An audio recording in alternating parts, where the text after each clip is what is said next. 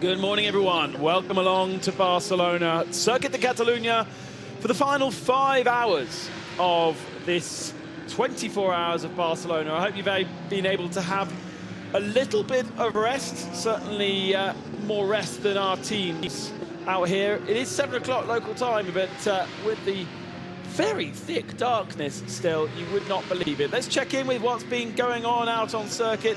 TCR just has 2 cars left in it, with Wolf Power now leading over Holmgaard. 8 minutes, that's the story to check in on. 8-minute gap now, with Holmgaard very much in control of the championship before we went to bed. Wolf Power now leads. Bas Kuten's Cupra is out of the race, a retiree a few hours ago. In the GT category, it is 3 minutes and 11 seconds that separate IMSA LS Group Performance with Haas RT. Now, they are on different strategies, and of course, things will take time to play out. It's been 4.5 hours since we last had a Code 60, and therefore really difficult to analyse. Herbert Motorsport nearly 4 minutes back from the lead now, with CP Racing actually just pitting, so they are artificially in 4th position. I think you could probably say they're in 2nd or 3rd once everything shakes out. Sport up to 5th position after their issues earlier doors, with Michael Doppelmayr getting a puncture. That is a great recovery drive. His car collection dropping down to 6th position overnight. Jutta Racing up to 7th spot and Land in 8th. We had some big cheeses in the GT3 category, unfortunately dropping out. In 9th is the leading 992 category car, Willy Motorsport by EB Motors. It's difficult to know exactly what the gap is right now, because we're in a sequence of pit stops for these cars, with Red Ant Racing just out of the pits. And then the 4th 992 car, the best of the AMs, which is Tracy Crone's RPM Racing in 12th overall. HRT, the 967 car, 5th overall, with Jutta's number 72 down in 14th. Red Ant number 2 car, the 904, 15th. And then Hoffer Racing up to 16th position after slowly crawling their way back. They were in the barriers just around midnight last night.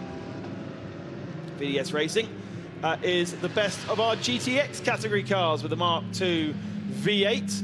The KTM is just, according to this, half a second behind. So a really good battle, and in fact that has just changed as we've been speaking. So back into the lead then goes the KTM. NM Racing's Mercedes GT2 car in 3rd spot, and then the Lamborghini Huracan Super Trofeo in 4th. Best of the GT4 cars, Atlas BX, with a significant advantage over the rest of their field. No problems so far for Vortex 701. 917 Vorchid Racing Team having a few spins but keeping going, and then Richardson Racing 992 AM in 8th spot. Now we get into the people who have had issues, potentially even people who have retired. Antti Ramo in the MRS GT spent a long time in the pits, but it's still going right now. The 2nd of the GT4s is the Hoffer Racing by Bonk. Bugira up now, just 3.5 minutes behind, so they've had some issues overnight, the M4 GT4. The 2nd of the Vortex is in 28th position. E2P, the local team, is still running in 29th. GRS, the Ginetta, would you believe, is still running in 30th. But the first of our retirees, the NKPP by HRT Performance, they retired just about 20 laps ago, with the 929 HRT Performance car also retiring. 709 was in the wall, I think, and they have retired out the race. Sebastian Lejoux Racing, the Porsche 992, also out. Engine issues for the 930 HRT Performance, all Swedish entry. And the first of our retirees, would you believe, was the Ferrari, just around 11 o'clock last night, with continuing gearbox issues that they could not solve. A leading car at one point, but sadly out of the race before midnight. My name is Ben Costanjuris. We've got Diana Binks down in the pits, and alongside me for the next 2.5 hours, it's Joe Bradley. Good morning, Ben. Good morning, everybody. and welcome back. If you've been with this race throughout, watching the onboards during the night, then well done. You deserve a coffee. Go and get that pot of coffee on. Send it over here if you like. Significantly, I think the Wochenspiegel Ferrari going out with that gearbox issue eventually. We've put it down as electrical issues. We knew it was surrounding the gearbox, and they continued, and it was quite a shame because they were very, very much in contention. We saw the pace of the car, the new Ferrari 296. We certainly saw how quick that car is in Estoril at 12 hours at the previous round, and it's been strong all week here, and then for that glitch to occur, well, that's just unfortunate. But at least they went out early, Ben, and they've probably been able to, well, if they can find a hotel, because some of the tactics employed by the teams, they don't bother checking into a hotel on the Saturday night. They'll check out of their hotel and check back into another hotel on the Sunday. So the Wochenspiegel team there, early to bed, unfortunately for us. Questions about Herbert Motorsport that were up, well up into the lead of the race with a 2.5 lap advantage, really. 30 seconds back now, and that was due to a lengthy visit to the gravel trap at around 10 o'clock last night, wasn't it? Where Ralph Byrne found himself in the gravel. Then they had pit stop issues whereby they would come into the pits and spend a long time in the refuel, only to then need to come back 3 or 4 laps later and do it again. I don't know whether, if you were following the feed before we went off air, Nick Damon was able to find a solution as to why they were doing that. It does seem to have solved itself. Looking at the trackers, they're into big chunky stint lengths, and as I said, no code 60 for 4.5 hours means we're getting a feel for what these cars are completely able to do. And the 91 machine is able to do 1 hour and 10 minutes really on a full significant tank of fuel, because of course in green flag running they can fuel up to their allowance, not necessarily the tank limit, but the allowance that they're allowed per stint. And of course what the tyres can do in what is not cold conditions. It might have been the night, but it is not actually that cold. About 20 degrees as we came in this morning at 6:30. In that 20 degrees in the pit lane, the humidity this morning as the sun comes up is our pit reporter Diana Binks. She has news.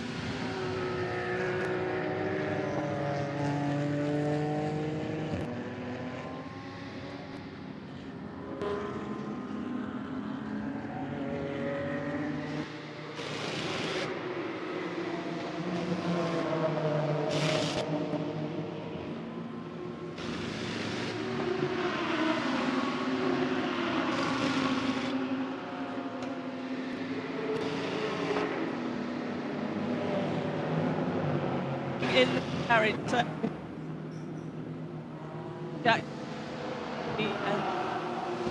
work going on the car, so I'm just taking a walk further up the pit lane as well. Quite a few garages are closed, but I'm back up here at the far end, and just sort of people are, as you'd expect at this time in the morning, getting some rest in before it continues, but the cars are still in and out of the pit lane. Quite quiet at the moment, as you said, as that sun sets. Beautiful conditions down here, I've got to say. But I'll bring you more information as I find it. Thank you very much, Diana. Yeah, that's a real shame for HRT, which means 3 of their 4 cars out of the race. Yeah, that's why they bring 4. The car remaining in the race is, at the moment, in the fueling area. Stefano Monaco has brought in the number 967, just overlooking that, overseeing that. Also in the pits, that looks like the number 1 Audi. Hard to see. Still dark here, still full dark here.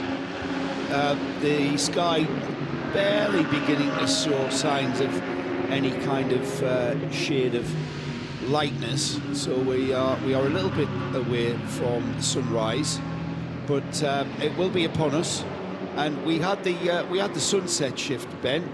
We've got the sunrise shift, which the 2 most romantic periods of any 24-hour race, when the sun disappears and then reappears. I'm so happy to share it with you. Just the beautiful lighting across the circuit, what we saw last night at sunset, and we're going to see equally some beautiful lighting out there from our cameras on the live stream, if you're with us. Do you know what else is going to light up? Is the timing screens, because this is a wonderful day, a wonderful part of the day to get some fresh tyres on and to bang in some fast lap times, because the humidity's in the air is relatively cool. Okay, it's 20 degrees, so it's not that cool. But the circuit is well rubbered in, of course, over what we've had is 17 hours of racing. Very odd to wake up in the morning and have so much of the race already completed. But that concoction of conditions for these cars, if the car is working well, and usually, of course, you've got a little bit less traffic as well, we will see lap times coming down. And just glancing at my screen quickly, Rick Breukers setting the best lap time of its race, of the 909's race, of 1:46.8. Way better than anyone else around him as he tries to extend the advantage at the head of the 992 category.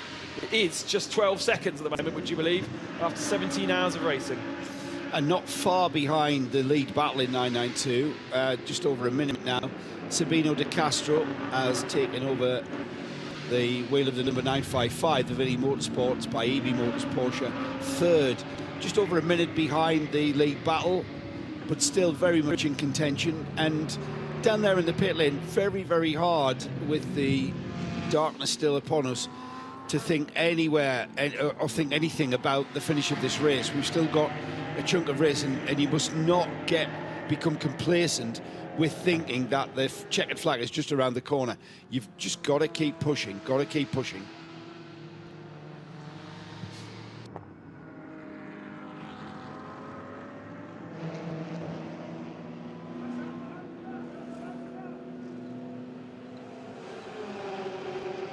Let's head down to the pits. Think Dye is with the Mercedes from the NM team. Dye.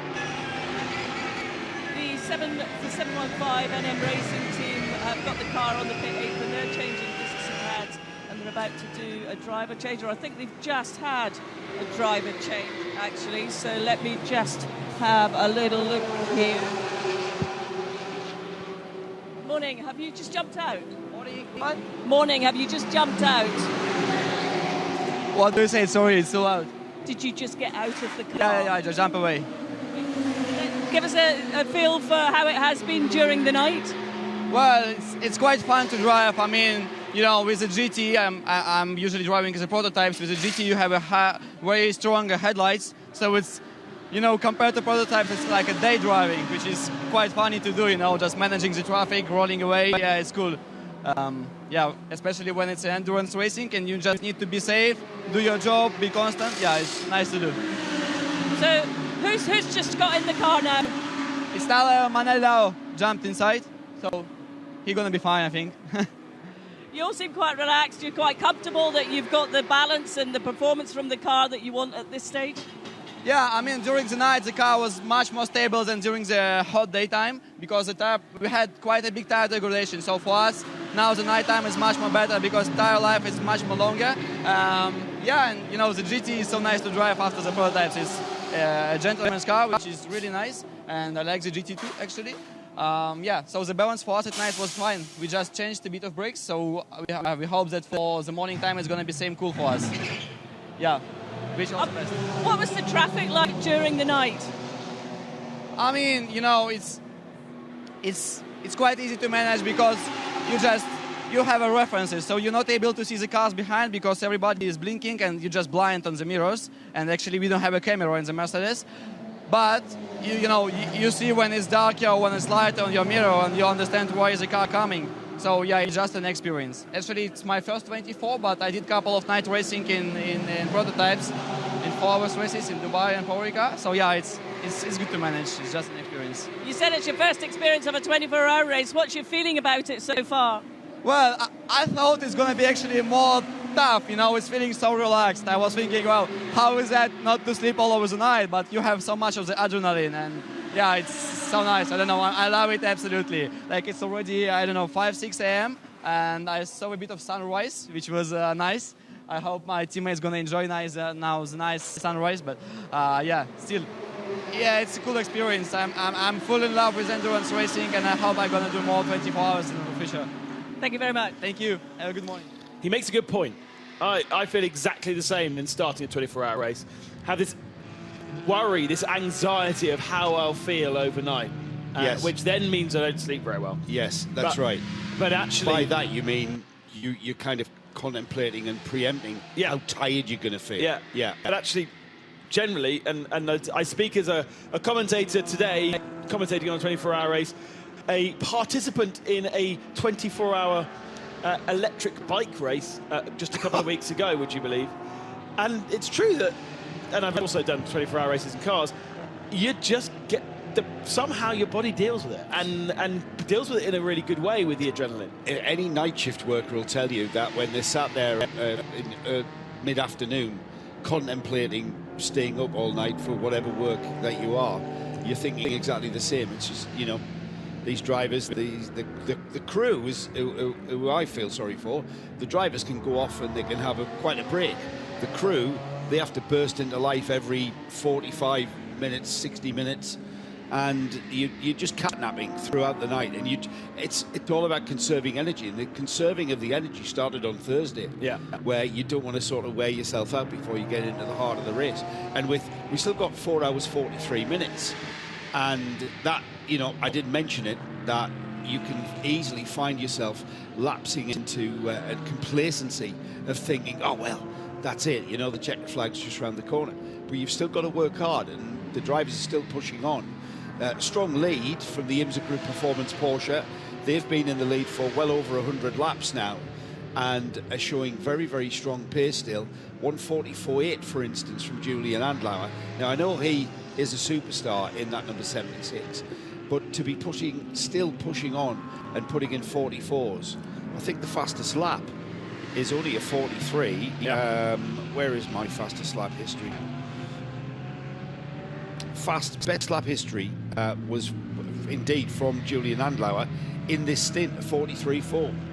So you could think that, right, we've been in the lead, we've got a 2-lap lead here, almost 3 laps. We can, you know, back off and manage things, but now is not the time to be doing that. There's still a lot of race left, and you've still got to be keeping the pressure on. And the other thing, Ben, you've done some driving.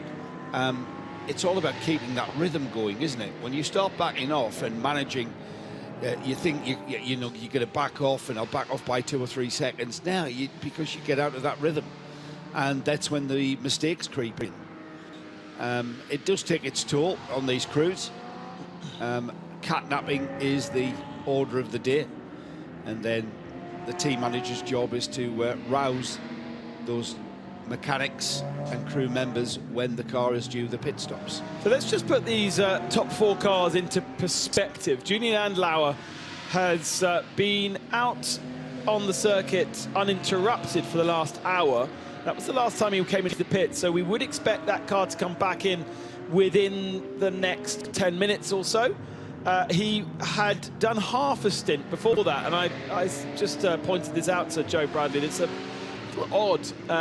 With 4.5 hours of green flag running, you'd expect to see some kind of a rhythm develop on the strategy screen, and that half a stint that Julian Andlauer did about an hour ago, kind of odd. Either way, still leads the race and is on the same strategy as the 91, the Herbert Motorsport, now sitting in 2nd position. Those 2 OWASP pit stops in the next 10 minutes. Now, Patrick Kolb has only been in the car since the start of that stint, but they have been doing, he has been alternated with Alfred Renauer throughout the night. So expect that to be a full service when they come in. They've been single stinting both car and driver, I think, so only being able to do 1 hour and 10.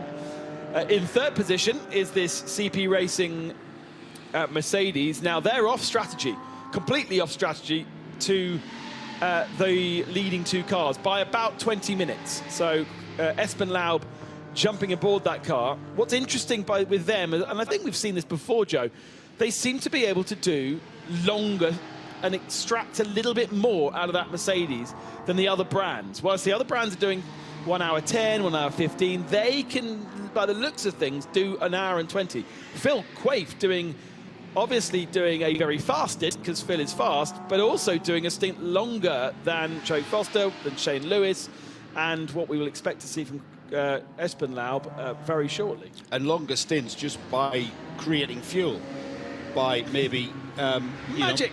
Magicking a little bit of extra mileage out of the fuel tank. I mean, all of those drivers in that team, well established in that team, they've been together. They're just one big family, and they just don't know. They don't only know the car inside out, but they know each other inside out, and they know exactly what's expected of them. And to see Phil Quaife just eking out a couple more laps, it's that's what they say about some of the best endurance drivers, and Phil Quaife is right up there experience-wise. Former winner of this race. We reminded him the other day, 2012. He was in a McLaren MP 412. So yes, he knows how to win this race, and that's how you get yourself into contention. And it's going to need that. All right, they may be lacking overall pace with regards to lap times in comparison to, say, the leading IMSA Porsche. But it's not necessarily about pace endurance racing. It's about staying on the track, going round and round, and staying out of the pits as much as you possibly can. Talking about endurance, I just want to give him a mention because he's been with us the whole race. It's 24H Series. I'm going to call him Superfan because he really is. Jamie Peters-Ennis, well done, mate. You've stayed up through the night. You've followed the race. And well done again. Jamie's one of our 24H Series fans. He actually makes the journey out to Spa on a couple of occasions, and he's already planning his 2024 trips. And he's looking to Portimao. Yes. I can only say yes, Jamie. Yeah. Get yourself to Portimao. And at that time of year as well, that should be a pretty cheap flight to Faro. It will be, I think we're going there in May, I think that is. We are actually going to Portimao in early May. So early May. The weather. Usually we're there in July, and it is very, very hot. Well, in May, it'll just be hot, not very, very hot. No, so it's perfect. Yeah. Absolutely perfect. Outside of school holidays, all the bars and restaurants will be starting to open down on the coast, and it will be a great place to visit. Let's go back down to the pits with Diana. Thanks, Ben. I'm with the 416. Alia Alex has just got out of the car. Alia, you were in the car for over an hour or so. How was your evening? It was a long evening. I just finished the last night stint. It went pretty okay. We were catching to the GT4 in front of us, so that was going good. I'm not sure how it is now, but yeah, the daytime's coming, so yeah, that's nice. The team have had a few sort of challenges, right at the very beginning. They had some issues. What was that issue, and has that clearly been resolved? Well, in the beginning we had a problem with the fuel pump, and then we had another problem with in the back. So far we have no problems, and so we have a few more hours to go. So I'm hoping it's gonna stay with no problems. How would you describe this Barcelona circuit from a racing perspective? It's a really nice track. It's long, so it's very nice to go. There's a lot of fast corners, and it's very wide. So. It's for sure now one of my favorites. What's been the most challenging aspect so far? Well, this is my first 24 hours, so I think that has been the biggest challenge, to go back and forth and having to rest in between. So I think for sure it's a very interesting experience, but part of the problems, I'm enjoying it a lot. So yeah, hopefully it keeps going good. So what's your impression of your first 24? So far, I'm enjoying it a lot. The team have been doing really good to fix the issues we had, and I'm very happy with my teammates we have. They've been going really well. So yeah, I think it was so far a lot of learning for my first 24 hours. How satisfied are you with your performance? I think personally I can be happy with how I was driving. Of course, we're not in the position we want to be with the championship being so close, but I think personally with my driving, I think I improved a lot throughout the year, so I can be happy with myself. Thank you very much. Thank you. I would have lost money on it being her first 24-hour race. I really would have. It's been a big part. It just seems to have been a part of the series with that Bagheera Mercedes team. But this year, this is the only 24H series. This is the only 24-hour race. That's where I've fallen down. Yeah, done lots of endurance racing. but maybe not an actual full 24. Yeah, for first. Yeah, Adam Lacko now at the wheel of the 416, and this was a car that was very much in contention for overall GT European Championship. However, with that problem dropping them down the order, that's dropped them massively out of contention. We did crown our first European champion overnight. It was in the Touring Car Endurance Series, and it's Holmgarden Motorsport who is the first of the 2023 European champions to be crowned. They have taken the Touring Car Endurance Series for 2023, 136 points. If they finished now, they would still take home 36 points for the championship, which consolidates their position. So to the checkered flag, they were crowned at midnight, actually, when the half points were awarded. So congratulations to Holmgard. The GT Championship going towards the final checkered flag of the European Series.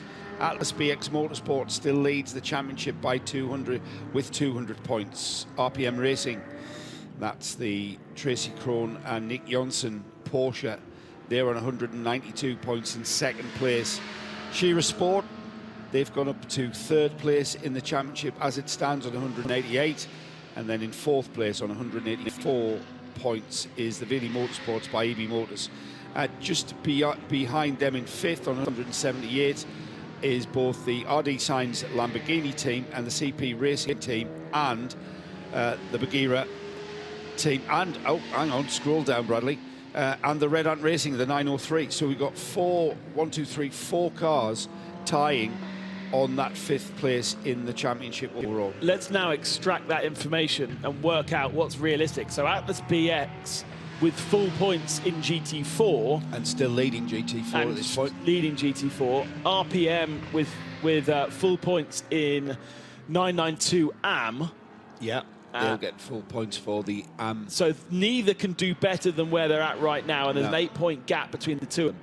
So, and really, Shearer Sport are the ones that could improve if Shearer Sport got victory in their category, which is Pro-Am. Yeah, they're currently third. Which would be hard to do with Herbert Motorsport being part of that. Yes, Haas RT, they have to beat Haas RT, who were ahead of them on the road. They would still not beat Atlas BX, even though they had full points in their category. So the only way this is going to change is if Atlas BX in the GT4 category have an issue. There are only 3 cars in that category. That's right. So they can only go down to third in class, which is 32 points. If they do that, that will put them equal on points with RPM Racing at the moment, but it does allow Shearer, if they could go if to the lead, then they could win it. But Atlas BX to drop behind Bagheera, would be a big problem. They would be having a big issue, because at the moment is Dongi No aboard the Atlas BX 403 Mercedes GT4. They're on lap 541. Hoffer Racing second in class, 515. So a 30-lap difference between the two of those two, and then Bagheera Bagheera just 4 laps back. I think the easiest one to consider, and the more realistic one, is if the Atlas BX Motorsport Mercedes drops to third in that class. I think if they continue to lead the GT4 it's still going to be hard to beat them. It's going to be very hard to beat them, yes. They have got quite a considerable lead, as you said, and for the checkered flag is 4.5 hours away, so as we get towards that, then the time for making up deficits for teams that are behind them, the chances become slimmer and slimmer as that clock ticks. So, championship presentation coming up this afternoon in the paddock for our competitors. Keep an eye on the 24/8 Series website and social media outlets. They're on Facebook, we are on Instagram, we are on Twitter. In fact, our media man, our media guru, Jim's getting absolutely all over it and has been keeping the updates coming thick and fast to keep you up to date while we've been off air, and have been live timing also being available throughout the night. And so, Ben, we're getting towards that part of the day where we're starting to get a bit cloudy. We've got the sky has lit up. Someone switched on the light, or at least turned the dimmer up at the moment. It's not quite bright light, but we've got a bit of an overcast cloud. I'm pretty sure when the sun comes across the horizon, that cloud will burn off, as we've got a weather forecast of bright sunshine and very hot temperatures towards midday, which is of course checkered flag time, so temperatures getting towards 25. We're going to have highs of 28 later on. But towards the finish of the race, it's going to start getting warm. What does that mean? Well, apart from it being very pleasant, it also means that these very tired motor cars are going to be subjected to some extreme temperatures once again. We've had a lot of discussion about brakes, Ben, and certainly in the nighttime hours, we really saw how those brake discs were being abused, with some beautiful pictures from our cameras of glowing brake discs. Here at the Circuit of Catalunya, the heavy braking areas are quite numerous. Is that a problem on the crossbar? The window's just open, isn't it? Yeah. Now that's not a door. That is like opening the window. So I wonder whether that's not actually much of an issue, because remember that has that canopy, the whole of the top of the cockpit lifts off. Clamshell, isn't it? And that's the door. That's the way you get in and out. What is opened on the left side, on the driver's side, is simply like winding down the window. I would argue, because they've actually got a nice little advantage right now. Since we've checked in half an hour, they've built up half a minute lead over the Mark V8. Maybe a little bit of ventilation needed. It's going to ruin the aerodynamics. The design engineers probably tearing his hair out if he's watching this race. I wouldn't want the buffeting in there, or that when you open only one window. Yes. At 70 miles an hour. Yeah, it's bad enough. Yeah. I'm wondering if that's voluntary, the fact that that window's popped open. We've got the 91 in the fueling area from third place. That's handed that second place to Charles Espinlaub in the CP Racing Mercedes.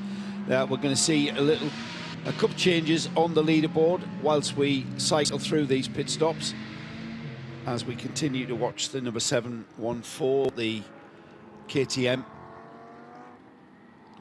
crossbow, that is. And that window is still being opened. So Patrick Kolb comes into the pits from second, elevating CP Racing up into that second position. And we do expect to see the same from Julian Andlauer. In fact, he's done exactly as we've said. In the fuel zone right now is the leader of our race. And the 76 is now in the pit. So they are mirroring each other, the 76 and the 91. I'm not sure whether CP Racing will take over the lead of the race. It might be too far back, but it's certainly on a different strategy. They are toing and froing. Let's go down to Diana now, who can congratulate Home Guard Racing on the one hand for wrapping up the TCE category this evening, or yesterday evening, but question marks over how they've lost the lead, Diana.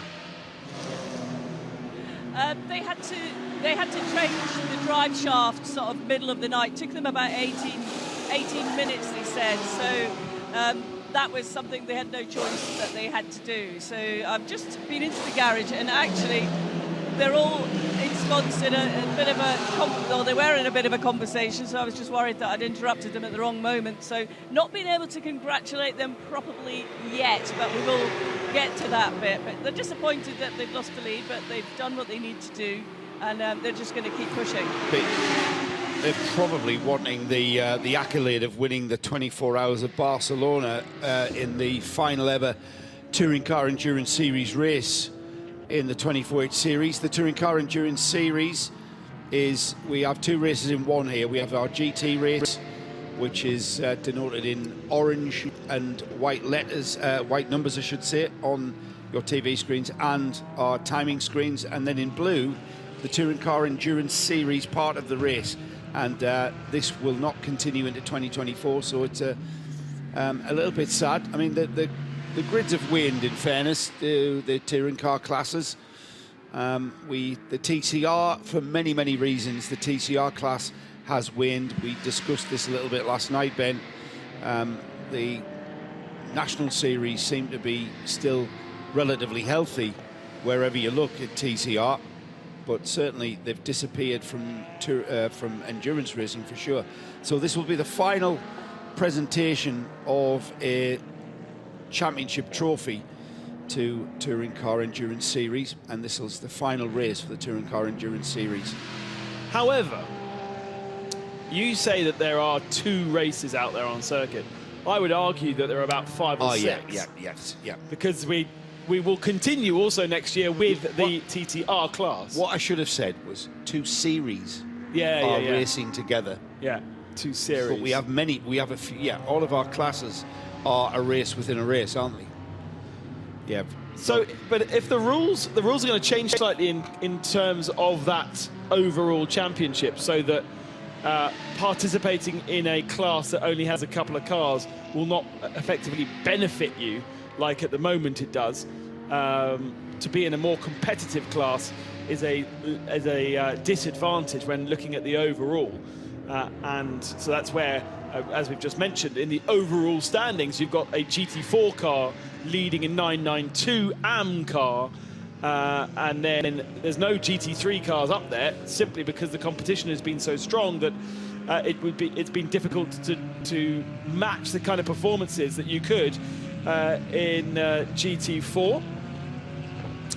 So it'll be interesting to see. That rule's going to slightly change so that a home guard can't continue to enter GTR with just 3 cars and win the overall championship.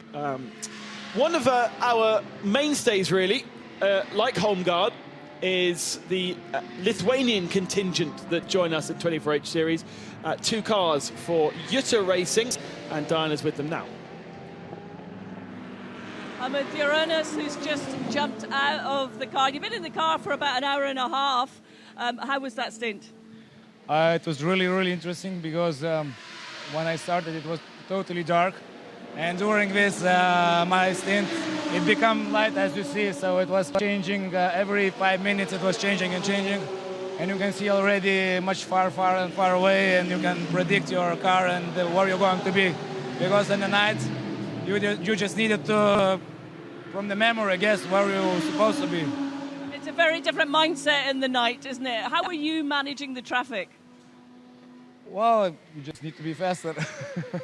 No, actually, as everyone else, you know, you are following the situation in the track. You are following the lights. If the light's on the back, you're just cautious that someone is faster than you. So it's obvious you have to let it in. If there are no lights, it means you are faster. As simple as that. How satisfied are you with the performance of the car? Perfect. There is nothing I can add, like, no questions. And how much was it evolving during the night? How much, sorry? How much was everything evolving during the night? For us, it was okay. We didn't have any accidents. Our team has got 2 cars. None of them has any accident so far. So okay. We've been maybe not lucky. Maybe we didn't use all the code 60s in the best possible way. But that's luck. That's race. It's the same for everyone. There's still a number of hours yet to go. Yeah. So we are looking forward. Thank you. 71 Jutta Racing sits 5th in the Pro-Am category, 7th overall, and in the GT3 category as a whole. The teammate car, the 72 machine, sitting 9th in GT3 and 3rd in the full fat AM category, which is led by CP Racing, that have elevated themselves up now to within a lap and a half of the leaders. But the 76 has come in, had a service, changed tyres, changed fuel, and changed driver. So Greg Gilbert back aboard. The starring performance of Julian Andlauer will be parked for a little bit. Maybe even that's it for Julian Andlauer, because he's done a lot in the night. And Greg Gilbert, who's still not quite there in comparison to Andlauer's pace, takes over for the next stint. When did Gavin Pickering take over the Haas RT Audi? 13 laps ago, am I saying there? Yeah. Because the second place was handed to CP Racing when the 91 came into the pits. The 91 has now dropped to 4th behind Gavin Pickering in the Haas RT. Daniel Alleman. But it's all down to these the pit stops. Yeah, yeah. So we're going to see the 91 come back through into second place. Alleman 40 seconds behind the Haas RT Audi, and lapping slightly quicker in these early stages of the morning. Now, interestingly, this may be the time where our resident strategy guru, who is obviously working with Red Camels for this event, would be looking back from the end of the race, working their way backwards to work out what options they have strategy-wise, and when they may, what is their optimum strategy to combat their competitors strategy-wise. And my little strategy computer's saying there could be as little as 3 pit stops left for our leading cars. Interestingly, all top 4 leading cars with 3 pit stops. So despite the fact that CP Racing are off strategy, if they can get themselves to an hour and 20 across each of the next 3 stints, each 4 stints, sorry, then they will only need 3 pit stops left. But that is a real stretch. Haas RT need an hour and 19 per stint to be able to do the same thing. I don't think they can do that, looking at what they've been doing before. So I think they are slightly off strategy. That's a stretch too far, 1 hour 19. 1 hour 21 for CP Racing, though. We could have that classic thing, which I feel as though every time they go racing, I feel the anxiety of whether they're actually going to get to the end of the race because they try to stretch it. They do. A lot of lifting and coasting going on there, isn't it? They're creating fuel. I mean, this is all right. You know, you start a 24-hour race and full of expectation, full of managing that expectation, and then, yes, you're quite right, Ben, we're at that stage of the race where we are back timing towards the checkered flag and aiming for that final stint. When can you put that final load of fuel and bolt in your final driver to take it to the flag? I mean, you cannot really let the complacency sneak in, certainly when you've got a 15-second battle between Rick Breukers in the red Camel car and Kobe de Bruyker in the 903 red Ant car. 15 seconds, and then not that far behind them, the number 955 Villi Motorsport, Sabino de Castro, is in that mix as well. Let's go down to Diana, who's got an update for us.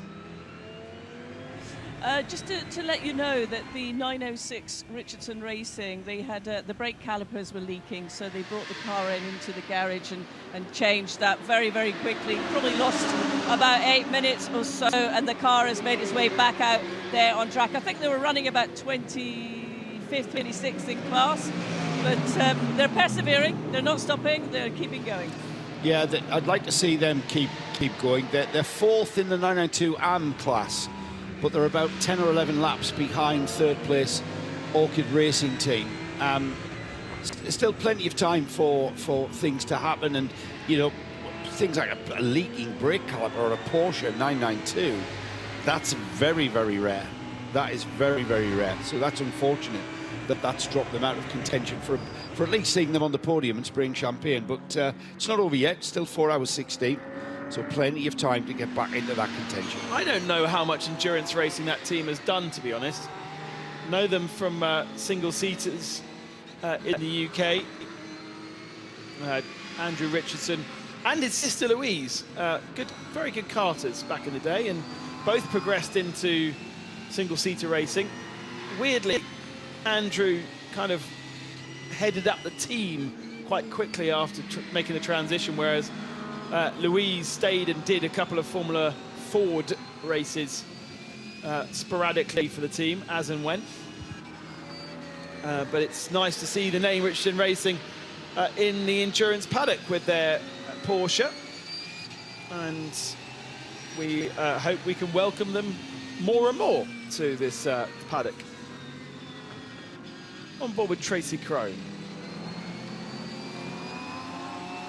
4th position. Pole in AM. Leading in AM.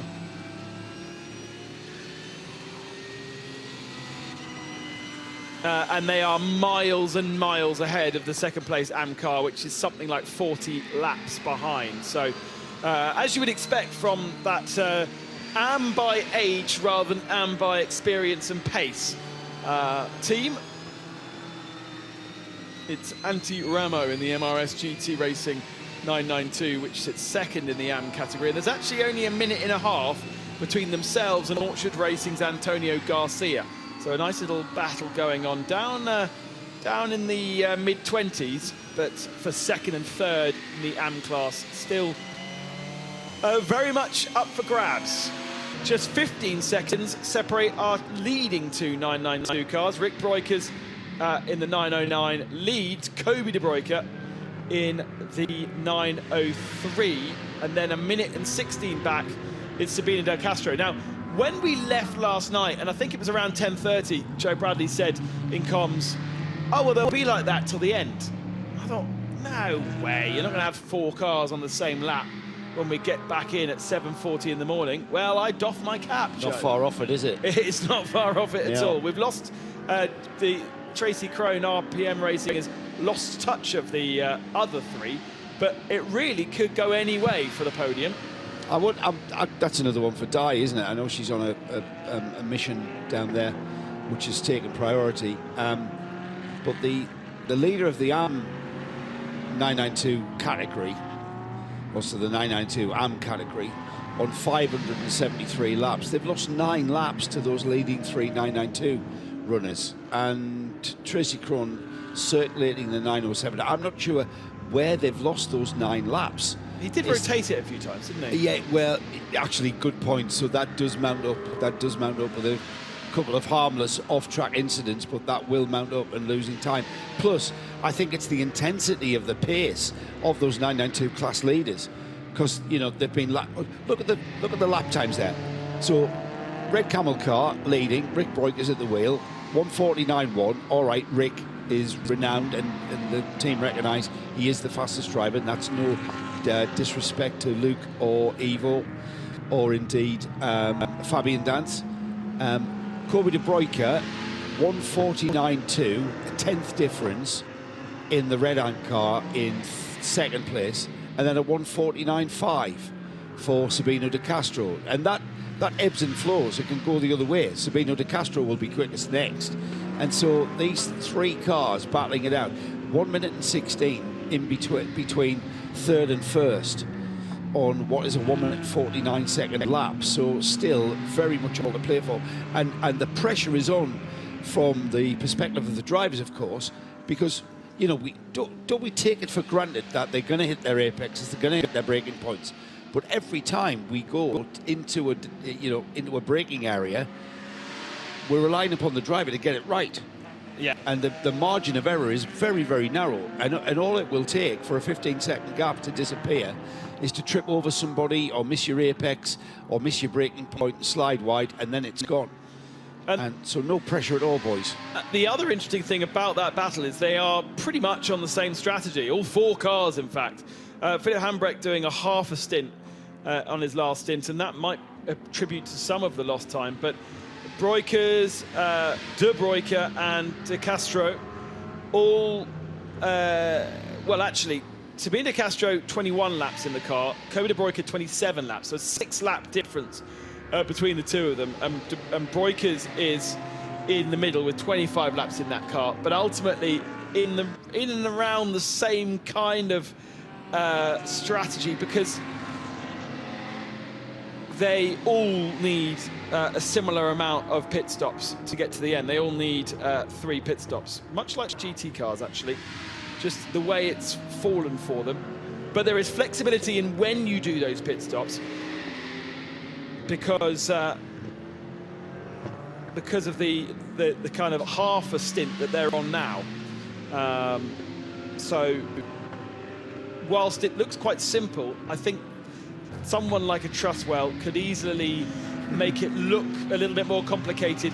You know, come in early, for instance, come in on the hour rather than the hour and a half, offset them against other people, and then maybe that gives you more flexibility. Of course, this is all down to assuming there'll be no more closed 60s, which is a very, very silly thing to do. And that's why you just keep on program, just keep stretching that fuel window until you get to that final fuel window and see where that comes. Yeah. And you just let that come to you. You can't preempt it, because if you start going off sequence now, you might lose time that you'll never gain back. And then add in the factor of code 60s, which is when, you know, we can get rid of, if we need a brake change or anything that's going to take time, the code 60 is an ideal opportunity to do that. The new regulations coming in for 2024, we'll not go into any detail now, but there are going to be changes to the regulations regarding refueling under code 60 and the like. At the moment, when the code 60 flag flies and you come into the pits, you're only allowed 50% of your fuel allocation. So it's not like you can get a full tank of fuel during that code 60. So it's a little bit different to other series where we see full course cautions or safety car periods coming through, and even other series using code 60 actually, where the refueling regs are a little bit different. So it's very, very complex. And that's why we're up here, and Paul Truswell, with the trusted-sized brain, is down there working out and currently leading that 992 class. Thank you for joining us on the chat or across, I suppose we call it X these days, but if you are in touch with us, at Ben Consti and of course at RSL Studio using the hashtag 24HBCN for all of your comments, and of course on the chat as well on YouTube.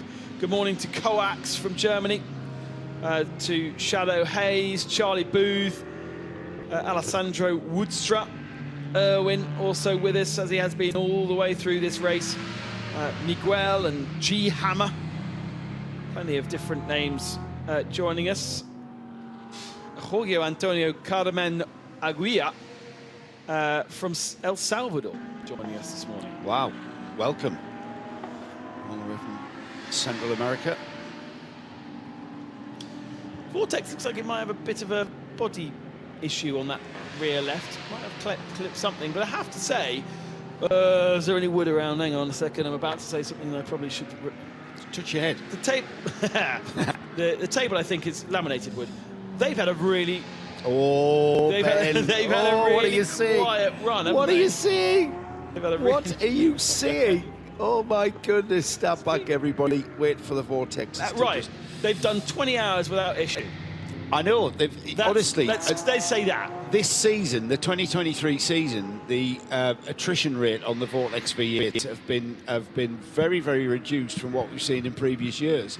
They've always been contenders for our Spirit of the Race award, because the spirit of endurance racing is just plodding on, and doesn't matter what adversity is thrown at you, you kind of address it and get on with it. And Vortex are prime examples of that. Currently, Go on. Talking of that. Yeah. What, adversity? Of Spirit of Race. All right, yes. I really have no idea. There's a few contenders out there, isn't it? No, actually, no. In my brain, there is none at the moment. But I need you to throw Ben, some out there. Right, okay, then I'm going to throw this out there. Just about 6 minutes away from 4 hours to go, right? So perhaps with 4 hours to go, yeah, we should really be looking at considering Spirit of the Race. But don't you think that every single garage door, behind every single one of those garage doors, there's a spirit of endurance racing? Yeah, absolutely. Sorry, Yeah, I'm not talking about that. I'm talking about the competition that yes. we award. Who do we pick? Yeah. Yes, everybody has the spirit of racing in the paddock. I wasn't taking away the whole ambition of the whole paddock there. Yes. Saying. Nobody. You weren't saying no one cares down there. Yes. There's 41 cars. Well, they have no idea why they're here. It's a good point you make, though. It is a very good point you make. I'm a bit stuck with that one at the moment. So suggestions on a postcard. Probably better to use Twitter. I've got one. I've got a one so far. So if you think about, go back to the start, the very, very start, when we rolled off from the grid. There was a car that didn't roll off from the grid. MRS GT. Oh, Bagheera. The Bagheera 416 Mercedes pushed into the pit lane. Thought they'd rectified the problem. Didn't. Had to be pulled back into their pit garage. Eventually, they started this race several laps down from the whole field. Now, anyone who was sensible would have gone, All right, everybody, let's put it in the truck. We're in Barcelona. Let's head to the beach. But no, the Bagheera team, Bagheera ZM Racing, to give them their full title, they went out and have continued and put the car in the race way down. It was a drive from the back. They are third in class at the moment. We are 3 laps off being second in class. We are lapping around about the same sort of lap times as the Hofer Racing by Bonk Motorsport BMW of Max Partle, Adam Lacko at the wheel of the 416. However, just the absolute determination to get into this race and get into contention. At the moment, if we put the flag out now, we'd see those girls and boys on the podium spraying champagne on that third step. So for me, that is perhaps a very strong contender for the spirit of going racing, because, you know, the adversity that they had from the very outset, they should have maybe put it on the truck, but they haven't. They fixed it on the hoof, and they are still in this race with 4 hours to go. There you go. Yep, like it. Another one for me would be throwing out. I've got two suggestions here, and they are literally popping into my brain as I'm slowly cranking the cogs this morning. It's taking a while. We only missed about 4 exits to get into the circuit. We really did. We really did. Yeah, did well to get on air at 7. Number one idea would be the 2 gentlemen that Nick met down at Haas RT from Antigua, making the trip over here to help the team, to document their performances for... Also giving the Spirit of the Race award to a media team rather than a race team. Well, it wasn't. They're part of Haas RT. Yeah, but they're the there media side to than, document the so they're spreading the word to a country that doesn't have a racetrack. It doesn't have a tarmac racetrack, I should say. And they are fans of Haas RT, and they run a podcast, and they were talking about their passion for being here and what they're learning, and they had to get through a whole day of horrible rain on the Friday, which they probably weren't used to either. RD Signs parked up on the main straight here. That's a bit of a shame. They were... That's on an outlap as well. I What? think that's on an outlap, isn't it? Is it literally... Is that the 720 we're coming talking out? about? Yeah. Yes, it is. Yeah, they were literally coming out of the pits. Di, you are an absolute angel. 720, Nicolas Michelon showing at the wheel of that car, currently 4th in GTX. As you can see, that hasn't just pulled over there, that's come out of the pit lane and has ground to a halt. Now, we had somebody overnight pull up very similar place, but they had parked up at the gap, which is actually just sitting behind the graphics there, and were able to easily be transferred behind the wall without the need for a code 60. That, however, is needing a code 60. Wake up, everybody. It's time to adjust your strategies. It's time to get yourself to the fuel bowsers. We've had 5 hours without code 60, and as it seems to be throughout this 24-hour period, they fall when Joe and Ben are in the comms box. It's going to get busy down in pit lane. Already in the pits is the KTM Crossbow, so that's already had their full service, and they are now going to be able to do tyres and driver change under code 60, so that has worked out nicely for them. First into the fuel bay is the 721 Jutta Racing, followed by the BMW M4, and then CP Racing taking early advantage of that. Remember, if you're half a way round the circuit, it's hard to take advantage. And look, the Lamborghini's already moving, so this is going to be a really, really short one. Maybe it's not good to come into the pits and get a service. We're halfway through stints for so many. Well, we mentioned stretching that fuel window. Yeah. We're under code 60. We've popped straight into the pits, and we're gonna get 50% fuel allocation to stretch that fuel window. Yes, So it doesn't matter how quickly the code 60 is. You've still taken that opportunity. If we go racing shortly, which we can because yeah, they the are good to Lamborghini's go, going. Yeah. all of these cars are stopped doing effectively a half a fuel, but they don't have. But the cars out on circuit are running at full pace. So that is definitely, for me, that's always a disadvantage, even to fueling under green flag conditions and getting a full tank. But fuel bays are absolutely rammed. Everybody taking advantage of this right away. We do have cars unable to get in, including Holmgaard, who just pull up at the back of the queue. There may be, Ben, I mean, we've seen this before, so the apparent causation of the code 60 was the Lamborghini coming to a halt. But now, having thrown the code 60, there may be some tidy up operation going up on the track, and they've waited for the next code 60 to do that. And sometimes we are unaware of what's going on in the official heads and what's going on at race control. Well, and 5 hours worth of racing in the night without having a chance to sweep up anything. Yeah, good point. I'm sure there's an opportunity now to do that. And it makes it fairer as well to allow everybody to come in. So we've got the number 1 in now, and the 91 pulls in as well. The Herbert Motorsport from 3rd position. Pretty much everybody is taking advantage of this code 60 to readjust and get themselves, pretty much get the whole field onto the same strategy. If you are watching the stream, we've got some fabulous drone footage for you to see. The way that the perspective of the drone, and we seem to use the drone when we go to code 60 because the cars are travelling a lot less aero wake across the back of the cars to disturb the drone. We've seen the drone being fired off with the wake of a rear wing of a GT3 car, just going out, spiralling out of control. So the code 60 that we thought was going to be very, very swift is still ongoing. Yeah, and we've still got the first visitors to the field station have been refueled and are out, and some have pulled onto pit road. Others have gone straight back out. The 85 CP Racing Mercedes, Charles Putman, now at the wheel of that car, as we said, has come into fueling and gone straight out. Alex Fontana in the car collection Porsche, currently 5th, 3rd in the Pro-Am GT3 class. They've gone straight back out. Gavin Pickering, on the other hand, has pulled into the pit apron in the Haas RT Audi. We'll see whether or not they get some sort of driver change. Big significant thing, though, is that Rick Breukers didn't come into the pits. Yannick Redant did. So we've got a split strategy now at in the 992 category. Breukers could still do half a stint.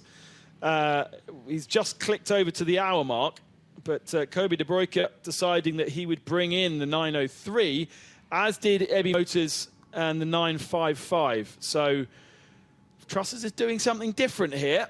Is that them coming in now 1 lap later? Yes, it is. So 909 now comes in. Maybe that to do with... Put your mic down, Bradley.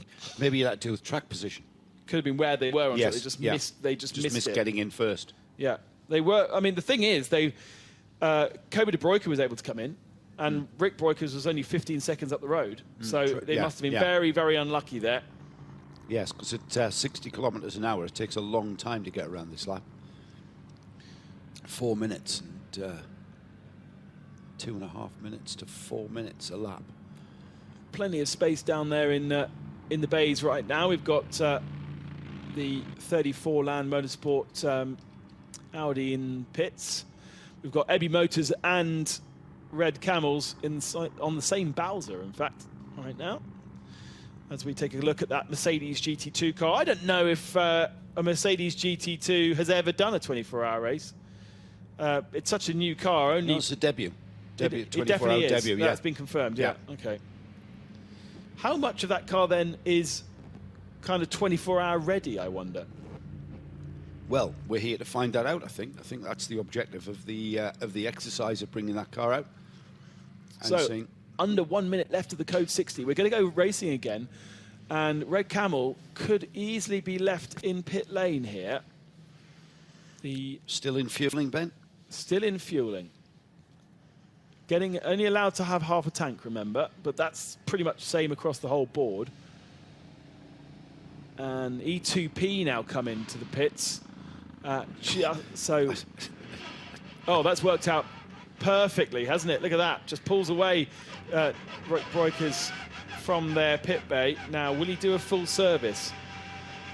I suppose he doesn't need to. Well, he's pulling in. But he is, he's going to do this. Fabian Dance looks like he's awaiting. And we go green. So this is now disadvantage to Red Camel because the Heavy Motors guys have serviced their car. They are actually still in the pits as well. So this is advantage Red Ant that are now on circuit, circulating at full speed because they got the pit stop in early. And Rick Breukers still in pit lane.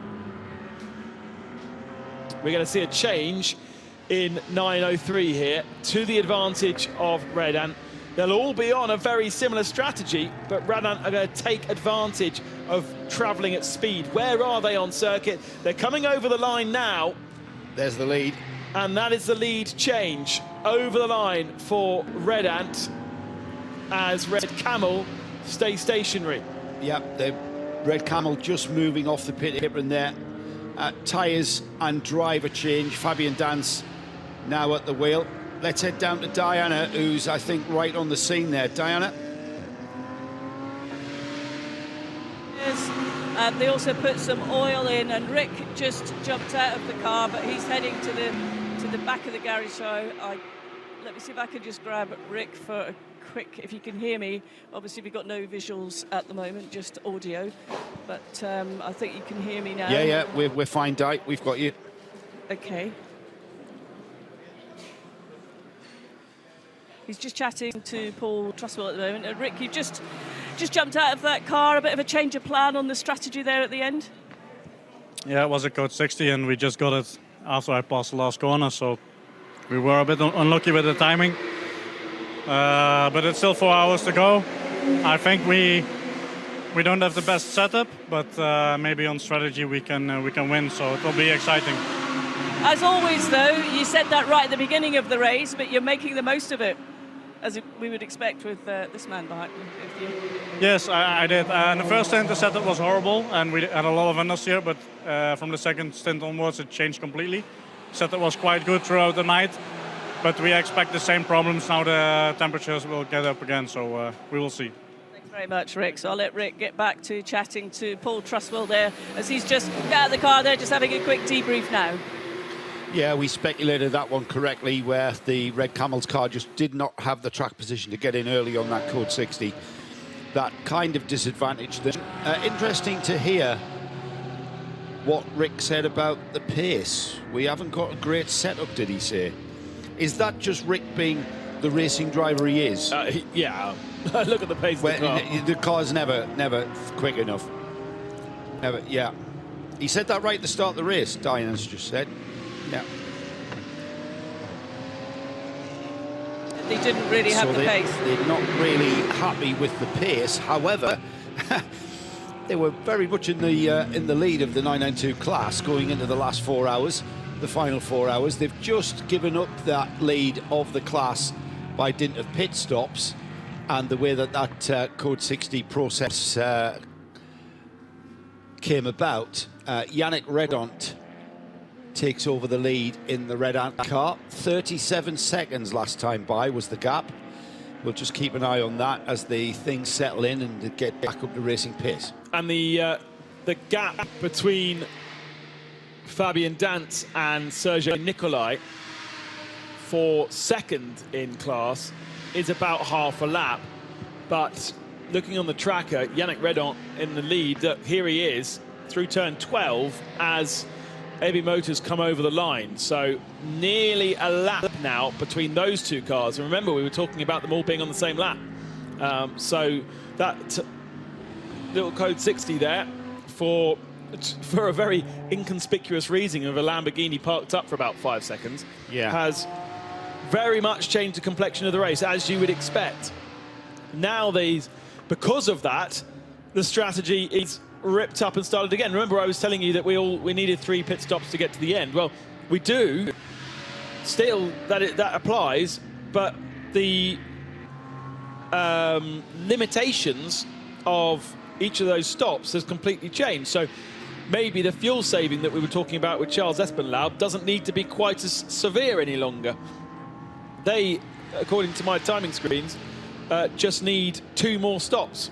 Whereas, interestingly, IMSA still need 3 more stops, according to my computer.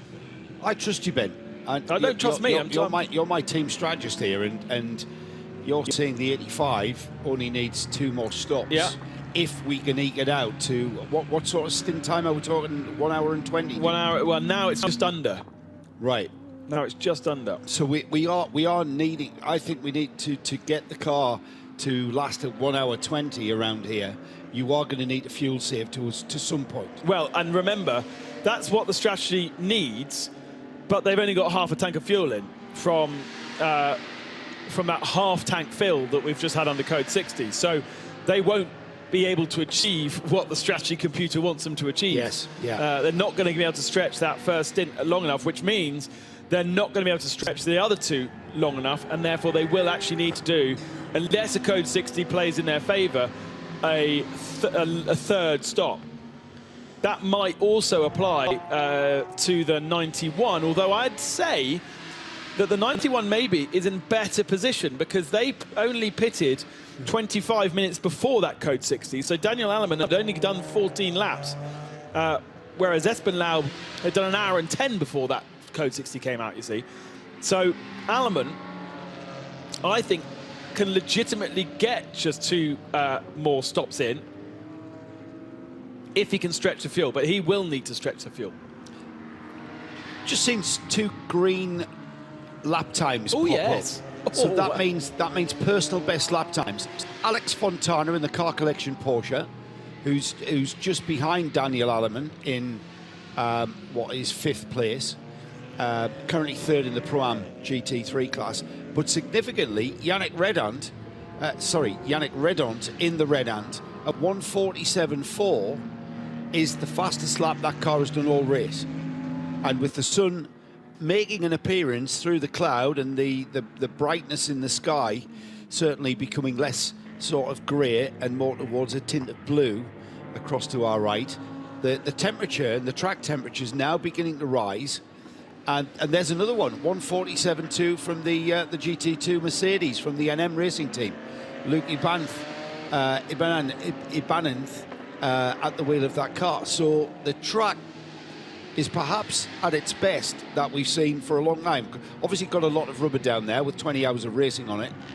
And personal best lap times there for our 992 leader. Significantly, let's see if now Fabian Danz can match that. Last time through was a 47.9, so only half a second is the margin. And there's Yannick Redant just going through there, 1:48.0. So he's lapping very, very quickly. 37 seconds the gap between the leaders of the 992 category. Fabian Danz is that car in that 2nd place. Sergio Nicolai in the Vili Motorsport car, a further 52 seconds behind in 3rd. His last lap time, 1:48.4. So, like I said, these 3 still trading lap times, but the speed on the track is going up. And there's Pia Kaffer into the number 1. Oh, that's not right, is it? That is the Orchard Racing Team, 2nd in 992 AM. In that occasion, a great battle. Alexandra Motte with a missing right front wheel. It is parted company at turn 10. Cameraman is now hunting for the wheel. And we are going to go code 60 once more. So now teams can get their 2nd half of fuel in. Interestingly, that looks like the wheel has come off from from the fitting rather than a breakage. Yeah. It's come off the hub. The wheel nuts come off. I just wanted to see when the last time the 917 was in the pits, Ben, from your... That was the 2nd lap out of the pits. So that was his outlap. That was his outlap. Oh, yeah, okay. Yeah, so there it is. So the wheel's come off. The wheel wasn't on properly. That's the only reason that comes off. Trying to see where he is, Ben. He's at turn 10. Turn 10. Is that not turn 5? No, it isn't. You're right. Good spot. Let's head down to also, there's a clue. Yellow flag at turn 10. There's a clue. Overload of information there. Got Binksy in the pits. Binksy's shouting up.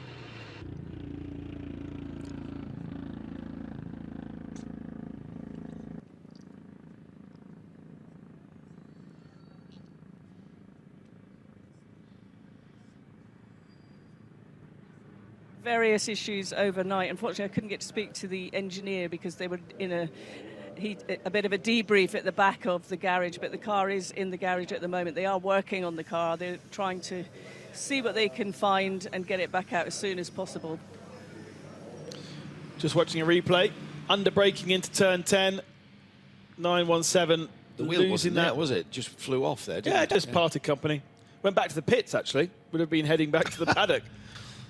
He's limping his way around. He's not going to do too much damage to the suspension, as the suspension isn't in contact with the road. So he's that right-hand front corner is basically riding on the skirt, isn't it? Just stiff enough.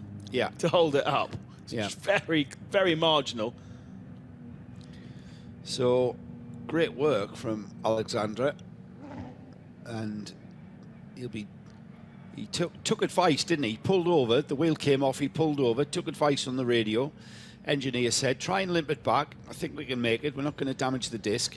And he's on pit road. No, he's in the old chicane section, isn't he? Between turn 13 and 14. So, race control can free up the track again. Yeah. But I think there must be some kind of gentleman decision that once they've cooled a code 60, they hold that for a while, just so it doesn't totally mess up everybody's strategy. Because now everyone who came in for their half a tank wants the other half a tank, so that at least they can get to the end of the race. And so many taking advantage of that. Yeah, I think you're right, Ben. I think that's very sensible, as ever, in the 24-8 series. So the 917, what a great number for a Porsche that is. Round of applause. That should get the Spirit of the Race award. Just for the number. Auckland Racing Team's Porsche. Get the number 917. So it allows me to say the 917 Porsche has made its way back to the pits to claim another wheel. Now, hopefully, it was just a loose wheel nut, and the stub where the wheel attaches to, the threads are still there to take another wheel nut. Because if the threads aren't there and it's been cross-threaded and damaged, then that's going to be a lengthy pit stop. We're having a bit of a track inspection whilst we're code 60. Looking for the nut? Looking for the nut, maybe, yes. That's not where the wheel came off, though. It won't be anywhere near there. It would have parted company. Yeah. Probably halfway down the straight. Is he at turn 10, maybe? Yeah, he's at turn 10. Yeah, he's at turn 10, yeah. So it's more off into the grass, isn't it? The nut will have been much further up the road, I would have thought. Yeah, good point. The nut could be anywhere between turn 5 and turn 9. Right, we are going to go back to racing quite quickly. Interestingly, once again, Red Camels either been caught out or not taking advantage of this code 60 period. And Red Ant did come in to do a second fill of that car. So they are in a very strong fuel position. But 909 deciding not to do so. Other cars not to do so. That one, the 91 machine, Herbert Motorsport, not pitting under this last code 60, and neither has Haas RT. But our leading two cars are IMSA LS Group Performance Porsche and the CP Racing Mercedes, both back in the pits to get themselves that second tank. So they're now absolutely to the brim, and that changes things once more for the strategy as we go back to green, and we can go down to Diana. With the 720 RD Signs Racing Team, Audras, one of the drivers, is standing watching what's going on with the car. Audras, you've had a few issues overnight. Can you tell us what the issues were? I was sleep was very good to have sleep and see what car is not running. We have problem with gearbox sensor, and yes, this is we see this problem from start, but it's just not so big. We have time to times little bit not change it gearbox, but this moment stop it. The team are obviously working on the car. The other driver has stayed behind the wheel. Are you confident you can repair and get back out? Yes, I think we will repair. Go back into the... Will you get back behind the wheel? Yes. Thank you so much. I really do like Audrius whenever we get the chat, and his English has improved. he didn't speak a word of English when he first came to this series, and now he's really trying. And you know, I don't speak his language at all, but it's great. And he's always got that smile on his face. Even in, you know, you walk in there and the car can be in bits and he'll be smiling. Just great to have him, that kind of character around, and they've become a big part of this championship, haven't they? The 720 team, RD Sainz, Celui racing with their Lamborghini. It's dropped them down out of the order, obviously. GTX, 5th place in GTX now, when they were in contention. They are in contention, however, for championship standings, aren't they? RD Sainz currently 5th in the championship. They were, and that's the overall championship, they were in contention for an overall championship, but released a step of the championship podium, but their race this weekend hasn't gone their way, and they've dropped to 5th place, and certainly out of contention for overall honours. But in GTX, they are untroubled, no? I believe in GTX, talk amongst yourselves while I do a lot of scrolling. Yeah, they are.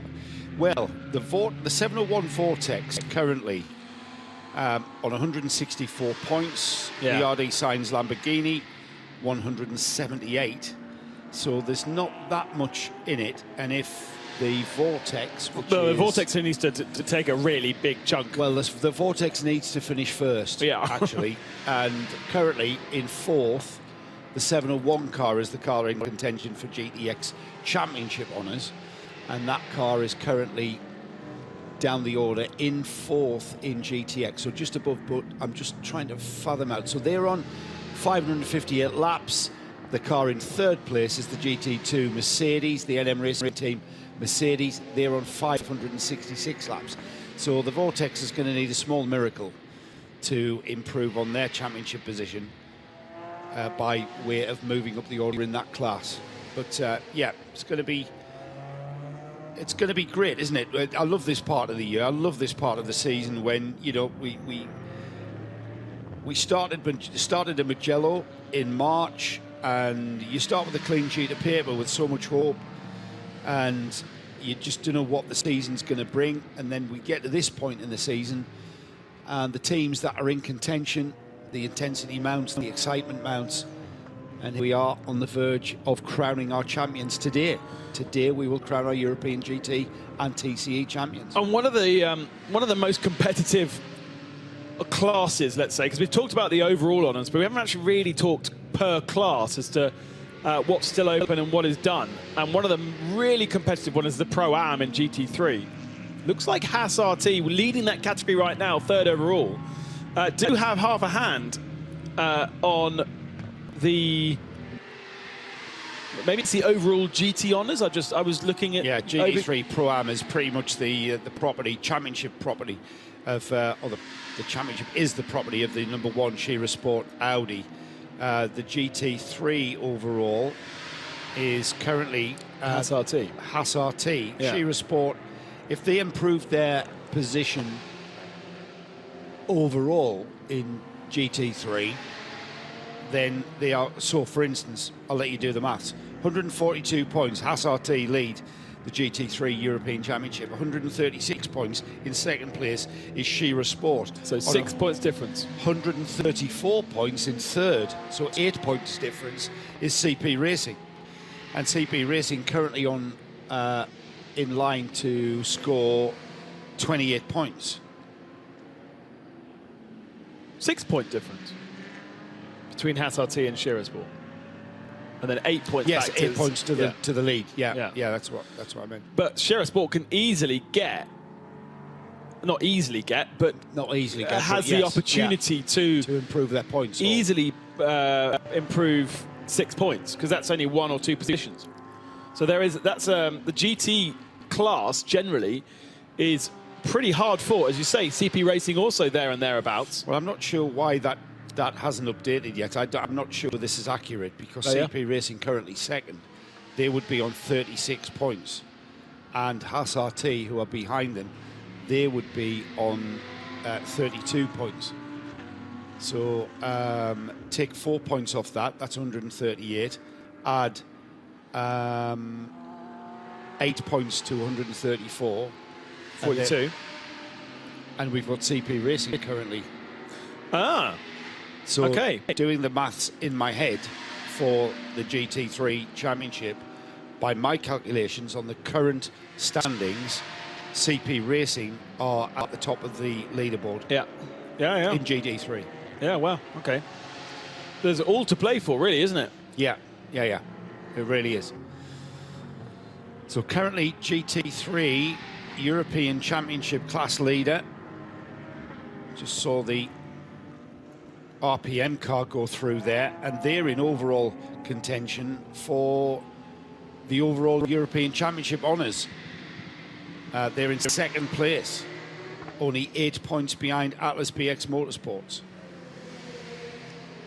And they're currently leading their class, so they can't gain any more points on Atlas BX. RPM Racing, to win the championship overall, are completely relying on Atlas BX dropping points. Yeah. So they're doing as much as they can by leading their subclass. I'm going to put this away. It's far too early. Far too early for mental arithmetics. Mental arithmetic, can't even say it. This Mental car, arithmetic. by the way, CP Racing Mercedes that we are watching on the live stream, is being caught quite a lot, quite quickly, by Mika Panu in the Haas RT Audi. 5 seconds on the last lap, probably by dint of the fact that Charlie Putman is in quite heavy traffic here. He's got 992 cars behind. He's got the GTX Mark V8 ahead, not really making inroads or easily clearing them, but probably being dragged into the pace that they are doing. And that is therefore inviting Haas RT to chase down. He's now cleared the Mark V8. As you see the drone come into shot. Yeah. Remarkable machine. Don't get too close to the rear of those cars. There is no sight at the moment of the Haas RT Audi in the back of the pack, and of course that will also need to clear these 3 cars as well. But the gap is coming down a lot, and now we've contextualized it in terms of the championship. Every point counts for CP and Haas RT. They're fighting for the overall GT3 honours, and so it really is getting to the nitty-gritty. There is Haas RT coming out the final turn at the back of shot, with CP at the front of shot. Half the length of the straight, 500 metres between the two of them. There's the gap. We're just about to see who's chasing them down there. Lights ablaze, lights blazing from them, flashing frantically from the number 21 Haas RT Audi as they go through turns 1 and into 2. They're now into 3. That sweeping right-hander. It's great. Our producer's staying with this battle for this second place, second step of the podium up for grabs. Oh, the KTM crossbow just cuts across. Mika Panu having to be heads up driving there. He thought there was a gap, and the KTM just closed the door, slammed the door in his face. He's still not through, and they're through and out of turn 5, heading towards the kink at 6, into that very fast left-hander at 7 now, and then they'll sweep left and then up the hill. Not much speed difference there as they go towards turn 9. Gets through on the inside now, but look at the cornering speed on that KTM crossbow. It matched the Audi R8 inch for inch into turn 10, and the Haas RT car chases down the CP Racing Mercedes, and now he gets his foot down, quite literally, just spinning up those back wheels on the R8, just the traction control just coming into place slightly, and through now the end of the lap now, back to the way it was intended when it was first designed. Those 2 sweeping right-handers to end the lap. Let's see what the gap is, Ben. 3 seconds. Oh, He's took a chunk of time again out of Charlie Putman, and with 2 cars in between on the road, we've got the Rafael van der Straten driven Mark Cars V8 just ahead of the Haas RT. Now this is a powerful car, but he heads up driving from Van der Straten, who moves to the left at turn 3 and lets the Haas RT car through. One more car to go. Family connections, of course, between those two cars. Absolutely, yeah, good spot, of course, yeah. So we learnt last night. Who's in the RPM car? It's Nick Johnson. So Nick, probably the prime driver in the RPM, the 907, the bright green Porsche there that we saw in between. That's the bright green Porsche there in between the CP racing car and the Haas RT. You know what, Ben? We don't need a stopwatch now, do we? We don't need to wait for them to cross the line to see what the gap is. The gap is becoming visual to us. Down the inside of the RPM, Nick Johnson stays out of it, doesn't want any part of this. This is the battle for second place now going out there, going on out on the track. And the Haas RT Audi R8 now underneath the rear bumper of Charlie Putman. He moves to the left onto the inside at turn number 10 and makes that move very, very easily. I did not think it was going to be as easy as that. I'm a bit worried that Charlie Putman may be experiencing an issue here. We know that he doesn't necessarily have the pace of the other drivers, but not to the extent of 5 or 6 seconds a lap. And he's in the 51s right now. Mika Panu is going to come across the line with a 45.6. So Charlie Putman either hasn't had his coffee this morning, or is there an issue with the car? I think this has been looking into CP Racing, and there doesn't seem to be a huge amount of concern. But the pace differential is massive. Yeah. From a 3-second deficit to 2 seconds advantage for the Haas RT. Mika Panu through 1:45.6. We know how quick Panu can be in that car, and he's certainly well on the pace. The gap has remained at 2 laps to the leader. We've kind of ignored Gregory Guillavert in the IMSA car. Car 76 still leading, 617 laps completed for them. 2 laps further back is this battle that we've just been talking about. Mika Panu now in the Haas RT into that second spot. On board with the 34 Kirchhofer Lamb Motorsport Audi. I know there was a few questions overnight whilst we were riding on board with this car about the windscreen, the state of the windscreen. What you're seeing there is a plastic film that is put over the glass to hold it together in case of a smash. It also allows you to create tear-offs where you, like you would do on a visor of a helmet, you can literally pull off a layer of plastic which will clean the windscreen from all of the detritus that is left on. But it creates this kind of slightly spongy plastic layer on the windscreen, which, when splattered by gravel, and you would not believe how often you get gravel spat at you out on a racetrack, those impacts with the gravel and with the plastic then create effectively like little air bubbles. And what you're seeing on the onboard camera of Lamb Motorsport is lots and lots of air bubbles which can't be cleared. And actually, those air bubbles are far worse than having a couple of bits of rubber and flies on that windscreen, but there is nothing that they can do to clear that without completely getting to the very bottom of the air bubble and, well, basically taking off the complete protective plastic film. You can see most of the other cars without the issue, but that Land Audi really badly impacted overnight. And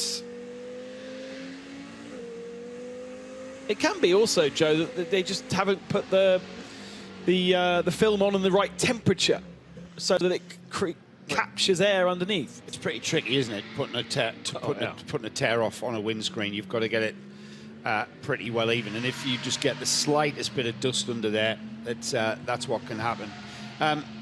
CP engineer telling Di that everything's fine. So everything fine with the CP car. Just Charles running his race, running in the 1 minute 50s is his target time by the looks of things. So we'll see how that pans out. They took advantage of those 2 little Code 60s to get a full tank of fuel. But there's no way they're going to be able to stretch it to just 1 more stop with 3.5 hours still remaining. So they definitely need to do 2 stops. And with 2 stops, does allow you to basically use it as you need. Even if Charlie Putman does stretch to an hour and 15 like we saw from Phil Quafo early in the morning, that means you've got another 2 stints like that as well. So not quite sure if there is any fuel saving going on, but he's faster than that. And by the looks of the body language of the car, it felt like he was really nursing it, not leaning on the car. He wasn't trying and failing to drive. He was definitely driving within the capabilities of himself and the car. That's my analysis of what we saw from the car. The 992 class, before we look at their championship standings, let's head down to Diana Binks, who's... what have you got for us, Di, down there in the pit lane? I'm just chatting to Joe Foster from CP Racing, and he's... have you had a coffee yet to wake yourself back up? No, I think soon, though. It's definitely coffee time. We've had a couple during the night, though. Joe, you were out during the night stints. How was that? It wasn't bad. It was honestly kind of peaceful. The track obviously changes a lot during the day. It gets quite slippery in the afternoon when it's hot. Nighttime it changed also. There was quite a bit of debris on the track, you know, just slag and things from the tires to avoid. And, you know, interesting behavior maybe from some of the folks that haven't had much experience at night, but it wasn't so bad. Is driving at night something you like doing particularly? I don't mind it. I find it kind of peaceful. Yeah, it's good. And how would you rate this circuit here in Barcelona? Oh, I think it's always fun to race on a proper, you know, traditional F1 track. I like this circuit a lot, and obviously this year we have the new thing to adapt to in terms of the new configuration where we're not using the chicane that we used to. And those 2 turns now are quite fast, and I think they're much more fun. So we anyway like it much better now. Obviously, we've got 3.5 hours or so to go. Charles is in the car at the moment. It looked like he was losing a little bit of time, or is he being cautious? No, I think we're managing a couple of weak spots on the car at the moment, and we have a pace that we're going to run, you know, for him. And obviously, we're here for the points in the championship in the AM class, and that's what we're focused on. We'll just see where we end up. Are you getting back out in the car? I don't know. Potentially. Well, I'll do whatever they tell me. Joe, I think you need that coffee. Yes, I do. Thank you. Yeah, thanks. Joe Foster maintaining the discipline there. CP Racing have always maintained discipline, and they tend to let the results come to them. And they've won championships, they've won races, they know how to do this, and we're not going to question how they're going about their business. He did say there are weak spots, though. He hasn't said we've got a perfect car, but we're running to a time. Do you ever have a perfect car with 3.5 hours to go on a 24-hour race? They'll have given Charlie Putman a target time. Charlie's hitting his marks, and they're in the AM class lead, and I'm pretty sure they've got their sights focused on that. We tend to look at this as an overall thing, and we've got the CP Racing guys challenging the Haas RT and the IMSA for the overall lead. However, that team's, I can assure you, that team is looking at that class win, and they'll be on the podium. Well, they're looking at the class championship, aren't they? Yeah, that's what I mean. It's exactly that. In GT3 AM, they are safe for that championship, I would say. It's not going to be very... it's not going to be very easy to lose that one, because it's versus E2P Racing. Javier Morcillo's down in 28th position, and Land Motorsport, the 34, is in 3rd position and doesn't have the ability to take points off. So I would say that CP Racing for GT3 AM, done, dusted, deal done. Really no chance of losing that now. But for the GT overall, it's still the possibility of winning that category, and they just need to fight versus Haas RT, and was it Shiraspor was the 3rd one that was fighting for GT3 honours? Yeah. Herbert too far back. Haas RT, Shiraspor, and CP Racing, the 3 that could still win GT3 overall. I wanted to talk about the 992 class championship. Currently being led by Yannick Redont in the Red Ant car. 5.5 seconds is the lead that he has over the Red Camel Jordans. Fabian Dance at the wheel of the 909. 148.7 for the Red Ant car, 149.2. They've been in the 148s together, so the gap is ebbing and flowing somewhat. But the championship is, at the moment, we've got the Red Ant car, that's on 40 points, heading towards a 40 point. So that is on 184 points. Red Camel, they are on, they're heading for 36 points. So that is 164. And then Villy Motorsports, they're heading for 32 points. So that is on 100, they're on 180. So at the moment, the championship standings in 992 have Red Ant Racing at the front and heading towards a European Championship in the 992 class. And if it stays that way, that's slightly different, Ben. You're having to work that out because they've got that in the wrong order.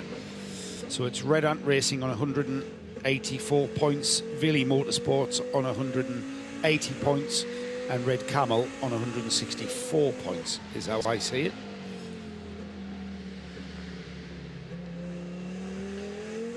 .5 seconds is the gap between Yannick Redon and Fabian Dance at the head of that 992 field. Dance is a little slower than Yannick Redon on that last lap, but this lap is a little bit faster. So it really is ebbing and flowing between the two. It's not chunks of time like we were seeing from others. It's just fractions of time. Yeah, they've been. It has been ebbing and flowing, and there we go. The Red Camel car taking a tenth or so out of the lead, and it's been like that for the last few laps. Ben, there's still nothing in it. What did I tell you about 992? I did say, didn't I? Yeah.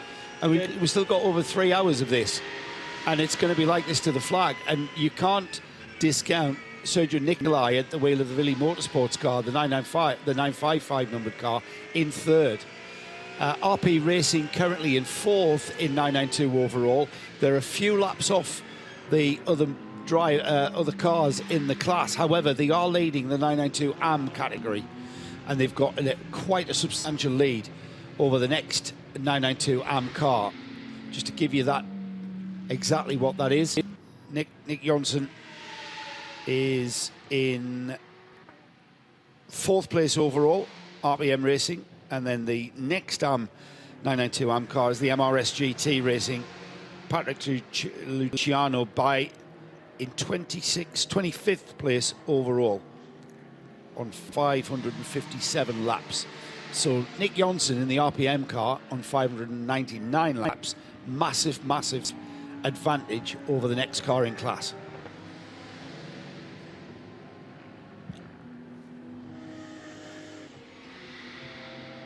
We are about 16 minutes or 17 minutes from the top of the hour, and that will bring us up to 9 AM on what is turning out to be a very bright Sunday morning here at the Circuit de Catalunya. The cloud just beginning to dissipate, got some haze, morning haze off on the horizon. It's due to clear. The forecast is to be bright and sunny all day with highs of 28 degrees. It's going to be about 25 degrees out there, ambient, by the time we get to checkered flag. And the 903 car continues to lead the 992 class, but it's a great battle going on. Some drivers just waking themselves up with various methods, not just caffeine brought into it. Some doing the odd exercise. There's the E2P Racing Porsche just getting on with it. They haven't really featured at all this weekend, which is a bit of a surprise. The Spanish team, Javier Mochilo at the wheel of the car, way down the order, having lost a chunk of time. They are way down the order. Got to look all the way down the order to find out where the E2P Racing drivers, EP2 Racing car is. 30th overall 11th in GT3, 5th in the GT3 AM class, but bit of a recovery drive, but just enjoying the Circuit de Catalunya here in Barcelona. Local team enjoying the way and just getting on with their race.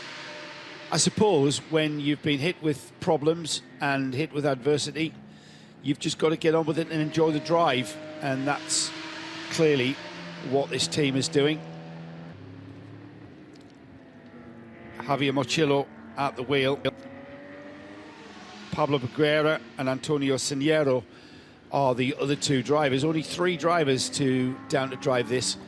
I think it was one of the teams that Nick spoke to on the grid, actually, E2P, and did mention that and how they were going to manage with just 3 drivers. Obviously, a lot more driver duties needed.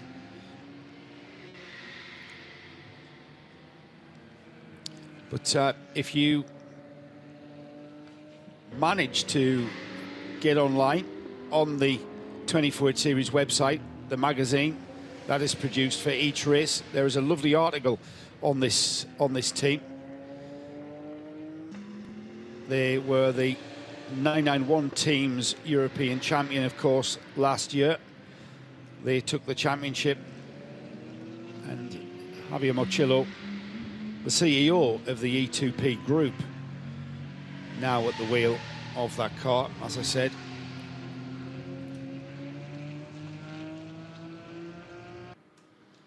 So great to have them back. Hopefully we'll see E2P continuing into 2024.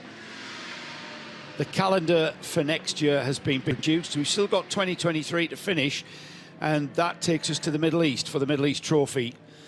We head off to Kuwait for the 12 hours of Kuwait on the weekend of, or indeed the dates of 7th to the 9th of December.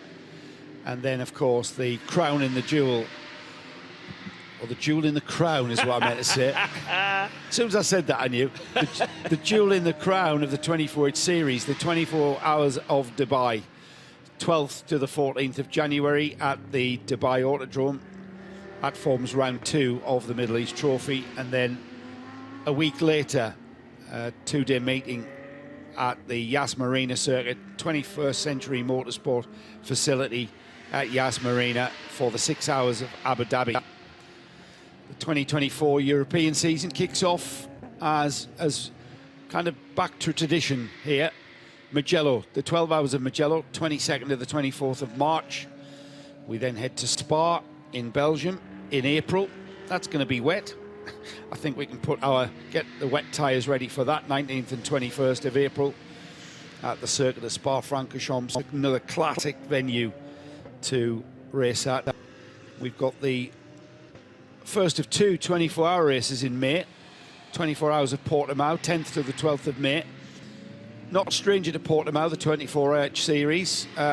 We are strangers to Portimao in May, and Ben tells me it's a lot more pleasant weather on the Algarve in May. Not as intense. The intense heat that we've encountered has been a challenge. Portimao, renowned for that, the only circuit to have a paddling pool in the paddock. It's got a swimming pool. It's not really a swimming pool. It is a swimming pool. You can do laps. It's a paddling pool. And plus, a paddling pool is something you blow up and give to your child. It's not a proper swimming pool, though. It's just an ornate thing. Yes, you're not officially supposed to swim. You're not. It's not a swimming pool. There are signs that you are not allowed to take your motor scooter into the pool. Yes. Good advice, I think. Yeah. Good advice. Do not. There's signs all over Portimao. Do not take your scooter into the pool. Honestly, if you can cope with the heat, then go to Misano next year. But well, I'm about to say that. Sorry. Misano's next. Oh, I've jumped ahead, sorry. Yeah, 12 hours of Misano, 5th to the 7th of July. So we're not going to face searing heat in Portimao. But we are going to face searing heat on the Adriatic coast of Italy at Misano for the first time. First visit to Misano, a track more known for motorcycle racing, I think. Yeah. As is Mugello, in fairness. You know, all right, Ferrari used it as a test track, but the MotoGP is the biggest meeting of the year at Mugello, and I think Misano as well. And then rounding off the European Championship this time next year, wishing our life away, date to be confirmed either in September or October, back to the Circuit of Catalunya the circuit of Barcelona, Catalunya, for the 24 Hours of Barcelona. Once again, a traditional way to bookend. Mugello to start, Barcelona to finish. The solid calendar, that. The 24-hour race of Barcelona, the date for that, I would have thought, is more controlled by the circuit, because it's a traditional race thing, than it is from Creventic. Of course, there'll be a bit of negotiation between the two. Has it ever been in October? Not to my knowledge, early September, no. usually. And I'm not sure why the deliberation is. I think there's another event here that they're waiting to settle the date for that, and then we'll shift that around. I'm not sure if that's a motorcycle event. You know, maybe another event of sorts. I'm not quite sure. But look out for that. And we've been teased, haven't we, with a non-championship event? No, I'm not excited. Now I think I know. Yeah, well, I'm not sure that's true. Oh, okay. I'm not sure that's true. That didn't sound right. But we've been teased with... so in the next 2 weeks, keep an eye on the 24H Series socials and website for news of a non-championship event. A first for the 24H Series is what we've been told. And Mr. Gary Willems, one of the heads of the 24H Series organisation, just playing with us. It was like a cat playing with a couple of mice, wasn't he? He claims that he gave us some information. I wouldn't click. No, he didn't. He absolutely I've interrogated a lot of no people, yet he gave me nothing. He's not getting bailed out at all. Not at all. No. If it was like an episode of Line of Duty, wasn't it? We had speculation from another member of the paddock, and if it is what he speculated, it's nowhere near as exciting as we've built up for about the last 2 days in our head. Yeah, he should be in PR. I want to go, like, when they announced Enna Pagusa a few years ago. What? We're going down to that circuit there? Yes, that's amazing. That's what we want.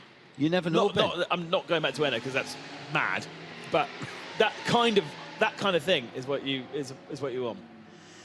We missed going to Enna, didn't we? Because that was the COVID years. Yeah. Yeah. We covered the race remotely. Did you never go? No, we didn't. Oh. We weren't able to travel. Oh, no. Weren't able to travel down to there. But I remember we covered the race, and it looked fabulous. I mean, I know the history of that circuit is, renowned for being a big part of the Formula 2 Championship for many years. Wasn't Scary, it? also. Yes. Renowned for being scary. The only thing scarier than doing a multi-class race at Enna Pagusa is doing a multi-class race at Villarreal, which nearly happened. That nearly happened, yeah. Nearly happened this year. The 992 battle is intensifying. Just under 3 seconds now, the gap. So Fabian Dance is putting in a sterling stint. We can see how hard he's pushing into turn one. I was speculating yesterday, Ben, that's a lot faster than it perhaps looks. It's a heavy braking off the 1 kilometre straight here, but then you can carry a lot of speed in there, and we've just been watching there, and Fabian Dance, the rear end of that Red Camel's car, just gave up the ghost. Rear end grip limited was the as he went into the corner. Gathered it all up and continues. I wonder how he feels. What do you mean? Feels? Emotionally? Yeah. In life? Or what you mean? Behind the wheel? In his racing, because he's obviously joining family Brooker. Rick, Luke, Evo. He's in a family team there. Yeah, but it's a very friendly atmosphere. Oh, yeah. No, that Red Camel team they're not full-time professionals. No, sure. They come together on weekends. They've all got proper jobs.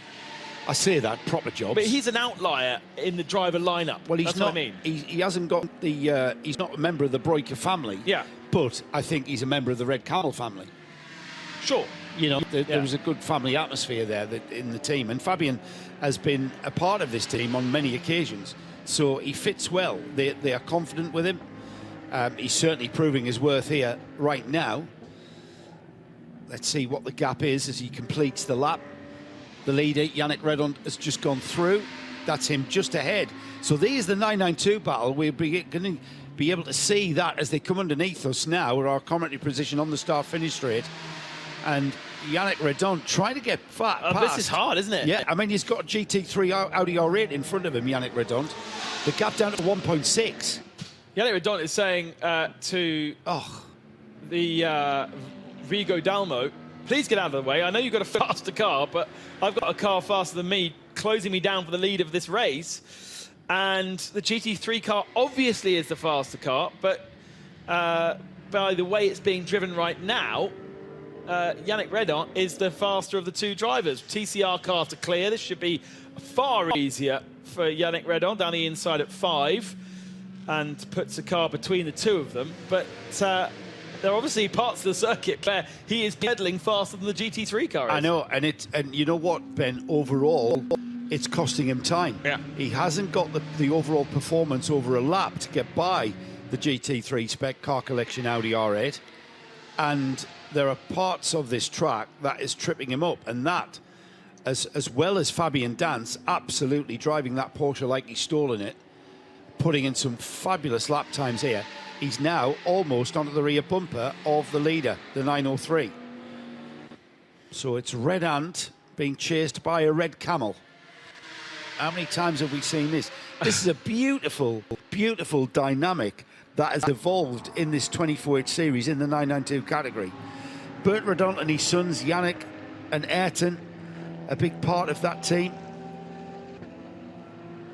And now the Red Camel family team of the Breakers, with Fabian Dance, the family interloper, playing a big part right now. What was the gap of the line? It was 1.6, it was 1.5 there. So in perspective, Fabian Dance, I reckon, has got about 20 minutes left of fuel in that car. But he has tyres that are a little bit older. No, actually, I would say they're a bit younger than the 903, but the 903 much heavier. The 903, I reckon, has got just under an hour's worth of fuel left.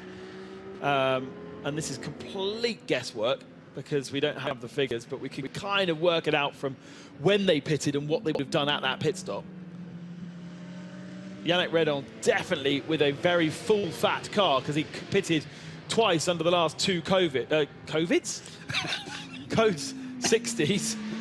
And Fabian Dance only pitted once. And again, little Dance getting stuffed up in the apex speed of that Audi, not good, but it's going to be much stronger along the straights. Yeah, you can see the Audi R8 just punches out of the corner. But Yannick... Now, Alex Fontana getting into the mix as well here. Alex Fontana, 5th overall. He's going to put a lap on the Land Motorsport Audi. But it's really getting very, very tasty out on circuit. Into the pits is the last HRT Performance Porsche. 3 in the garage parked up, 2 with engine problems. And NKPP, I think, with suspension problems. And this one, the last to run, the Swiss. Over the line comes the battle for lead in 992. No change, but just 1 second between them. Wow. Wow, still haven't cleared the Audi, though. Fontana gets through. Yeah, he's not part of this, is he? Fontana in the GT3 car collection Porsche will try and get past his teammate. Now, I'm pretty sure Yannick Redon needs to get underneath. Yeah. If he can, but he can't because he hasn't got the performance to keep up with the GT3 spec cars. And now Fontana, who may have created a hole for Redon, Redon wasn't close enough to take advantage. No, exactly. And there's just nothing he can do. There is nothing he can do in that 992 spec cup car against the GT3 that, as you said, he's got a quicker apex speed, but then the GT3 spec just punches out of the corner. And this is allowing Fabian Dance onto his rear bumper. Next car to try and get past these 3 is Pierre Caffer. He'll make short work of all of these 3, but can the Red Ant car take advantage when Pierre Caffer slices through the traffic? Here he comes in the back of shot in the Audi. Scherer Sport PH, he's chasing down Alex Fontana, but there's a whole lap difference between them. Ooh, very, very late dive down the inside. Pierre Caffer's going to need to be careful with these 2 because Fabian Dance's focus is purely forwards, purely on the back bumper of that Yannick Redon Red Ant Porsche. Just look at the way the Audi punches off the corner there into the penultimate corner down towards the final turn at turn 14 now, using all the curb on the entry. And there's Pierre Caffer, picks his way through. Oh, that's nice. Yeah, he'll be able to get past Redon on the straight very, very easily. It's nice for yeah, it's getting Fabian Dan's getting frustrated because actually he could pick up a little bit of a slipstream here, surely. Pulls out the slipstream even. He did. You know what? It just shows how fast the Cup cars are, the 992 class cars are, because Pierre Caffer had no same performance level as that GT3 Audi behind him and in front. Here comes Pierre Caffer now. That was Yannick Redonc saying, go past me. I don't know whether Yannick is playing this correctly. Now he gets really close to Pierre Caffer through 5. And this is the place where he's getting closest to Rigo Dalmo, isn't it? Because this is where Rigo is seemingly really struggling in his Land Motorsport Audi. He seems to be. you know what? I'd be tempted if I was at Red Ant Racing to have a wander down to Car Collection and say, can your boy let us through, mate? Please help us. We're trying to race, and your car's got a better performance, but not overall on the lap. And here we are, back onto the rear bumper of the Car Collection Audi for the 992 leader. Momentum from Yannick Redon through turn 9, but not quite enough. He hasn't got the braking, has he? He hasn't got the braking, and he can't carry the same amount of speed through the corner. He's almost side by side going through 10. There was nearly an overlap through turn 10. There might be an overlap here through 11, but the Audi's going to disappear, and there won't be an overlap through the final 2 corners. And what's more, the Yannick Redonc car is going to have to follow the Audi through these fast sweepers, and he's surely going to lose a little bit of that performance through those last 2 turns, scrub those front tyres, and once again, no chance. This is fascinating stuff with just under 3 hours remaining of the 24 hours of Barcelona. This is the battle for the lead in 992. There's not a huge in terms of difference in terms of strategy. Also, by the way, Daniel Alleman is about to pass Charles Putman at CP Racing. So Alleman's about to knock CP Racing off the podium. There they are. The director's on it this morning. Yeah, great pictures. Well, actually, that's Greg Gilbert that is trying to get past first, which means maybe Daniel Alleman's already done it. Where is the white and red Porsche? Ahead already? I reckon he might be. Yeah, he's ahead, confirmed to us. The 91 of Alleman through the final turn. Oh, here, open door, maybe. Can he get it through? Fabian Danz has a spectator's view here of Yannick Redon desperately trying to get past the Audi, and he's done it. Shuts the door at 7. No chance to come through. And we've got the Jutta Racing Audi off, and that is actually at turn 9. They're going to come up to him straight away. And luckily, he gets himself cleared from the traffic. We've got another car off. Oh, the other Jutta Racing, and that will be code 60 because that's deep into the gravel. Yeah, buried into the gravel, the 71 car. Not quite sure where that is, Ben. Is that 5? At 5? Yeah. Different view of 5. Back to the 992 battle. We've got, and he's, we're going to find out what happened now. The 72 car has a harmless spin at turn 9. 2 cars avoiding action. I'm not quite sure what happened to them. The 992 battle, now that Redon has gotten by the Car Collection car, Code Fabian 60. Danz has to. And Fabian Danz, they've broken up the party. We've got code 60. Danz dances his way into the fueling area. Reaction to that code 60 flag coming out. The battle at the front of the 992 class has been paused slightly. And that gives us a chance to, get our breath back and maybe have a look at the rundown. So, 903 in a fuel Bowser, watching to see if 909 gets a free fuel Bowser as well. Yes, he will. They'll be in Bowser number 1, position number 1. It's not too bad in the pit lane in terms of traffic. There's always that concern that all 10 Bowsers will be taken, and therefore you're not going to get the fuel that you have come into the pits for. But same strategy then. We push both cars onto the same strategy. Although, of course, remember, they get half a tank of fuel in this pit stop. Not half a tank. 50% Sorry. of their fuel allocation. Thank you. That's exactly where I was trying Yes, to go, yeah. but going the wrong way about it. So it's not necessarily a tank. So you might have a 125 litre tank, but you're only allowed 110 litres. And if you're only allowed 110 litres, You get 55. you get 55. If you've got 25 litres in there already, That's right. and do 55, you can then do 55 again because you've got capacity in the fuel tank to go over your allowance. And that's why we lose track. Yeah, because completely. we don't know how much fuel is in the car when they go fuel. Let's head down Nicholas to Damon's back. I thought it was Andrew Marriott for a moment there. Morning. Well, as Barry Sheen said to me, the pit lane has come alive, mainly because I've joined it. Oh, no, hang on a second. No, it's because it's code 60.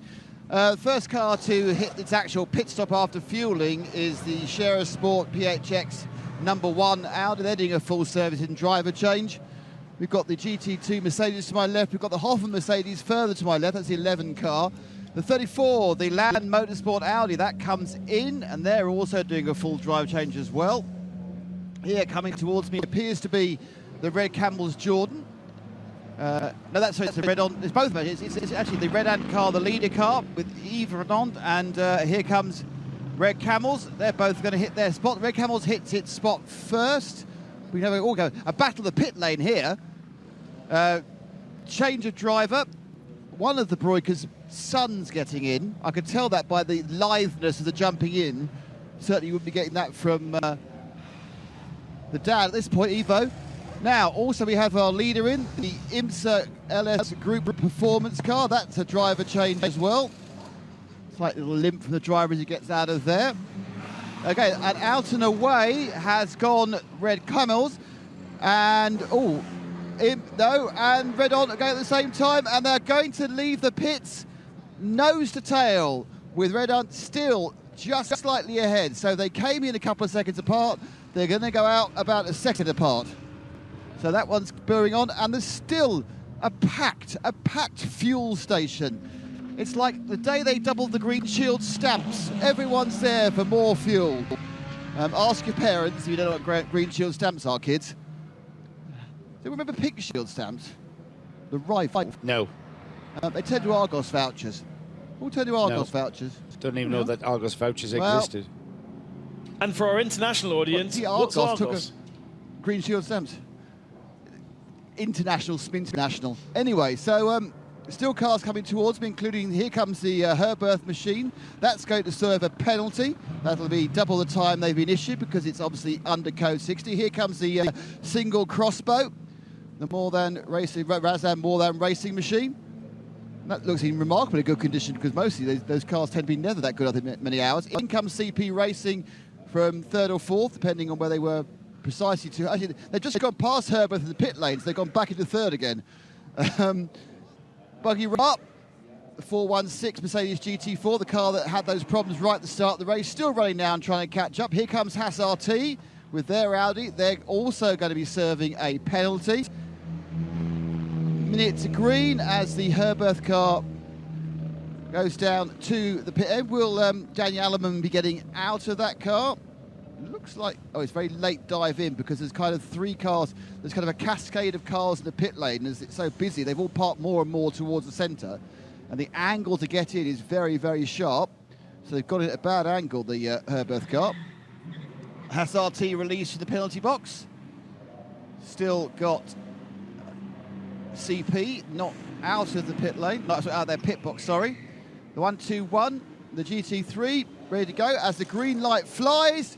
And the ESOL continues, but there must be track action for Ben and Joe to talk about. Green light flies. That's an interesting one this morning. The green flag flies. And the green light goes on. Lights. Illuminates. We are back to green, though, quite rightly, Nick. Well called that. Very, very busy pit lane. And we had, I think, pretty much the whole field there came in. Looking at the timing screen there, Ben, they're either in PF or a big O for outlap. Yeah. Simon Turman now at the wheel of the IMSA LS Group, leading this race by 2 laps. Now out the wheel, he's on his outlap. Max Hofer at the wheel of Haas RT, 2 laps down in second. Daniel Alleman, I think, has given up that car, the 91 Herberth car. Let's see who his teammate is when he leaves. Phil Quaife, They've bolted in the hotshot, haven't they? The hotshot, former winner here, 2012, in a McLaren.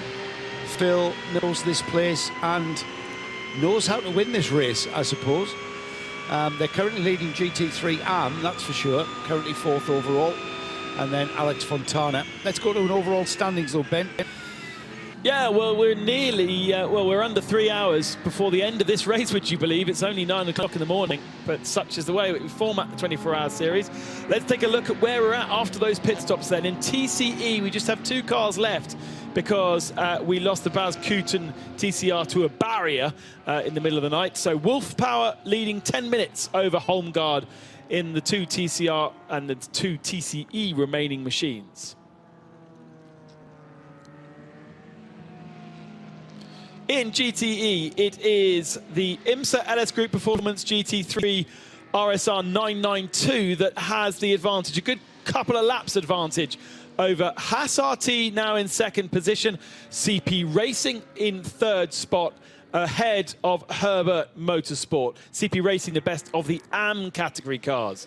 Then it's car collection number 23. Alex Fontana has been pedaling that fast over the last couple of stints, and so has the number 1 Sport PHX.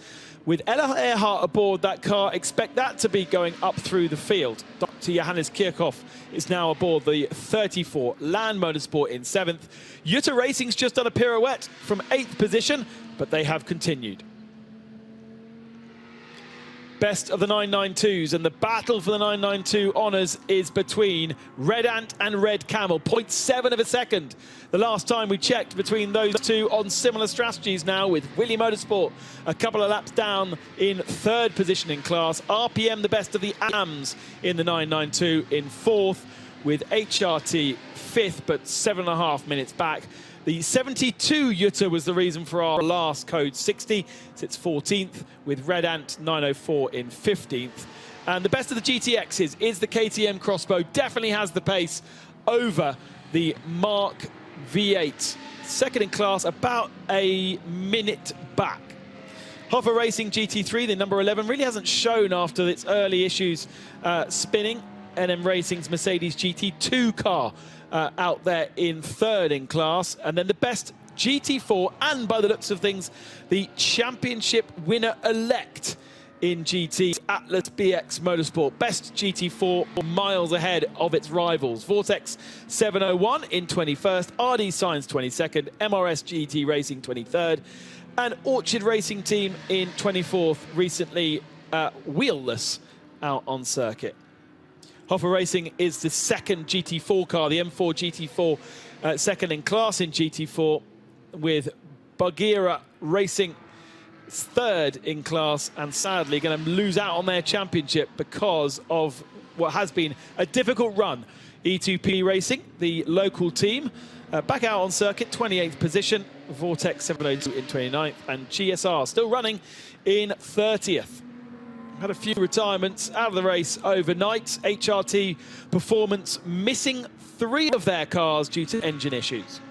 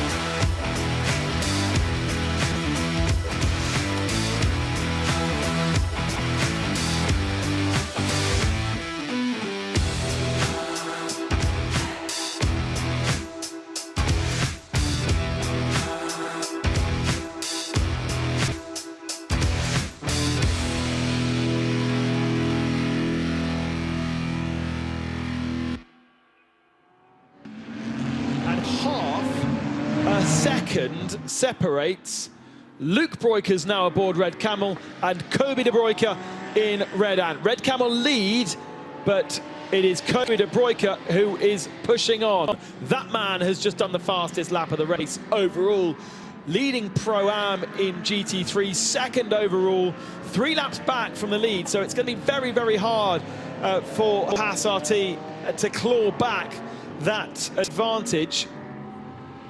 And whilst we settle in and keep tabs on these tight battles, let's talk to Charlie Putman, who was on a preservation mission in his last stint. In that last couple of hours, I mean, was there a growing issue with the car, or were you just trying to go to regarding a regulated pace? No, the car's fine. I'm just doing the best I can on it.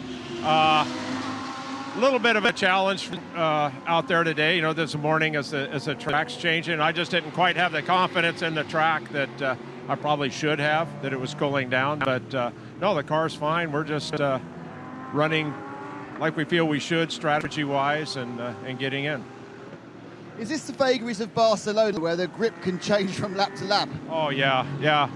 You can be really good and turn 13, 14, get to turn 1, and it's just really slippery. So yeah, it's a great circuit. There's not a problem there. And of course, we're all learning this new tire, you know, the new compound on the Hankooks, and so it's been a little bit of a struggle getting adjusted to that tire, I think, for everyone. So you now, yeah, there's only a couple of hours to go, so you leave it to your teammates. Do you think an overall podium's still popular? It's possible. We hope. It's this all the time, so yeah. But we're happy if we can get our top in the GT3 AM, but we do love those overall podiums, so we're going to try. We're going full out. Thanks a lot. Hey, sir. Thanks, Charlie. It's still possible. No idea what's happened to my powers of speech this morning, but there we go. Also, I'd like to thank Charlie for not being like everyone else who's literally disappeared off for breakfast whilst we do the run down the highlights. Well, in fairness, Charlie has just got out of the car. He'll now be going for breakfast, Nick, so you would just happen to be in the right place at the right time, as ever. I've got to say, now that we've plopped into these cars, our new drivers for this stint, the timing screens a short while ago lit up like a Christmas tree. We've had purples, greens, fastest lap of the race overall. Max Hofer in the Haas RT Audi, a 1:42.6. I think that's the actual first time we've seen a car into the 42s, and considerably into the 42s there. So Hofer absolutely on a mission, and there might be a 2-lap deficit to the IMSA Porsche, but I tell you what, someone needs to tell Hofer that that is still achievable. We've had a change of lead in 992. Oh no, we have not. We did have a change of lead in the pit stops, but we're about to have a change of lead again if we're not careful. Kobe de Broeke now right on under the rear wing of Luke Breukers in that red camel car down the main straight underneath us. Hang on, are they about to pass the leader of the race here? They've come up to the leader of the race, who's in a GT3 spec Porsche. 2 992 Cup cars. Just shows how quick they are in a straight line. And now, through the corners, that's where they're at a disadvantage from the GT3 cars. They are absolutely nose to tail. It's like a Carrera Cup race. I was thinking exactly the same thing. It's exactly like the Porsche Super Cups that were here in June, defending Luke Breukers in the centre of the road, trying to stop Kobe de Broeke from getting past. You can't do that for 2.5 hours. I was going to say, he's only got 2 hours, 40 minutes to defend. Side by side into turn 5. Coming out of this corner, Luke Breukers has his mirrors full of that red ant. Look at that, and you know what? You can see Kobe de Broeke has got the advantage of being able to use all the road, whereas Luke Breukers has got to keep his car very, very tight and basically make that track very narrow. He can't defend for 2.5 hours. What do you say now? Surely, don't you say to Luke Breukers, let him go, follow him? I'm not sure. I'm not sure. Because you're going to compromise both of them so much by this. Luke, sitting again in the middle of the road, braking in the centre of the road. He's going to be asking more of the tyres by defending so hard. They've both got new tyres. Yeah. So once the tyres start to plateau, let's say, they're in an optimised state here, but they're very soon going to plateau. And then the cars will be a little bit more equal. It's all going to come down to drivers here, I think. Out of the final turn. and across the line. They head towards us, just about to appear underneath us. What's the gap at the line? 0.3. Wow. And in third position, if you're wondering, when we started our stint here, it was a 3-horse race. Over those last couple of Code 60s, it hasn't fallen well for Willy Motorsport by EB Motors, and they are now a lap and a half back for Sabina De Castro. So they really need something to fall heavily in their way to get back onto this little battle. It was about 20 seconds when we picked up the microphones at 7 o'clock this morning, and we are now just a couple of moments away from putting them down and inviting the second team, the other team. I was about to say Team B, but that wasn't very fair. Probably Team A, to be honest. Team A? Team A. He doesn't mind. Yeah. Coming into the box. And that'll be it for Joe and I. We'll go and put our feet up and enjoy the rest of the race. Yeah, absolutely. And what a race this has turned out to be. We always knew the 992 class promised a lot. But even I've been taken aback by just how competitive this is. I mean, to come down to an actual battle on the road with 2.5 hours to go is just... And it has been like this for the last, 2 hours of certainly our morning Not stint. this close. Coming back with the live stream. Yeah. Incredible. The other thing to watch out for is the battle for overall honours in the GT3 category. Because right now, points are now updated on the website. Haas RT have a 4-point advantage over CP Racing. Haas RT sit second, CP Racing sit third. If those positions were to change, that would then change the championship standings as well. Because it would then put them on equal points. I think, and I need that confirmed, but I think if they were on equal points, then it would still go CP Racing's way because of their third position in Monza. And that would give them that tiny advantage. Alex Fontana getting in the mix now of this 992 battle. He's been a real star. If you watch SRO racing, you would know, but not sure he's done that much here in 24H series, and he's really taken that car collection Porsche by the horns and hustled it the last couple of hours in pursuit of Patrick Kolb. Now, the other thing to consider is Patrick Kolb, because he is in the car collection, he's in the Herbert Motorsport Porsche, the 91, which doesn't have the opportunity of winning the GT3 category overall in the position it sits, but is faster than Phil Quaife and taking chunks out of Phil Quaife. So he might be the cat in the pigeon battle there as we watch Hashard. I don't know what a pigeon battle is. Cat in the pigeon battle. I have no idea. He needs coffee, everybody. Haven't had coffee. I know. Hardly had breakfast. I know. And quite a lot of different categories of car on the same bit of tarmac here. I think we've got all 4 categories represented, apart from TCR. But yeah, watch out for Patrick Kolb in the Herbert Motorsport Porsche. In terms of the strategies, it's really simple because they all came into the pits on that last Code 60. So we're all basically back to where we were before. All freshies. And how many pit stops do we reckon? Another 2? Gotta be, hasn't it, with 2.5 hours? Yeah. It's just how long are we going to be left? At the end of the race, back timing. I think 1 for the 991 category, the 992 category, sorry. I think they could get away with just 1 more stop. Okay. But you couldn't do that in a GT3 car. Not from what... That's going to be marginal, though, for these two. And we're not going to do 2.5 hours of racing without another Code 60. No. Not in a day, not with championships at stake and people pushing. It was remarkable that the whole night went clear, basically. It was remarkable, yeah. How many hours did we have full green? 4.5. Yeah, that's quite rare in those darkness hours. I've got to say, commendable driving from Luke Breukers, and indeed likewise for Corby de Bruyker. These are the drivers we've been speaking a bit about. We were, dubious whether Luke Breukers was doing the right thing with defending. He's proved himself right. He was defending very well indeed. Now that he hasn't got that threat right under his rear wing, he's able to optimise his line, and he's reacted to that. The gap just across the line last time by was about 0.6 of a second, Now he's able to focus, optimise his lap time. The tyres have certainly come in, and we've got Kobe de Bruyke just now, just a little bit further back, not in a chat. He's going to have a real dive bomb if he wants to get by Luke, coming through turn 14 now to complete another lap. It was 6/10. Let's see if Luke Bruyke's using all of the track and more, wasn't he, on the outside? He hit his apex, kept that throttle buried. Across the line they go. It's out to 8.5, out to 8/10 of a second, almost 9/10.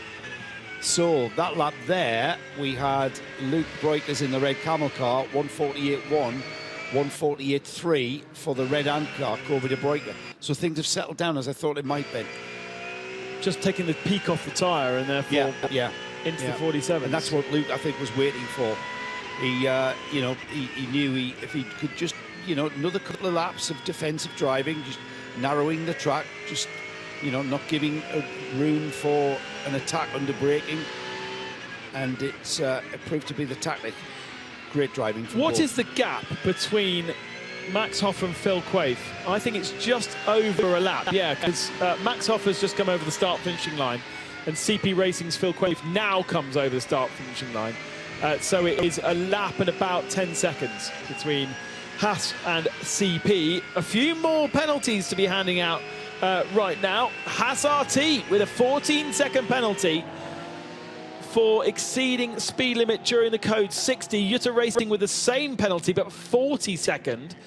And those are our latest two. There's been plenty of penalties that have come through across the night, but they all have been served, of course, during the last code 60. Time-wise, the gap between Hofer and Quaife, Haas RT and CP, is 2 minutes. Just over 2 minutes. So a lap and 10 seconds. Yeah. Or a lap and 15. Yeah, no. Phil Quaife came straight out the box and put that car's fastest lap of the race in. He's now settled into 45s, 46s, but that was a great lap by Max Hofer. He's going to have to make up more time because he's going to lose 14 seconds in the penalty box.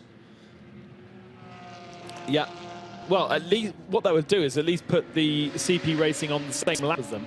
Even though it will be pretty much a whole lap. But Phil Quaife is still losing time to Max Hofer.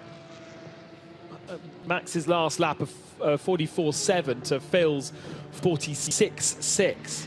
So that's almost 2 seconds lost. And that is not the way that CP Racing need to win this championship. Now, E2P getting involved in this 992 battle. E2P have previously run a 992 car, but they're now in the full-fat GT3. Local Spanish team, Javier Morcillo, aboard that car. No, he's not. Antonio Cenero is now aboard that car, and they are down in 11th in GT3, 5th in AM. So right at the tail of our AM category field, with a few issues, I think, over during the night. On board once again with Luke Bruyke's down into turn 10. Well, hang on, there's someone coming on the inside of him. Oh, that's the E2P racing E2P, car. okay. Yeah, he's just letting the faster class car through. Very clever the way he made the room there for it, wasn't he? Final minute of our stint, Ben. Final minute of our Barcelona 24 hours. Not going anywhere. We're going to sit right behind Bruce and Johnny, who are about to take over. Well, we should do our nominations for Spirit of Race then. Well, I think I'm going to go for the obvious one, which is the Bagheera ZM Racing Mercedes, who could have called it a day at the very start of this race when the car was pushed off the grid and into the pit lane and then stayed there for a while. So they were way down the order. However, they didn't. They came out. All right, they're out of contention for overall honours in their GT4 class. However, they have made their way back into contention for a podium, and right now they sit in that third place in GT4. So if it stays the way it is now, we are going to see them in that podium presentation.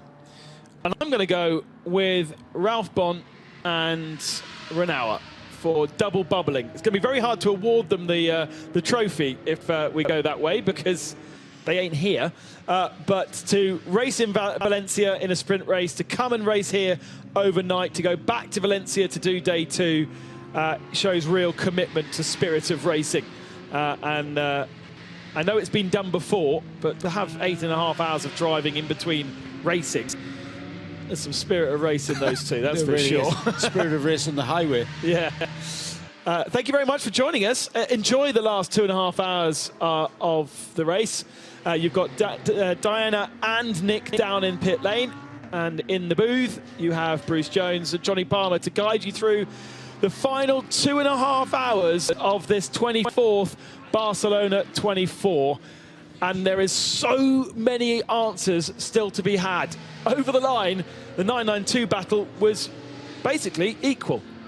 So difficult to go away for a few hours in the night, kept checking in to see what was happening, but to come back and see that 992 battle fearsomely tight on the screen. In fact, the first screen I saw, they both had the same acronym, RED, and I thought, is it the two Red Ant Porsches at the front, or is the Red Camel car still in the mix? And quite clearly it still is, with Luke Breukers just ahead of Kobe de Bruyker. Last time around, just 0.04 of a second between the pair. They're fighting over the lead in the 992 Cup class. 634 laps on the board. And right now, an overtaking manoeuvre and a change of positions. Kobe de Bruyker has just gone ahead of Luke Breukers, so Red Ant now ahead of Red Camel. Stay with it. You'll work it out as we go along. So much tyre debris. Last night, in fact, fairly early in the afternoon yesterday, there was a lot of tyre debris at the side of the circuit. Then through the night, you couldn't really see it. And in the light of the day, anybody running wide is going to have a mountain of spent rubber building up in their wheel arches very quickly indeed. But good move there by Kobe de Bruyker. But well done for Luke Breukers for not making it too difficult. Quite sensible at this late stage in the race to be so cautious, but the battle lives on. Instead of being the hunted, one is the hunter. So we've swapped those roles around, but settling in now. We've still got 2.5 hours remaining in this race, and very pleased to see that through the night, actually, we had very few caution periods, which certainly was a help. When I say caution, we had no code 60. So my name's Bruce Jones, settling in for the stint through to the finish of this race, alongside Johnny Palmer just joining me at the moment to lead us through to the finish.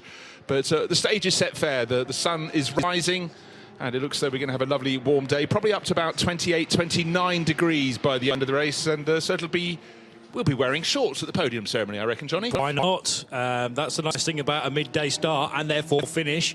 Got the rest of the day, the rest of Sunday to enjoy here in Barcelona. But before that, I mean, what a stonking fight at the front of 992.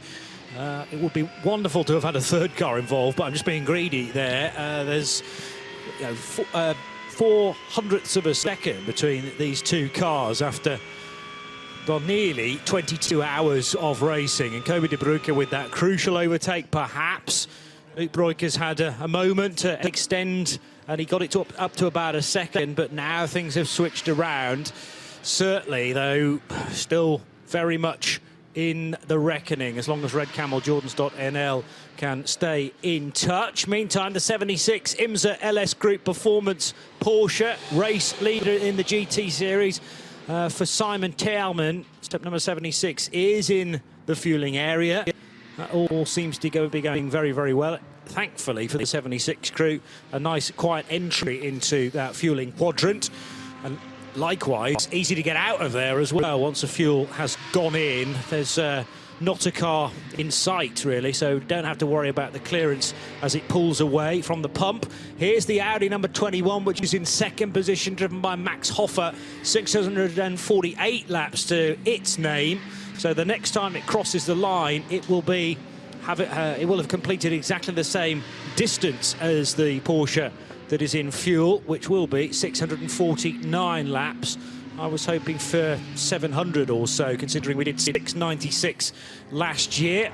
And pleased to hear that there was no code 60 overnight either. However, the KTM Crossbow with the Milwaukee sponsorship has clearly been in the wars lately. Two bits of bodywork not quite sitting correctly.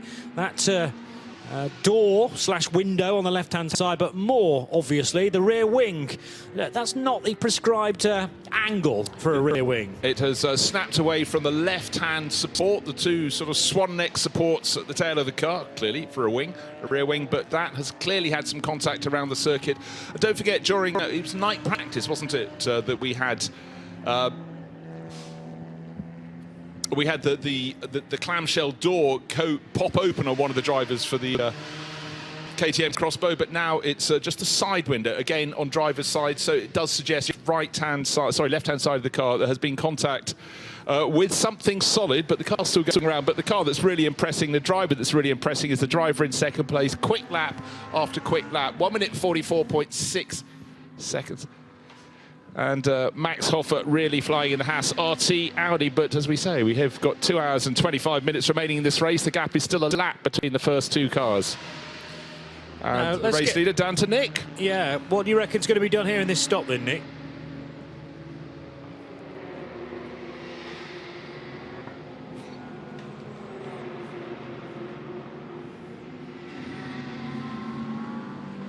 A quieter pit lane, because everyone came in at the top of the hour for a Code 60, so they've all done their work. They're all the same thing. Also, the number of cars retired is very low, and virtually all of them are in the HRT pit. The HRT pit has got 3 dead Porsches in it, and I think they're 3 of the 6 retirements are from one team. So it's a very, very quiet environment here, which obviously speaks volumes of the quality of the teams and the drivers to keep these cars running and out of trouble for what is now, 21 and a half hours. And that's not a deliberate slur from Nick on HRT, by the way. They turned up with the most numerous cars, and normally very, very good at running reliable machines. We don't necessarily know all the reasons why those retirements have happened, of course. Could just be a bit of bad luck.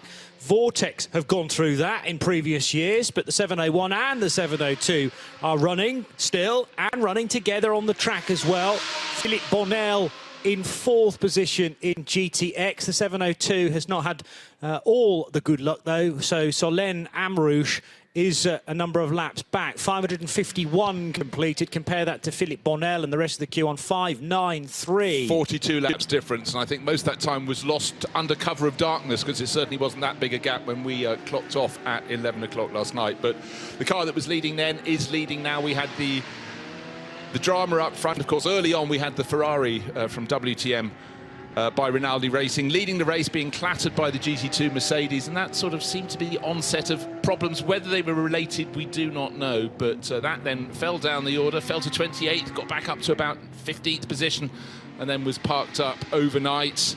And then, of course, the whole complexion changed with Herbert Motorsport losing a lot of time with what was the most peculiar problem. There was it had a little off-track moment right at the end of Ralph Bone's stint when he just arrived from Valencia from competing down there. He's back there today. In fact, we could pop down there this afternoon, Johnny. A bit more racing in the Iberian Peninsula. And then the car would not refuel, and it turns out a bit of gravel had got into the fueling vent, and that stopped the air escaping to allow the fuel in, and that cost them about 3.5 laps, we reckoned at the time. Yeah, it was easily a 4-minute pit stop in fueling, when normally you can get all that job done in about 90 seconds to 2 minutes. So costly. 3 attempts to put the fuel in, then they basically gave up and tried to cure the problem with the team, and then 6 laps later Robert Renauer came in. Finally they were able to get all the fuel they wanted. 714 has made it back to the pits, and actually when the car is stopped in front of us in fueling, you can't detect an issue with the rear wing. It's almost like it only happens at speed, but clearly once that breaks and the strut is no longer in connection with the wing itself, yeah, it's still wiggling around. Yeah, the left side is down, but it's hanging just beneath the swan neck. The 2 swan neck supports on the rear, but yeah, speed, it gets pushed down. It's not attached to the left-hand swan neck. So perhaps, Nick, if you got your monkey wrench, you could help out down in the pit lane, because that KTM, the sole KTM in the race, about to leave fueling, and it'll come to stand at your feet fairly soon. Here's the Ginetta G56 from GSR Motorsport for Ernesta Globite, and the 405 car as well has had a prolonged period of time in the garage. It is 4th place in GT4, but a number of laps down on the GT4 leader, who is working its way, well, into the top 20 now for Stephen Shu and Atlas BX Motorsport. So the Mercedes from Korea, running as car 403 this weekend, leading that GT4 category and looking very handily placed in the championship as well.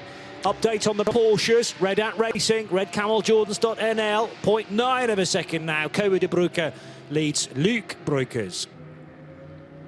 Yeah, good to see the GSR Motorsport Ginetta, the one Ginetta in the race still going, and it's sort of sludge green and gold livery, because that had problems early in the race. Overheating was its major problem. They just couldn't keep the temperature down within the car. It's had its spins, turn 14 most notably, right in front of a pack of cars, but Anesta Glabita, she's keeping out of the way there, but the whole point was to come here and do 24 hours, and they're very nearly there. Let's have KTM news. They're with Nick. And as you say, Bruce, it comes to my feet and it arrives. And yeah, basically it's a simple failure. It's not damage of the wing. The left-hand swan neck, the screws have just come undone. So they've got a selection of new screws to remount it. And they're going for it now. I think it's okay. They can get them in. Now, they're not short of tools here, being sported by Milwaukee. They've got a large selection, including all the 10mm socket heads you could ever want.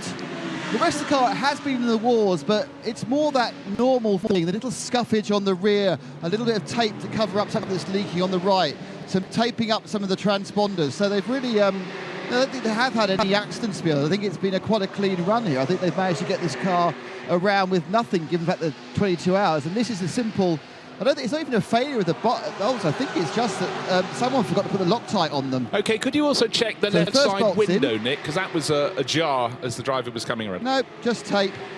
It's just tape. The window is open, Bruce. It's a clamshell. So it's an optical illusion. Oh. There's a bit of tape on the bottom as it was coming away aerodynamically, but that's it. Absolutely Could you fine. actually confirm there, Nick, there is no opening left-hand window or right-hand on the side of the clamshell? It did look as though one was ajar. There's no opening. Well, the window's not open on the left. I'm not saying it never opens. It doesn't look like it does, but I'm not the designer. The right-hand one is very slightly ajar by about a centimetre. That's deliberate. That's part of the ventilation.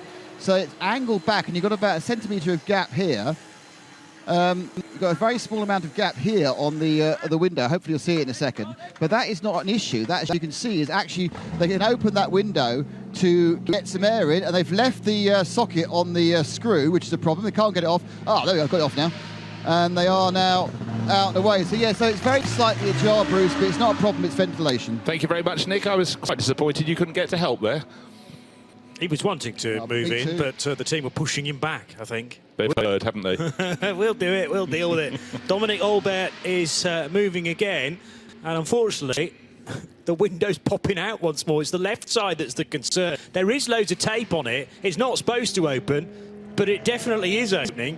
It's part of the clamshell, yes, but somehow the air's getting in somewhere else, I think, and then forcing the driver's side ventilation. But it still Nick looks talks as about a centimetre on the right-hand side. That's about 30 centimetres on the left. To my eye, it looks as though it's still hinged at the front edge, but then again, I haven't been down and taken the close look that Nick has. But Dominic Albert, who was the driver who kicked the race off for the Austrian team, it's been going very well in parts, but obviously now delayed. Second in class, only a lap down on the VDS Racing Adventures Mark car, the car with the Mustang body shape from the Mark crew down in Australia. So it is very close. So that would have cost them a chance to be very, very close indeed. But looking at the pit cycle, in fact, VDS Racing Adventures should be coming in fairly soon. Nathan Van Springle at the wheel. Haas RT have pitted from second position. They've been in the fueling area. Now Nick's watching the rest of the stop. It's a full service, including driver change and tyres. So Max Hoffer's got out. Didn't see who got in because I was waddling as fast as I could at this time in the race towards it. But it was a mystery who actually got into the car. But they have gone a full service. Quite interesting because I don't think Max is in there for a particularly long time. So they're obviously now playing with driver times and getting to the end and everything else. But that's another new set of tyres thrown at the car. OK, we're just waiting to see. It's Mathieu Detry, the driver who's been there all season. But hats off to Max Hofer because that was he set the fastest lap of the race, 1 minute 42.682 seconds in the last hour. So the Austrian, who's been very busy all around the world, the 23-year-old Austrian, 24-year-old Austrian, gosh, he's knocking on. He's been racing down in Australia, he's been racing everywhere. So one of the rising global GT stars, and he's put in his stead. KTM back on track, still with Dominic Albert on board, still with that extra ventilation.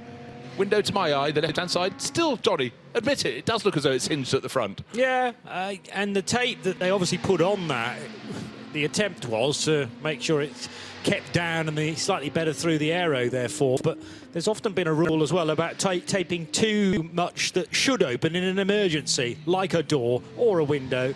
So it's probably good ultimately for Dominic. And he'll be used to it now because he had to battle with that for the whole of his previous stint too. About to be lapped by the CP Racing Mercedes, which is running in second position. Phil Quaife squeezing up the inside at turn 5, and Elia Earhart is right there as well, but not on the same lap as a Mercedes for Scherer Sport.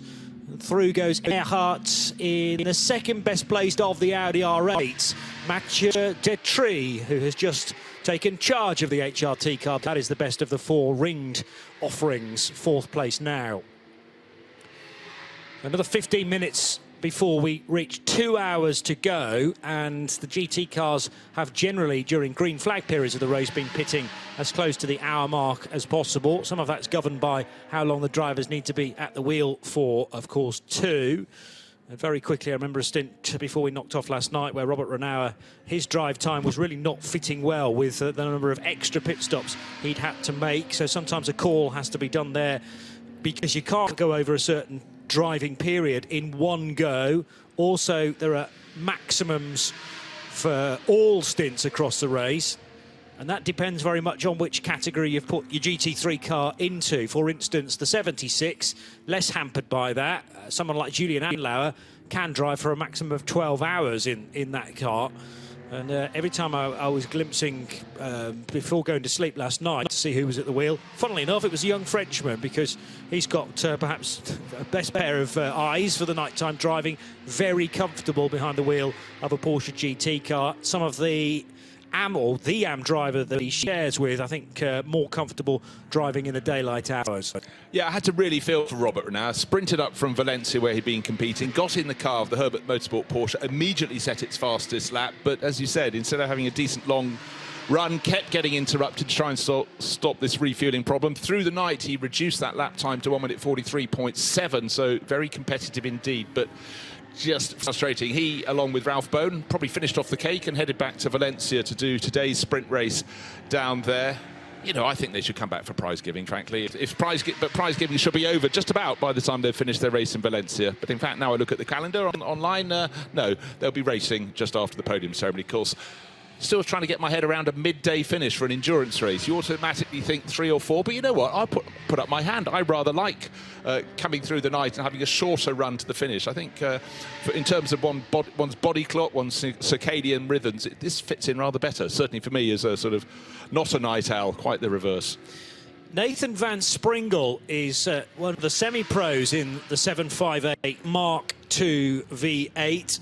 Just trying to work out where he may sit in pace-wise, the team, because Rafael Ivan de Straten has been associated with this crew for a number of years. Jose Closer likewise, but it should be Nicholas Hermans and this guy Van Springle who are generally the quickest.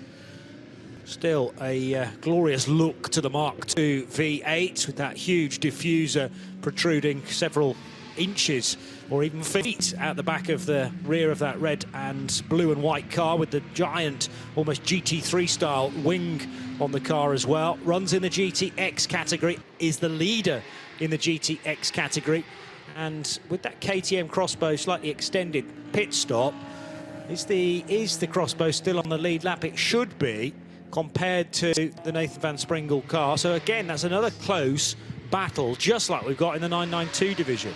Yeah, Nathan Van Springle just going through turn 10, turn 11, now trying to pick up on the moving map. Down to turn 6 goes 714, Dominic Olbert. So there's a lap and a quarter between them. Not quite on the same lap, just the other side of that equation. In terms of their pit stop sequence, Nathan Van Springle will be in very soon. His stint length, an hour and 42 minutes, whereas the length of the stint for Dominic Olbert is only 35, coming on 36 minutes.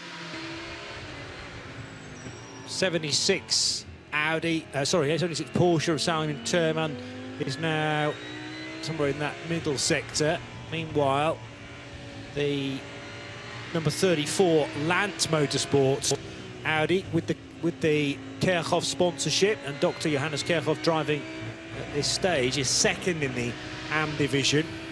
But the other AM car, much further up the order. In fact, it's cleared all of the Pro-Am runners now. So that tells me how good CP Racing are in terms of their championship knowledge and their consistency across their driver combo. It's the 4 regular guys who are so used to working with each other. Charles Espenlaub, the AM Plus, and the others, the AMs. And then they were joined again by Phil Quaife, who's done a couple of Dubai 24 hours with CP last year and this, and tackling his second 24-hour race with the American crew, and it looks to be a very good fit. They were racing last weekend with Adam Christodoulou, again with strong links with that team too.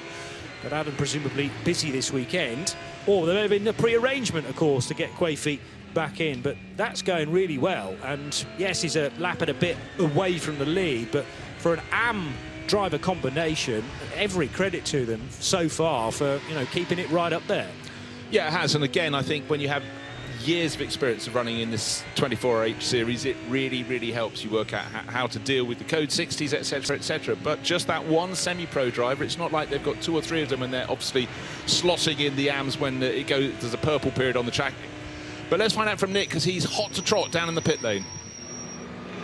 Well, am I hot? I'm just looking over to my left, so down towards turn 1, and the weather's looking decidedly less Spanish summer.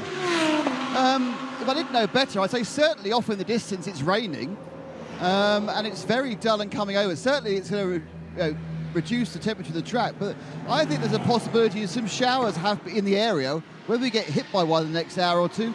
But it could be a final roll of the dice for the drivers, but certainly the weather's not looking anything like as nice as it was an hour ago when we arrived. Well, my little local meteorological office is saying mixture of sun and cloud till 10, by 11 bright sunshine, 12, etc. Full sun for the rest of the day. But I like the way, as the humidity is rising a little bit, that Nick's putting a bit of drama in. Just over 2 hours to go, and he's creating a storyline for us. 10 a.m. till 11 a.m, a 9% chance of rain I have. 11 a.m. till 12 p.m, thunderstorms and a 63% chance of rainfall. There could really be a sting in the tail. I love how Bruce is looking down at his weather app now. He goes, doesn't say that here. That is the classic weather app. If you have 2 people, they always have 2 weather forecasts. Totally. And more are available, I'm sure. But I suppose it depends on wind direction. It depends on wind speed as well. There are storms to the south of us. So, yeah, it will only take a little tweak in the predicted weather for the next 2 and a bit hours, and the teams will need to be wary. Thank goodness that we haven't had much rain at all in the race, if any. So that means that the fairly restricted number of wet weather tyres that Hankook have brought, they should have plenty of storage to lean on there for a couple of stints maximum. I think we had a couple of months' worth of rain on Friday, it must be said. It started at 2, by 4 it was immensely heavy, and there was puddle on puddle, and the cars had to be pulled off the track. And it certainly made qualifying very lively, because there was only effectively 1 flying lap, and instead of 3 sessions, that was it. 3 laps for 1 session, over and out. Everything was slightly delayed. We did have a couple of support races for the Alpine Europa Cup and for the French Porsche Sprint Challenge, but it was certainly a day that cost the drivers, cost the teams in terms of getting their cars set up. But we've been running dry since the start of the race, but now Nick has seen back to the past and is bringing it to the present. There may be some rain this morning, so I shall park my weather app and look at yours from now on, Johnny. Fair enough.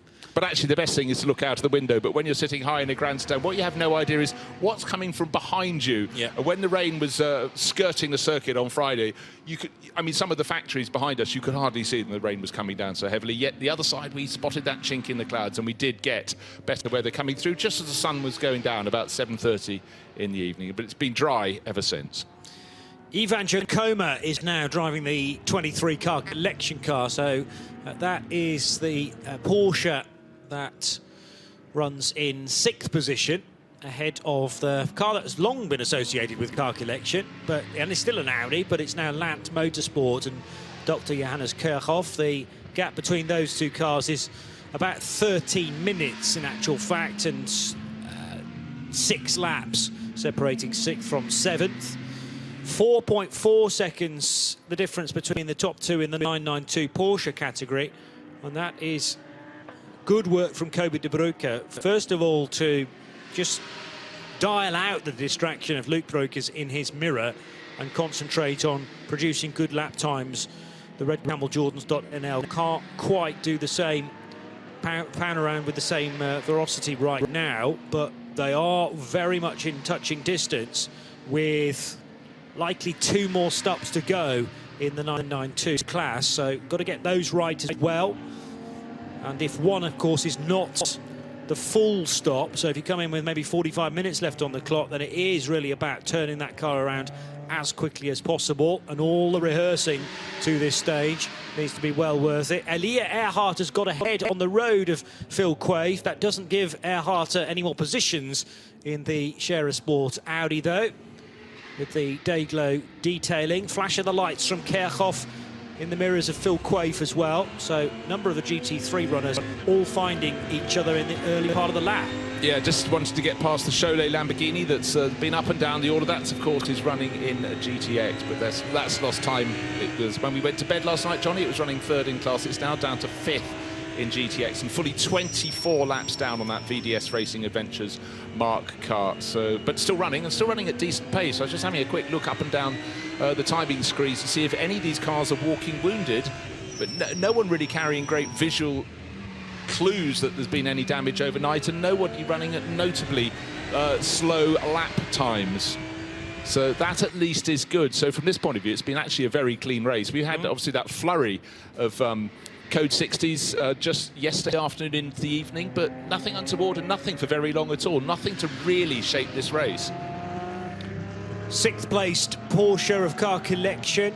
Tucked in behind is the Audi from Jutta Racing. So that was the 71, I reckon, of Jonas Karklis. Again, laps between them. 6:47 completed by the Lithuanian entered Audi. And the car of Car Collection running after 655 laps, rounding the 3rd corner. If you want a time difference between the top 2 in GT, we've told you about the laps, but it's about 3 minutes that separates Simon Tierman and Phil Quaife. So that, when you read it 3 minutes rather than a couple of laps, that feels a lot closer, and more pressure perhaps on IMSA LS Group Performance to not put a foot wrong, because if there is a slight spin or some damage that needs to be repaired, 3 minutes can disappear very quickly indeed. And CP Racing just need to continue to pound round and make sure that they are putting some timing screen pressure on the race-leading car. Spending time looking at the timing screens for any notable defects, looking at the moving image screens, and suddenly caught even Giacomo. I know he's trying to press on. He's only just started his stint in the Car Collection Motorsport Porsche, but he had a massive twitch and collected it. So you've nearly got to 22 hours in the race, and try explaining to the team. All their efforts have been slightly reduced by joining the gravel in a gravel trap, but 2/3 of the way around the lap, he got it back together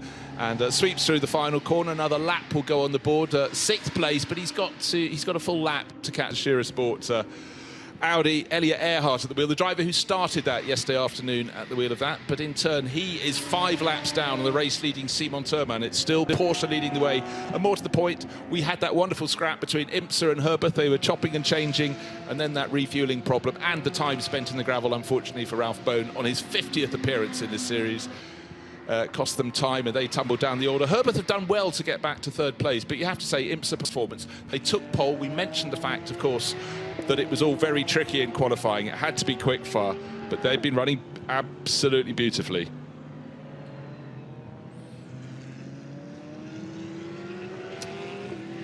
Patrick Kolb is pressing on. We're just talking about Herbert's Motorsport. He's starting to catch. He's on the same sequence as CP Racing. Phil Quaife is in 2nd place, leading the GT3 AM class, but leading the GT3 Pro-Am class. Patrick Kolb is just starting to catch him, but only by a fraction of a second here or there. So 3rd and 2nd may swap around, but right now CP Racing have got that 2nd place for the American team. Yeah, and they will be well aware of their surroundings, how much time there is to the race leader, but more importantly, how much they need to, well, fend off the rest of the AM competition. And the good news for them is that Lance Motorsport are a number of cars back on the timing screen, and even more in minutes. It's about 10 laps, actually, that separate the AM leader, the GT3 AM leader, from the 2nd place car. 3.7 between Kobe De Bruyke and Luke Bruyke, so that's gone the way of the chasing car by half a second in the last 5 minutes or so. It's also pretty close between Patrick Houseman in the RPM Racing Porsche and the Redant car, so the second of the Redant cars, Mark Goossens at the wheel of that. So Houseman and Goossens could be a battle that we witnessed 20-odd years ago, in fact. And the 907 and 904 cars running 5th and 6th in the 992 division. One of those, though, is the AM leader as well. That's another hour done. It's 10 o'clock here in Barcelona. Only 2 still to go in the 24th edition of the 24 hours here. And Bruce Jones and Johnny Palmer keeping you up to date with the remaining battles. IMSA LS Group Performance continue to lead the motor race. They have done for a lengthy spell now, thanks to hard work from Julien Anlauer, Gregory Gilbert, Laurent Hergon and the current driver Simon Tierman. CP Racing about 3 and a bit minutes further back. The actual gap is 3.8 through, or 3 minutes and 8 seconds, I should say, through the previous split. And their Mercedes looking very good for GT3 AM honours. Then a group of 4 Pro-Am cars come next. The Herbert Motorsport Porsche leads that subcategory. Car number 91 with Patrick Kolb, getting the gap down to 12.6 seconds to the CP car. Hassar T with the first of the Audis is in 4th position for Mathieu Detry, who took that car over about 10 minutes ago. Then the Scherer Sport PHX for Elia Earhart is 5th. The Car Collection Porsche is in 6th place for Ivan Jacoma. Then it's the Lant Motorsport Audi of Dr. Johannes Kerkhoff, 7th position.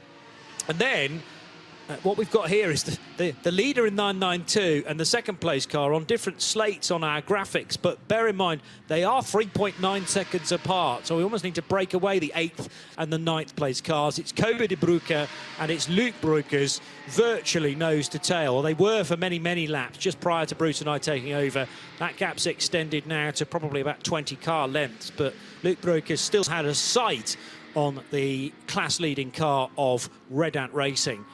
In GT3 Pro-Am, 5th position, 8th position in class there for the Utah Racing car number 71. Villi Motorsports by Ebby Motors is still on for a podium in 992. Car 955 is 11th. Then the HRT Performance car, 12th of Mauro Calamia. 907 is another Porsche Cup car for Patrick Houseman, and then Mark Goossens behind. They've only got 3.5 seconds between them, between the 907 and 904 cars. The second of the Utah Racing Audis is in 15th position from the GT3 AM class, and then the GTX race leader is the VDS Racing Adventures Mark II car, number 758, 16th in GT. 17th position is the 714 Razoon Morden Racing car. That's second in GTX. Hoffa Racing's GT3 AM Mercedes, 18th. The 715 NM Racing car is third in GTX, which is the Mercedes GT2. And then leading the GT4 category, Stephen Show in the 403 Atlas BX Motorsport car. First of the Vortexes is the 701, and that is in 21st position, 4th in GTX. The RD Signs Lamborghini Super Trofeo number 720 had been leading GTX. It's now only running in 5th position, though, after problems overnight. The 988 MRS GT Racing Porsche Cup car is 23rd, ahead of a similar car for Orchid Racing Team, 24th. Then it's the Hoffa Racing by Bonk Motorsport BMW, second in class. Richardson Racing have worked their way back up the order now to 26th position and 9th in the 992s. The Bugera ZM Racing GT4 Mercedes is 27th. E2P Racing really should be a lot further up, but they've had all manner of issues on a circuit they know well. 90 is 28th. 29th for the second of the Vortex 702, and the 405 is the GSR Motorsport car from the GT4 category. Then the 928 Porsche, although that's been in the pits for a fairly long time now. Bob Herber, the last to drive the NKPP by HRT Performance car. That'll be one of the retirements that Nick was telling us about earlier on. Likewise, the 929 shown as 32nd, but not currently circulating. And finally, the last 4 cars, the Scuderia Faroon GTX 708, the Sebla Jus Racing Porsche Cup car, HRT, another car not in the race and unlikely to rejoin, and the Ferrari, a long-time retirement, number 22, even though that led for basically the first 90 minutes for Jochen Krumbach. in TCR, all switched around overnight. It was Holmgaard Motorsport that were leading for a good chunk of the race, but now the 121 Wolf Power Racing Audi that actually caused the first Code 60 yesterday early on in the race. It's Jasmine Preissig now driving, and they are on course, it looks like at this time, to win the Barcelona 24 Hours, but not the championship. That's gone the way of Holmgaard Motorsport. So 121 ahead of 102. And the 125 car of Bas Koeten Racing showed in third position. 125, though, long time out of the race as well. Inside the final 2 hours of the 24th edition of the 24 Hours of Circuit de Barcelona, Catalunya. It's Johnny Palmer and Bruce Jones on the Radio Show Limited network of channels then. And IMSA LS Group Performance still have a lead of just over 3 minutes for Simon Teerman and Phil Quaife, with Patrick Kolb in third spot. Let's get straight back to Nick in the pits. More pit stops for you. Well, yeah, it's been an hour since the last Code 60, so people have used up their fuel. Just seen the Scherer PHX Audi, the #1 car, that's moved out. Christian Johns has got in, replacing Elliot Earhart. There was a change for the recovering Bougueras car. That's been recovering now for 22 hours after not starting the race properly. They had a full stop. The Mark VDS, the Mark car's Silhouette Mustang, as of course it is also getting a full service as well. And they're now starting to roll through more regularly, but none of the big hitters in either the main class or 992 are yet to make a stop after that fuel up about an hour ago under the last Code 60. Bougueras is just about the best pronunciation we've had all weekend. I do like that. 5 or 6. Do not forget, they can't agree amongst themselves on how to pronounce the team. Well, we spoke to Alia Kolak, and she said Bagheera. She said that's and why. I spoke to Adam Alako, and he said Bagheera. But you've turned it into Bougueras. Well, I that. now think that it's got a more 70s feel, hasn't it? Yeah, and they've got their own song. Yes, sir, I can Bougueras. See? The man with his own glitter ball, Nick Damon. Yeah, he has along with the cameraman, he has a guy moving that around for him from garage to garage.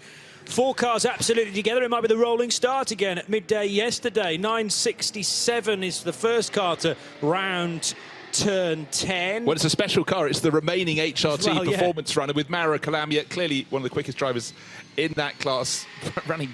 what position he is in overall? 12th overall, setting good lap times. But you suddenly get these clusters of cars together. At the back of that pack was CP Racing, Mercedes, and Phil Quaife has done what he needs to do. He's picked off the 3 cars in front. He just was a little bit cautious.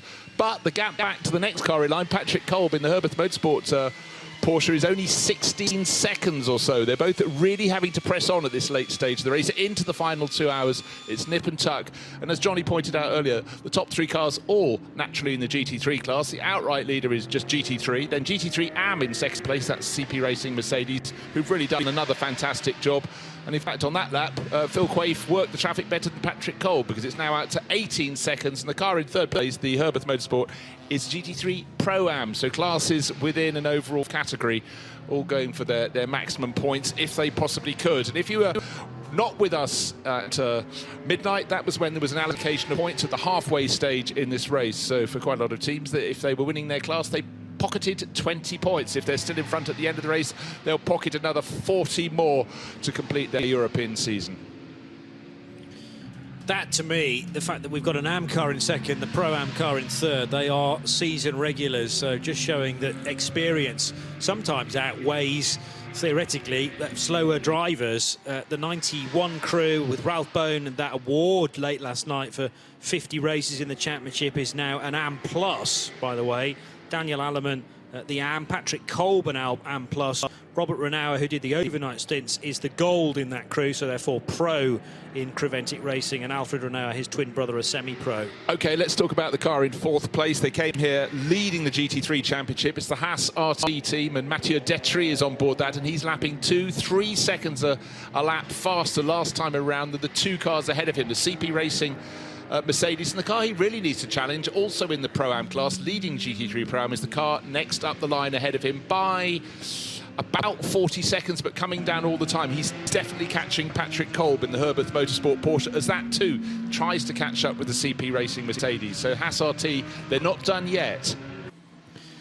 It was always going to be interesting for me to monitor Mathieu Detry in his first year of GT3 running within the 24H series. He's been so often with TCR teams, and TCR teams have been winning trophies like AC Motorsport, like Autorama Motorsport by Wolf Power, and we have a Wolf Power entry in this year's race, of course.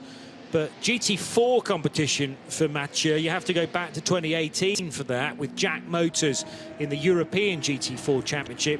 He hasn't frequently been in a GT3 car, but seems to have taken that in his stride. And here he is, car 21, heading through the final corner and back onto the main straight. Still absolutely littered with bits of Hankook tyre that have built up through the course of over 22 hours now. But there's a distinct racing line.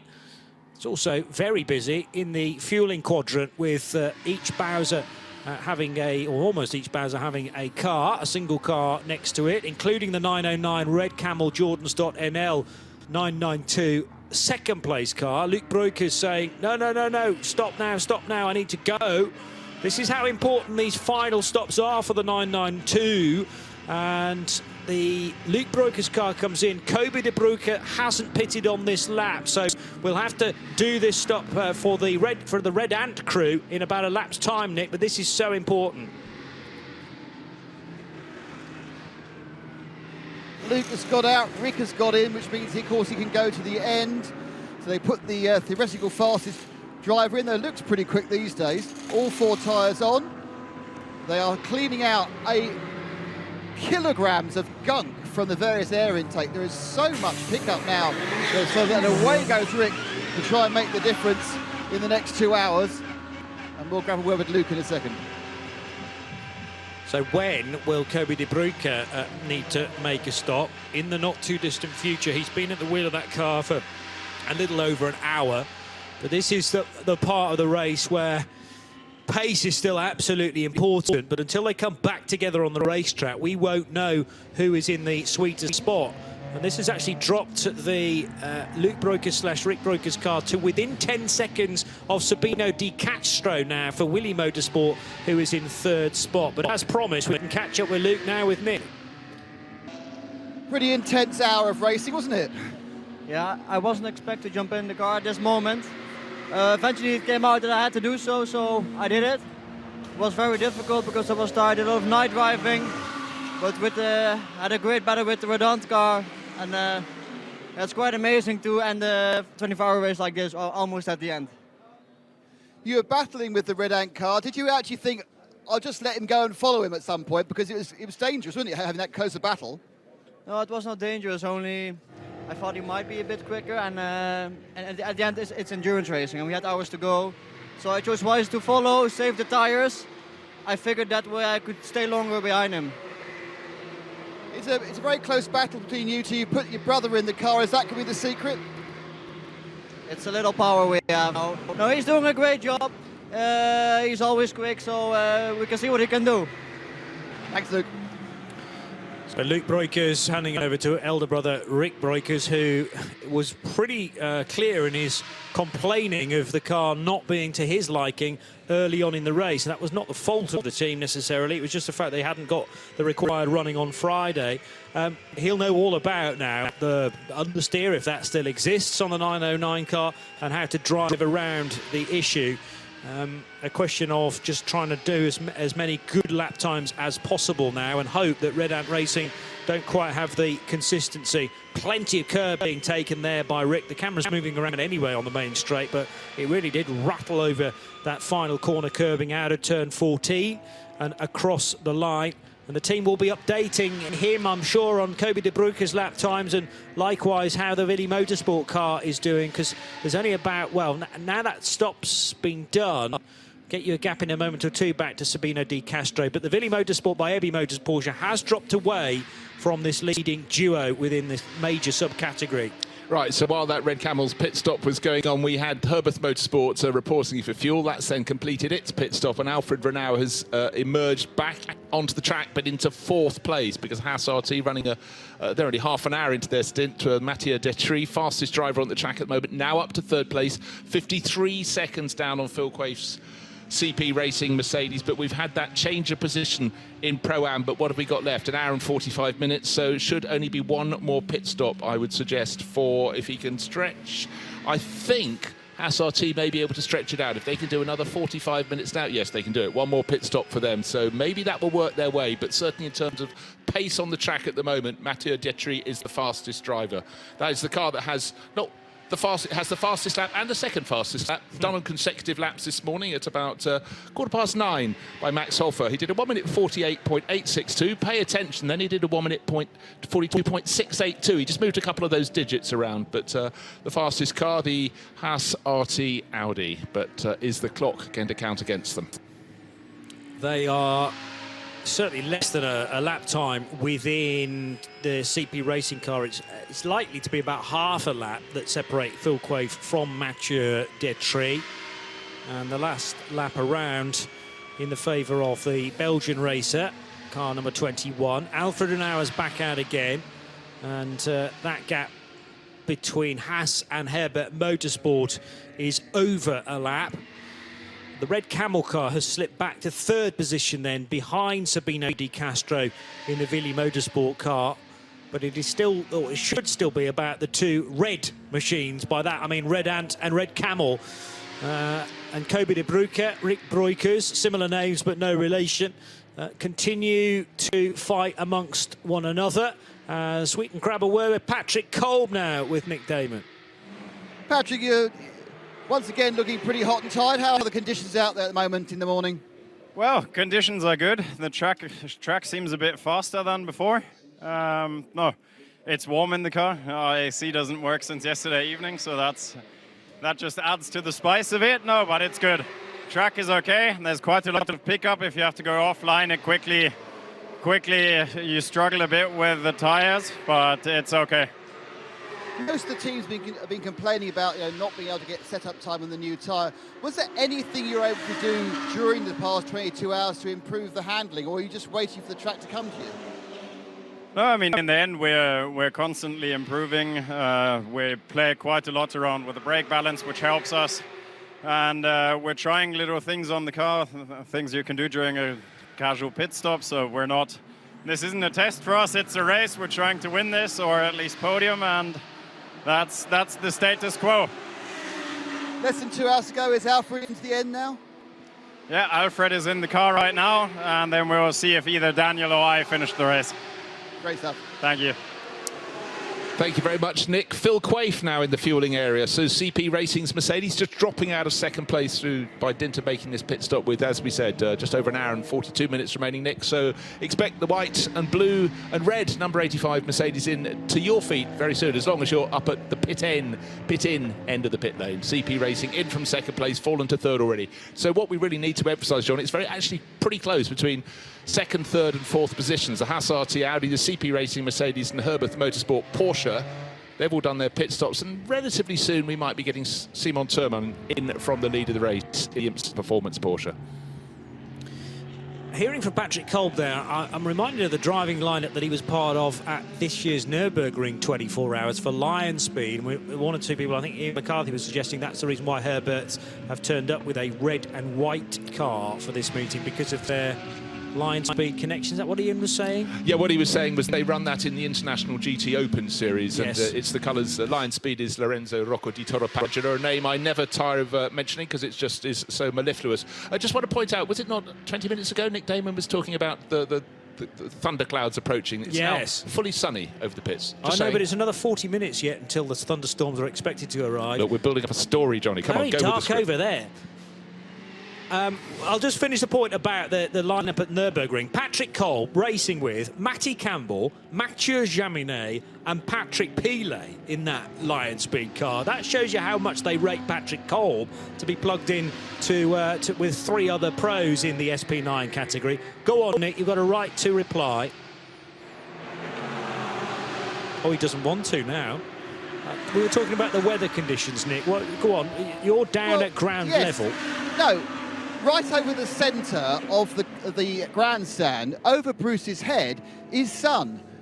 To his right, it's grey. To his left, it's grey. But the glorious strawberry blonde head of Bruce Jones has enlightened the entire area and cleared the clouds above the grandstand, but no more, for it is grey on the periphery of his brain. It's grey in the middle of my brain, but that's fine. But I am an eternal optimist. Nick, you've got pit stops to talk about. Well, yes, certainly up ahead, the 85 car has come in, and I think Phil Quafer's got out there at the far end there. We're about to get the E2P car in. That's the local Porsche that was going really well until they had a good 2-hour stop just before we went off air. And of course, what we're really waiting for, because the exciting thing is when Red Ant are going to come in. Mark Goosens came in the sister car a few seconds ago, but we're still waiting for Kobe de Bruyke to bring in that car. Yeah, so they are on very different fuel rhythms right now, and therefore Kobe de Bruyke's car can go closer to the checkered flag than the Red Camel Jordans.nl machine. These Porsche Cup cars might be able to last an hour and 15, perhaps under fully green conditions. They can go further than a GT3 car. I see that regularly in the NLS Championship as well. So how well have the teams back-timed the situation? How much further do they want to be going? But it'll be one more stop for Red Camel, 2 more for Red Ant, and Kobe de Bruyke presumably he'll have to be taken out at some point, because an hour and nearly 15 minutes completed. He won't be able to do this final hour and 38 minutes purely because of the single driver time in one stint. The Orchid Racing team, the Porsche Geneva backing, Laurent Misbach drives this number 917 car and heads across the line in 8th position in the 992 class. Remember, 992 also has the AM element to it though as well, and it's Patrick Houseman for RPM Racing that leads the 992 AM part of the field from 5th position when you combine all the 992 cars together. Yeah, for the Orchid Racing crew, they lost a lot of time fairly early in the race, certainly before the evening, and they've got to find 8 laps even to catch up with MRS GT. We saw them have their problems. Rolando Sacco was the driver who ended up, remember Johnny, deep in the gravel at turn 13. Took an age for him to be extracted from that. He's back in the car at the moment, the Argentinian, but they're 7th and 8th in the Porsche Cup class, and 2nd and 3rd in the AM sector. But it's, sometimes it's great to have a car with a different race livery, so sort of aquamarine and metallic looking grey on the flanks of the Orchid Racing team. Could have something a little bit different, but they have had their problems. But importantly, as I mentioned earlier, did I mention the sun was coming out? The sun is out fully. We've got just over an hour and a half to go. The car's running like trains. Fastest driver on the track at the moment, it's Alfred Renauer. So quite interesting to find out who'll be pulled out of the Herbert Motorsport Porsche. More than likely for the run to the line in the final hour. But right now he is doing his best. He's 19 seconds down on the CP Racing Mercedes that has just rejoined with Charles Espenlaub at the wheel. That's the battle for 3rd. This will be the 3rd season for Laurent Misbach with Orchid Racing, although he had a spell out during the COVID years. 2019 ran in one of their GT4 cars in a single race, and that was here in Barcelona. Simon Tehrman onto lap 677 now. It's the time difference between the top 2 cars about the same. Now that's extended, in fact. It's a different car, of course, no longer CP Racing chasing because of Charles Espenlaub diving into the pits. So 3 minutes and 42 seconds now the difference between Simon Tehrman and Mathieu Detry. A lap time currently taking about 1 minute 47, 1 minute 48.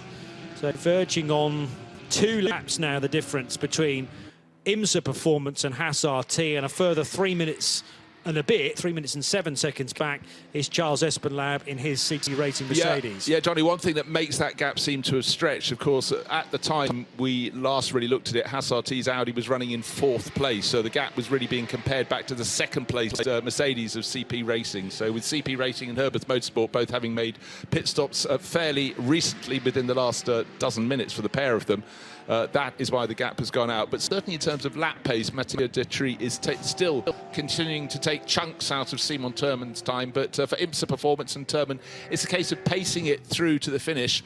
That's how it looks from the outside. Hopefully, for their sake, that's how it looks from the inside. They've certainly had this race by the scruff of the neck ever since effectively the second hour, when there was the delay for the WTM by Rinaldi Racing Ferrari that looked peerless in the hands of Jochen Krambach right from the start of this race.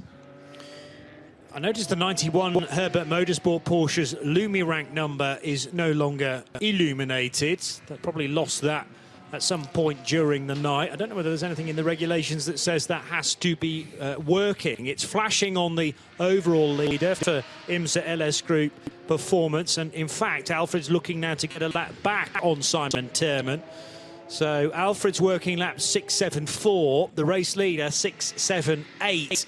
And this is the start, perhaps, of something, but it's certainly not the black Porsche holding up the red and white car at all, because he can afford to give one of those laps back again without the Herbert Motorsport Porsche becoming a threat.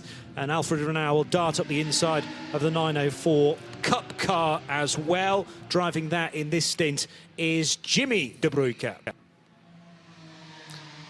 1 hour, 34 minutes remain, so a little too long for just anybody to pit and think they can get to the finish. Another 10 minutes or so, and I think we'll see Simon Terman coming in from the lead for the IMSA Porsche. Obviously, they've got tabs, and we'll see how that shakes out.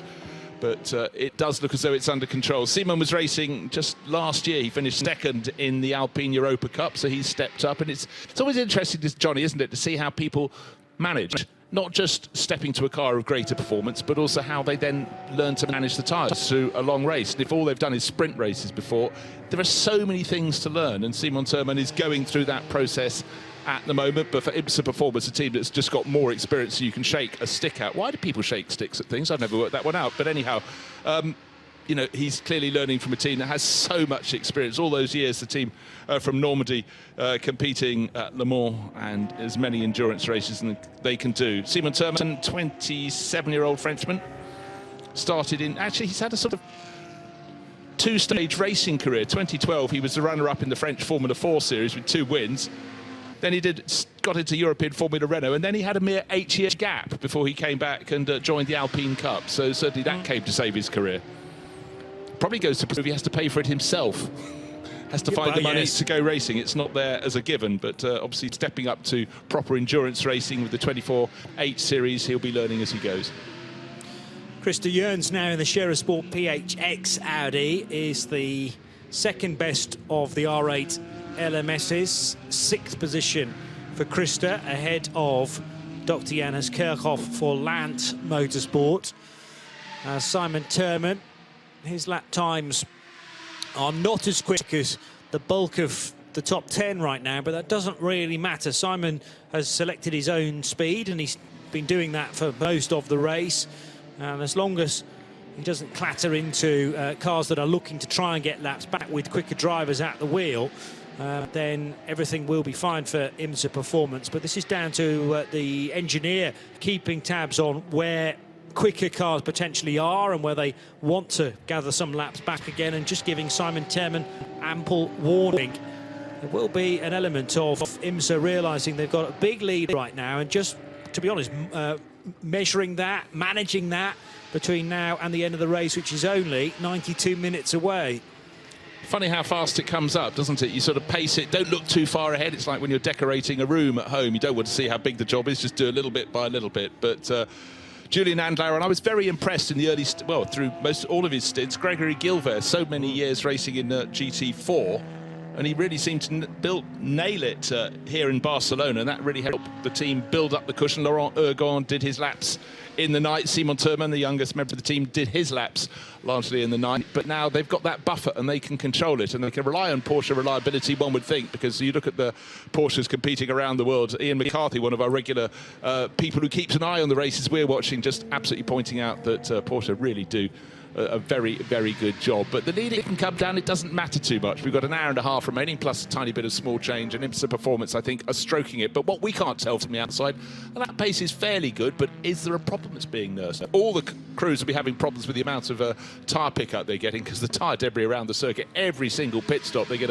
an anthill worth of rubber out of each of the wheel arches. It's been quite phenomenal. But again, you know, they all have to contend with it, and they all have to be aware they've got to take a little bit longer in a pit stop to make sure those wheel arches are clear, because we, Johnny, have seen many a wheel arch fire with tyre pickup just getting too hot in there. The other thing I just noticed about Simon Tehrman is that he recently ran in the Alpine Elf Europa Cup. A couple of races that you and I were covering this weekend, Bruce. In fact, it was a race winner here at Barcelona last year for the Autosport GP team, the 27-year-old Parisian. So I think capable easily of a quicker time than a 1:48 currently, but doesn't need to do it. Doesn't need to put the pressure on himself or indeed the rest of the team. Herbert Motorsport, 76 is in, and you're also watching the Red Ant pit stop from the leader 992, Nick. That's the only one I'm watching. That's the big one. That's the big battle on the track. Kobe de Bruyne gets out, Huub van Venhoven gets in. Full service is being done. As Bruce says, several insect homes worth of rubber pulled out the front of the ducts.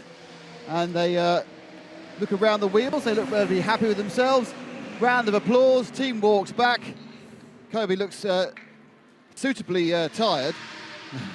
And everything seems all fine with an hour and a half to go. Now, I don't think they can quite get to the end. They're going to need a splash at the end, but that must give them a fuel stop time advantage, at least, over Red Camels.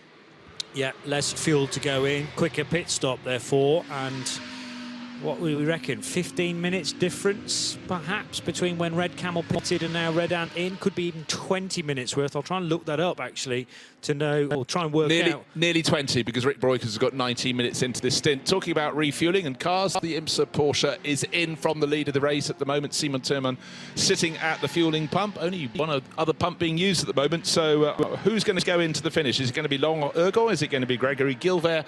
Well, the driver who seemed to want to do the lion's share early on, Julian Andlauer into the number 76 Porsche. So, of course, everybody else will close up. That means the Haas RT will get closer. There's a lap difference between them. The Haas car at the moment, car 21, trying to pick it up on the tracker, coming through the final corner, turn 14. So that ought to go onto the lead lap. But, of course, the pit stop still needs to start for Simon Tehrman, but the fueling needs to finish. Just under an hour and a half to go.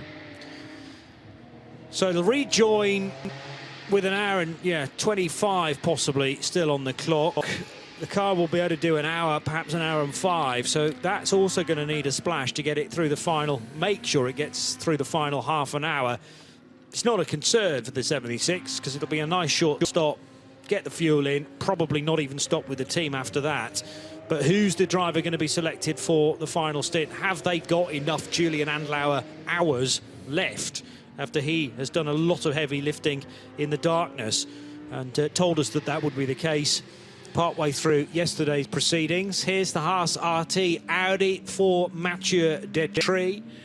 And as the LS Group Porsche pitted, there were 3.5 minutes separating these two cars. Obviously, that is now coming down significantly. However, the 21 car will need to pit earlier than the Porsche and for more fuel to get it to the checker flag. And where in this mixture will CP Racing work its way in? Charles Espenlaub currently at the wheel of that. Right, refueling completed for IMSA Porsche. I'm sure Nick, like a streak of lightning, has got down to the IMSA garage to take a look at this probably final time they do a pit stop. As Johnny pointed out, yes, there may well be a splash of fuel being thrown in later in the race, but the black Porsche number 76 is coming your way, Nicholas.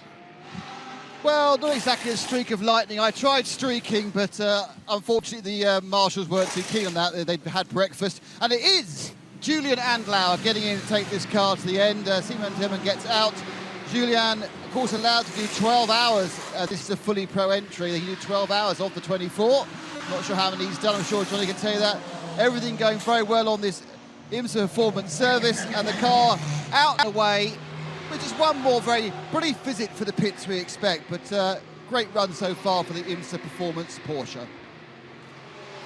Yeah, and a mightily impressive stint for Simon Tehrman, or a couple of stints.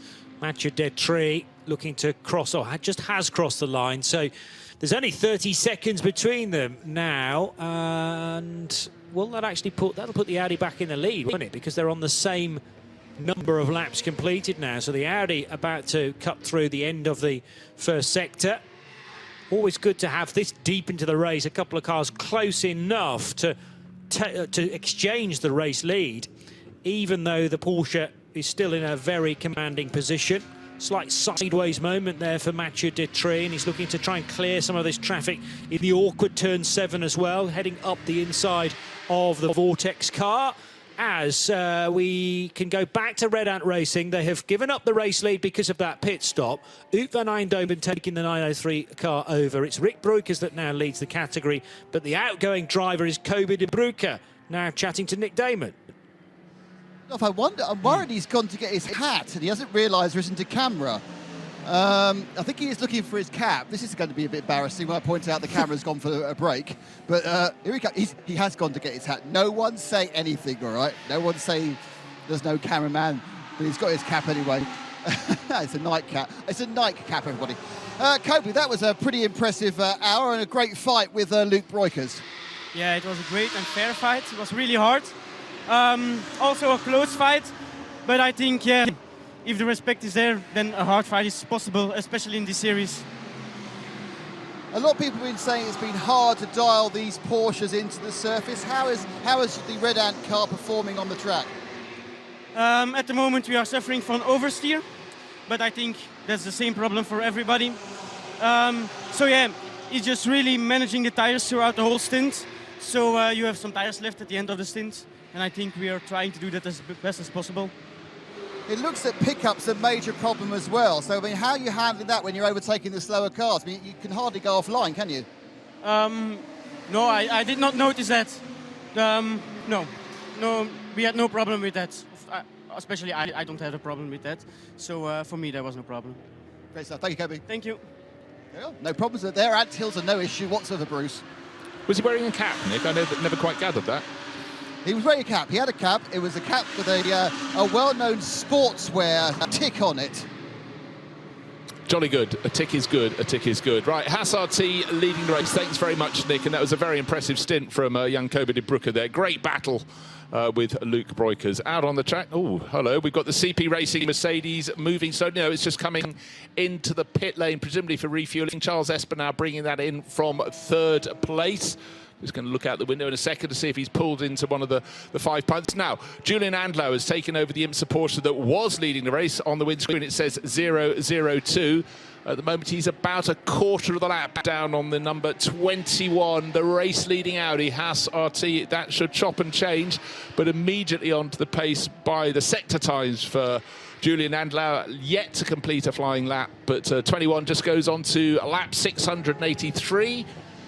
Oh, taking no prisoners through the final couple of corners. Julian Andlau is scything his way through the field. I noticed Mathieu Detry's body language in the Audi was looking certainly, I cannot waste a 1/10 of a second. Every overtaking manoeuvre was taken at the first attempt when passing cars, and now in a gaggle of about half a dozen cars, that's exactly what's facing Julian Andlau. So, Johnny, it's warming up as we approach the finish. They know that they've done the maths. Some people aren't very good at maths, some are better, but they've done the maths. They realise they cannot shed a second. So when IMSA Performance looked as though, not home and hosed, but just with a comfortable buffer, Julian Andlau has got the message. Tail up, he's on the charge. It is really close for the lead of the race, considering we've been racing for over 22 hours now. Still should be in the hands of IMSA Performance. It's theirs to give away because of the extra pit stops that the cars still need to do, but the shorter pit stop that the 76 can do, with only really a splash necessary for the 76. But Julian Andlau is just not comfortable with trailing the race leader by 20 seconds, and I think it's just innate in Andlau to want to put the pedal down and try and reel in that car and look for a way by Mathieu Detry. Charles Espenlaas brought the CP Racing Mercedes in. At the time of that car pitting, in comparison to the Herbert Motorsport Porsche, there's only 13 seconds between those two as well, but obviously that gap will now be extending with the Mercedes not going anywhere quickly, being serviced by the team. They'll also need to come in probably with about 15 minutes to go to put the required amount of fuel in, ensuring that car gets a race finish. Right, I just want to be a little bit not over dramatic. The CP Racing Mercedes, I thought it was coming in slowly. Anyhow, it came into the pits, didn't refuel. It's back in the pit garage at the moment, so I'm slightly worried it's been a late race problem or something they're going to have to fix in the garage. It disappeared from in front of my eyes, but let's hope for CP Racing, particularly after the strong stint that Phil Quaife put in. Just going back to the pace of the chaser now, Julian Andlauer, I think he's one of those drivers, you say, happiest with the pedal to the metal. He's done an awful lot of driving through this 24 hours so far, and I think it's the way to keep the focus as anything. Maybe the team said, right, here's your target, you've just got to do this, but certainly he is giving chase, lapping faster than the race leader, 2 seconds, 2.5 seconds in the last lap he's taken out of the race lead. It's down to 18 seconds, but within about 20 minutes we expect the Haas Audi to come in and see how much fuel they can get in to take it towards the end of the race. But Nick, it'd be very good if you could get to the CP Racing garage. Sorry, we send you to one end of the pit lane. Now we need you up towards CP Racing near pit in. He's just walked in the garage. I saw him out the window, and you can tell with that walking style. 9 laps that was, Nick, for Charles Espenlaub, and normally we'd see about a 24-25 lap stint for the Merc. There's a lot of work on the rear, more the rear right than the rear left. I'm not quite sure how far this microphone will go into the garage. So I have a look around, try and keep out of people's way. And a look underneath the car. This is all normally, don't forget, this is a rear transaxle car, so this could be differential, it could be drive shaft. Let's see if Shane will tell you what the problem is. Shane Lewis. Shane, what's the issue? We're not really sure what took place right now. Something in the drive line. We might have broken axle. Can't believe there's only a couple hours to go. Sitting so good and unbelievable. That's really bad luck. So Charles just lost drive, did he? Yeah, he called in lost drive. Luckily, he could get it back in here. These guys are trash. They got to take the complete diffuser down. The rear assembly in the back's got to come down, so it's not looking good. Definitely bad luck. Yeah, man, crazy. Yeah, so basically, as I said there, you've got the rear transaxle, which means the engine's at the front and the gearbox and the differential is at the back of that car, so it's good for weight distribution. They'll drop the diffuser, they'll give them access to the gearbox and differential and the half shafts or the rear axle, depending on what country you're from, the driveline, and they'll see what's wrong. But that's not the work at the moment, guys, so they'll be plummeting down the field, because even if it's a drive shaft, that's 15 to 20 minutes. If it's anything more, then they won't be rolling again during this 24 hours of Barcelona. No, big news. And the next so nearest cruel. car is the AM Land Motorsport car. Remember, subcategories within GT3, but we're talking 8 laps.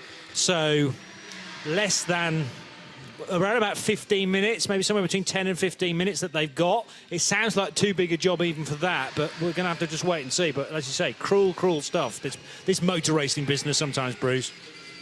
It's not all success, is it? But, No. you know, it's just that moment. I suddenly thought, he's going slowly. Don't know who's by pit in. Maybe he just backed off a little bit early before going, you know, where it curls around the inside of the final corner. The fact he didn't refuel was the first alarm for me, but the fact I couldn't see the car. Then I noticed its body back in the pit garage. We're sitting up high in the grandstand. You can only see the front quarter of the car, but it shouldn't have been in there. Thank you very much to Shane Lewis for talking to Nick there when you have driven so well. We were just talking about how they'd managed it with 3 AM drivers in their 5-driver lineup, and you know, had really looked so they'd done all the hard yards. CP Racing, 3 AMs plus Charles Espenlaub, who's an AM plus, and then of course the semi-pro, which is Phil Quaife. They looked so they'd mastered the first 22 hours of this race, running in the top 2, top 3, top 4, very close to those next 3 positions. But in the garage at the moment, it won't be out for quite some while. So let's see, can they get back out still in the lead of the GT3 AM class? They may do it just because they've got to come out ahead of the Land Motorsport Audi. Tim Vogler driving that at the moment, but it's going to be very tight. We'll keep an eye out for you. Should still be less than a lap between Rick Breukers and Oop van Eindhoven through the last split. It's a lot less than a lap. 28 seconds separating Breukers for Red Camel and Van Eindhoven for Red Ant Racing. Arunus Gesiauskast in the Jutta Racing Audi is then in behind in 10th place, 8th within the GTs. IMSA LS Group Performance now trail the Mathieu Detry-driven Audi by 15 seconds, so Andlauer has already found a quarter of that deficit that he had at the start of his stint. He's only been at the wheel for 10 minutes and is pushing on like crazy. And I think, strangely, IMSA Performance will be pretty comfortable with that because they know Julian Andlauer's level of ability. And even though the lap times are possibly more than they need to be, or rather shorter than they need to be, as you say, that's when Andlauer is at his best, when he's really testing his mind. After a tough night, of lots of driving, but it'll keep him awake. Yeah, and he's running only just over a second under, or, more. Here we are, late in the race. We can't decide what's up, what's down, but he's running within a lap. God, I've gone completely mad. Within a second of that car's fastest lap. So that's the natural pace of the car at the maximum, according to the level of the tyres. But 12 seconds, just under 13 seconds between him and the Haas RT Audi. That still leads the race, but it's an hour into the stint. Mathieu Detry's been driving it very well, but he will be coming in within the next 10 to 15 minutes, which would leave an hour left in this 24 hours of Barcelona. So conditions, it's interesting. Who was saying they didn't know? Oh, it's Kobe De Bruyke said, I didn't really notice any pickup on the tyres. Clearly not on his checklist. Just drive the car, Kobe, and he drove it very, very well. Looking back to that Porsche Cup class, we've got the 992 class leader is Rick Breukers, lapping almost identical lap times to Huub van Eindhoven, who has been very, very impressive to me. Consistent as well, which is absolutely fabulous when you're running an endurance race. So they are first and second. 27 seconds now, the gap between the Red Camel Jordan's entry. That's 909, and the car that's giving chase, which is the 903, Huub van Eindhoven, Red Ant Racing. So that one, I think, is going to run all the way to the finish, but certainly Red Camel must feel quite confident. They've got their quickest driver, Rick Breukers, in the car. He will manage it. You think how many laps he's done in endurance racing. Yeah. And but it was a fabulous scrap between Luke Breukers and Kobe De Bruyke before these two took over. But this one will run to the finish. An hour and 15, and that checkered flag should have been flown. If you recognise the name of Huub van Eindhoven and you follow Porsche Super Cup, that's where you'll know it from. Best result this year at the Red Bull Ring, 5th place. Also, battling with drivers like Dorian Boccolacci, Larry Ten Voorde, Harry King in this year's championship too. So very experienced behind the wheel of a cup car, and high pressure now on Rick Breukers, who is less experienced in things like Super Cup, but has, well, Red Camel, one of the first teams to bring a 992 gen Porsche Cup car to the 24-hour series, and Rick, of course, was part of that project in the acquisition of the car and then early testing of it, so he's had plenty of mileage, certainly. And then prior to that, as Bruce was alluding to, all the years in the Cupra, and prior to that, the Seat Leon. So very much a family affair for Red Camel Jordans.nl, and there is the 909 with the mascot camel on the side and the roof of this car. Don't worry about the RPM Racing machine in behind, that's not on the same lap. RPM Racing, though, is leading its class with Patrick Houseman. What does Rick do here then? Because again, that will be a bit of a distraction to have the fellow Dutchman behind him, but not really in a position now. I think he's actually extending that gap now back to the Krone racing car, so won't be a worry for Rick. Yeah, Patrick still relative. I'm just trying to see where he is in his stint. 53 minutes in, so his tyres should be starting to feel a little less mighty than they were early on. But all those years of experience for Patrick Houseman. You also didn't actually mention Rick's successes in Lamborghinis. Of course, he drove great results at the Daytona 24 Hours in GTD, and he's got a handful of watches, I would suggest. But right now, smooth, fast, doing exactly what the Red Camel Jordan's family team wants Rick Breukers to do, leading the class, 8th place overall. But what's impressive about Huub van Eindhoven and Rick Breukers, they are doing quick laps, and they're doing them lap after lap after lap, wavering only by a couple of tenths, and that's often because they've been passing slower traffic. So doing exactly what their teams want of them. Overall race lead in the GT series now stands at only 10 seconds, so Julian Andlauer has taken only 14 minutes to halve that gap to Mathieu Detry. Is certainly no slouch in the Haas RT Audi. And remember, though, that the Haas car is a Pro-Am driver combination, so even if and when that they allow the Julian Andlauer car through, they will still be on course to win that. The gap back to their nearest rival in GT3 Pro-Am, Herbert Motorsport car, is 3 minutes and 22 seconds. So as long as they keep that nice and healthy, they'll still be on course for a subcategory podium.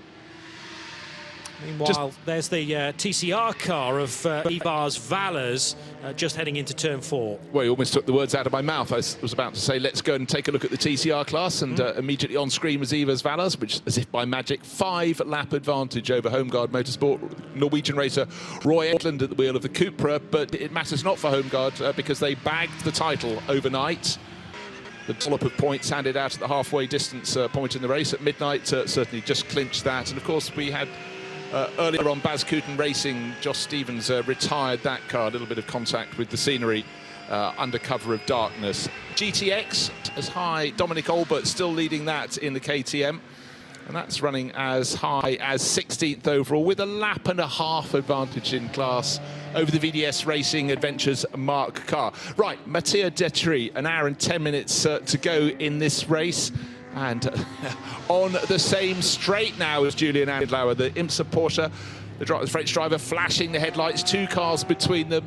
In terms of pace, Detry's pace much slower lap, 1 minute 48.2 versus 1 minute 45.0 from Andlauer. Andlauer, even if the pit stop comes up very soon for Haas RT and the Audi, both vortexes in the way, and one moves right across the pass of Julian Andlauer. I think the lead could change within a couple of laps. The gap down to 7 seconds. Let's call it 3 laps among friends. But I think just before then, we will see Mattia Detry come in for fuel, and we'll see what level of pit stop for Haas RT with their Audi. 13.5 minutes in the pit lane now for the CP Racing Mercedes with this drive problem in the 85 car that Shane Lewis was very honest to Nick Damon about, and it's unlikely to emerge in the next 5 minutes, I would suggest. As the car came into pit lane, it had a 19-minute lead over their nearest rivals in GT3 AM, but the laps are being ticked off by Lance Motorsport and Tim Vogler, whilst the Mercedes can go no further. So in the next 2 and a bit laps, we will officially have a new GT3 AM leader, talking about 7th and 8th places in the GT category. So actually 6th and 7th, I should say, in the GT Series category. And it will have been a long time since any other car has led the GT3 AM part of the race. As soon as that CP Racing Mercedes falls behind, that really will be it. But it still looks like there's quite a bit of work going on down there in CP Racing's car, but hope possibly being lost with every moment. Right, the Haas RT Audi coming up to the 5th of the pumps, coming to a standstill now. So into the lead goes IMSA Performance, car 76, Julian Andlauer. Just going back to the pace of the car that's second in the GT3 AM class, Land Motorsport, Tim Vogler's got the message, and he's suddenly picked up the pace. If you were thinking we're nowhere in this, we're laps down, we'll just pace it to the finish, suddenly that is not the message that's being sent to the drivers. So Land Motorsport getting those messages out, and certainly for Land himself, he's won many things in Porsches, and he quite fancies winning another trophy here. So Land Motorsport with that Audi pressing on Tim Vogler. Well, it keeps you awake on a Sunday morning going for a bit of a sprint, and he's certainly doing that, lapping in the 1 minute 47s. That's probably faster than he would have been planning to run in this closing hour and a bit. Gosh, we're almost into the final hour of this race. Yeah. And the Vogler name shouldn't be new to you within 24-hour series racing. Ingo Vogler has been a regular part of that lineup, but Tim, very inexperienced when it comes to, well, certainly winning trophies at this level, and this could be a crucial win in his career. They managed to get the GT3 AM honours here at Barcelona, but there's still a few more laps yet for the Audi to run untroubled. And we got to about half distance, well, beyond half distance, and thought, cool, we haven't had many retirements so far, but they really did seem to drop away then in the overnight stages, as is so typical here, but also in races like the Dubai 24 Hours as well. There's a race leader in that stealth-like livery, the all-black from IMSA LS Group Performance. In the past have run with the Matmut sponsorship as well. It's the same crew, basically, and familiar in the ACO rule set over the years, including at Le Mans. But they could well have another big 24-hour victory this year, with Julian Andlauer now in front of a pit-stopping Mathieu Detry for Haas RT. Detchery still at the pumps. Presumably this will be enough to take it through to the finish. The amount of fuel being put on board, 1 hour and 6.5 minutes remain in this race. But this is where the pit stops, the refueling stops, look as though they are running for eternity and beyond. But waiting to see if Mathieu will take the Haas RT Audi through to the end of the race. Will they put Gavin Pickering, Chris Coles, Nick Panu, who's impressed, or Max Hofer even back in? But Max did the sort of breakfast time stint where he set the fastest lap of the race, not once, but twice. And Nick knows who's going in. Come on, Nick. Max Hofer. Very good. He's suited and booted and waiting for the car to arrive. The Haas Racing 21 team, the Aruba and Barbuda engine machine, stopped at its marks. The door is ripped open. They try and yank poor Mathieu to try out the car, and the very lanky Max Hofer tries to bend himself into the very small R8 cockpit.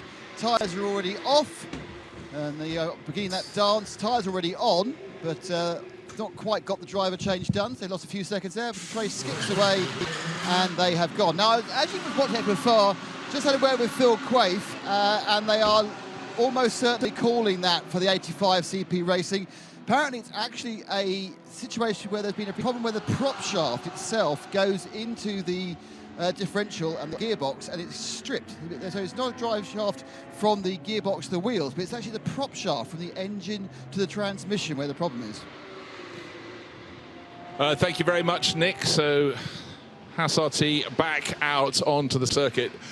Now, as we approach the final hour of 24, we've got to cast our thoughts towards the Spirit of Race Award.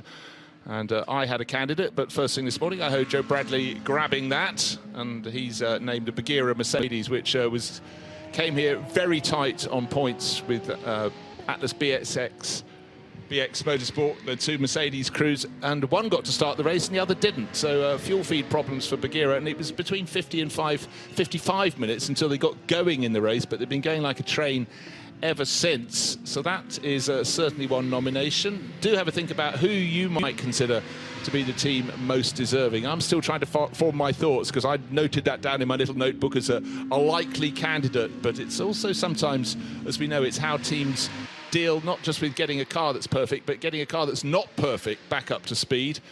But actually, must be said, Johnny, we started with 39 runners in this race, and for a very long time we still had 39 runners, so there hadn't been a great deal of attrition, as has happened many a time, even when you think, right, this is all set for the night, teams are going to run through the night, but things happen, and cars only ever seem to retire in clusters, not necessarily in an associated accident or anything, but just at certain points things seem to, for some reason, have failures. But right now, I'm still having a think. Have you got any thoughts not dotted around in your head? Has anybody mentioned GSR Motorsport yet with their Ginetta and the battling of overheating problems and all manner of other things as well? Because sometimes Spirit of the Race Awards come from the tail end of the field, and they are the last car running now. 4th place in GT4, they're 32nd when you combine both races. But it is still pounding round in that sort of Austin Allegro / Ambassador livery that we were talking about deep in the latter hours last night when we were still on air. And that can be overlooked, but, you know, they could very easily have thrown in the towel well before this, and they're still pounding round. So I think I'm going to go that direction with the G56. Yeah, well, that's a very, very good call, because though they've been running, you know, at the tail of the field almost all the time they've been running, they did have those early setbacks within the first hour and a half of the race. They already had an overheating car. Every pit stop they tried different things and nothing was happening. So good call. They had a spin when I thought they were going to be collected by half the field. Going through the final corner, turn 14 at Barcelona, a quick corner. Suddenly you're facing the wrong way. I think that's happened. They've had a couple of rotations, but they're still here, so good call. I'll still keep thinking. And actually, from my point of view, the fact we've got both Vortexes still running in the race, which is a rarity. It seems the camera picks them up when they're running close together, and trying to see the differential. It was about 42 laps between them, because one of them very, very much delayed, which is the 702 is the one that's been delayed. Lionel Amrouche's car running a little bit better, but exciting days ahead for Vortex, because we know they've unveiled their brand new all carbon fibre design for next year, so certainly planning to move deeper into the modern world. And the Vortex, again, we talk about sound, Johnny. in racing. We all hold our hands up and say, yep, that's the Mark VDS car coming past. But the rumble you get from the Vortexes, and it's nice to have a pair of them, really is something else that stands out here. Particularly going between the giant grandstand and the pit buildings opposite, it makes a wonderful rumble. When I say it, I mean they.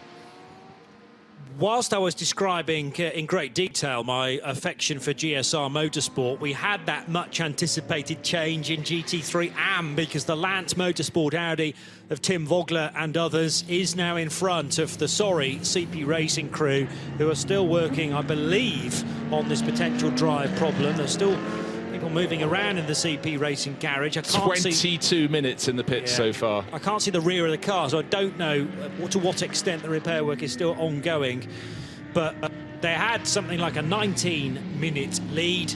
They've been in the pits now for 22 minutes, and therefore back down to second position in the GT3 AM category goes the CP Racing Mercedes. You don't have to still be running to be classified in the 24-hour series, but you do need to have done a certain percentage of the race. CP Racing might still be okay to feature on the podium in GT3 AM, but it's just not the way that CP do business, to take a trophy whilst the car is in the garage. It won't feel right for them. No, it's not their nature. Over the years, Johnny, we've watched their successes and their celebrations for great results, but they came here leading the GT3 AM class with E2 CP Racing having had a grueling race. They actually ran really well in the early stages. They're still running, but they are only 607 laps on the board, so I think it's safe to say they'll take the points, only for 5th in GT3 AM. But if the points go for second place, and at the end of 24 hours, if you come second in class, you pick up 36. So I think we can safely say the championship title will be theirs. But they want to do it with the car out on the track for their quintet of drivers. It's 11 o'clock here in Barcelona. We have just less than 60 minutes to go of the 24th edition of the 24 Hours of Barcelona, powered by Hankook. Bruce Jones and Johnny Palmer with Nick Damon in the pit lane, keeping tabs on all of the, well, perhaps late emerging stories in this Enduro Classic. Been going since the late 90s in a touring car format in the early years, but welcoming GT cars into the fold a good portion of years ago now. And although the future of Creventic racing is going to be a single class, effectively, or a single trophy race, we're still going to have touring cars represented in 24-hour racing and the odd 12-hour next year as well. Calendar was released earlier on in the weekend. Check the 24hseries.com website for all of the venues we'll be reaching out to next year. So 695 laps completed for Julian Andlauer and IMSA LS Group Performance with their Porsche. The advantage is a lap and a bit over the chasing Herbert Motorsport car now of Alfred Renauer. We know that all of the GT cars will have to stop at least once, but depending on how recent all of the relevant pit stops were, that determines how quick your splash can be into the closing stages. Right, I want to see what the pace is going to be from Max Hofer. He has the fastest lap in the race. He's immediately down into the 1:43 for the Haas RT Audi. He's doing what he's got to do. It's going to be very, very tight towards the finish of the race. I think with just under an hour to go, the IMSA Porsche crew, particularly Julian Andlauer, have got enough in the tank and enough under the right foot, the throttle pedal being planted beautifully there. But certainly Max Hofer, the tall Austrian, lights flashing, just picking his way past the GSR Performance Ginetta, which stays beautifully out of the way down into turn one. He's got one thing to do. It's a simple task. Chase, chase, chase, and see if your tail coming out between turns 1 and 2. So he's certainly doing that as he's trying to work his way forward. Yeah, that's an indication from the body language of the car quite how hard the Audi is running of Max Hofer, with the young Austrian driver then pedalling incredibly quickly to try and keep pace with Alfred Renauer. 1.9 seconds the difference, and these two, the Porsche and the Audi, still a bit too far away from the GT Series race leader. No immediate threat from Krista Jörns though behind. But there's your battle on track for the podium positions between Herbert and Haas RT. But it's really bad news for Haas RT, because really their chase is to try and hunt down the IMSA Porsche. He's got more pace than Alfred Renauer has at the moment in the Herbert Motorsport car. The Porsche is second, but the Audi needs to get through, and in fact, Alfred Renauer not making it difficult, pulling out of the way as they dive down into turn 10, the bottom of the infield straight. The move has been made, but that potentially could have tripped them up. And a very good mention, actually. Joe suggested another car that's fighting back from a problem, and it went very well in the hands of James Littlejohn. The Richardson Racing Porsche changed the gearbox and carry on. You're here for 24-hour racing.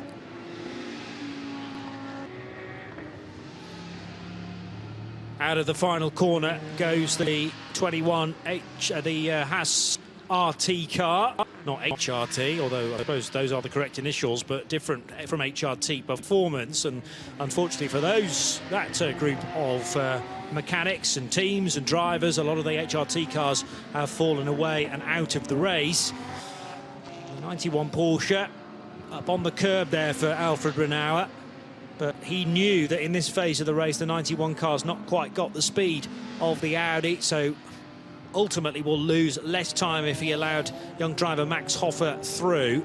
And through the last split, 3.5 minutes the difference between Max Hofer in the Haas Audi and Julian Andlauer in the Porsche. OK, let's just point out their stint lengths. Julian Andlauer, 30 minutes into his stint. We've still got 55 minutes remaining. Do the maths on that one. Hour and 25 minutes sort of combined. However, Haas RT, will they need to come in again? Not yet 10 minutes into the stint with 55 minutes remaining. How much fuel? Are they going to need to come in for a splash and dash? If they don't, that suddenly propels them right into the ballpark, where it seemed IMSA Performance could pace it.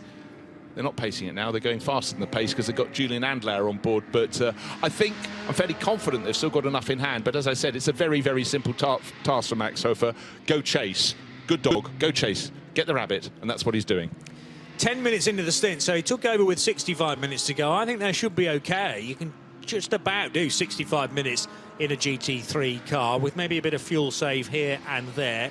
Obviously, quite a lot of this track is full throttle, namely, and even more so since we took the chicane out of the configuration for this year. So you are on the loud pedal from turn 13, pretty much all the way through 14 with a slight lift, and then down that long straight to the first corner. CP Racing showing signs, I reckon, of packing up here, which is just horrible considering how well they've been running up until this drive problem, which had very little warning for Charles Espenlaub. Well, that's really sad. You could still see some feet sticking out of the rear of the car, but only one person and other mechanics actually packing up the rig outside the garage. So my heart goes out to them. Just as we arrived at the circuit, had a quick third breakfast of the day. It was going well for CP Racing. I joke, I've only had 2 breakfasts.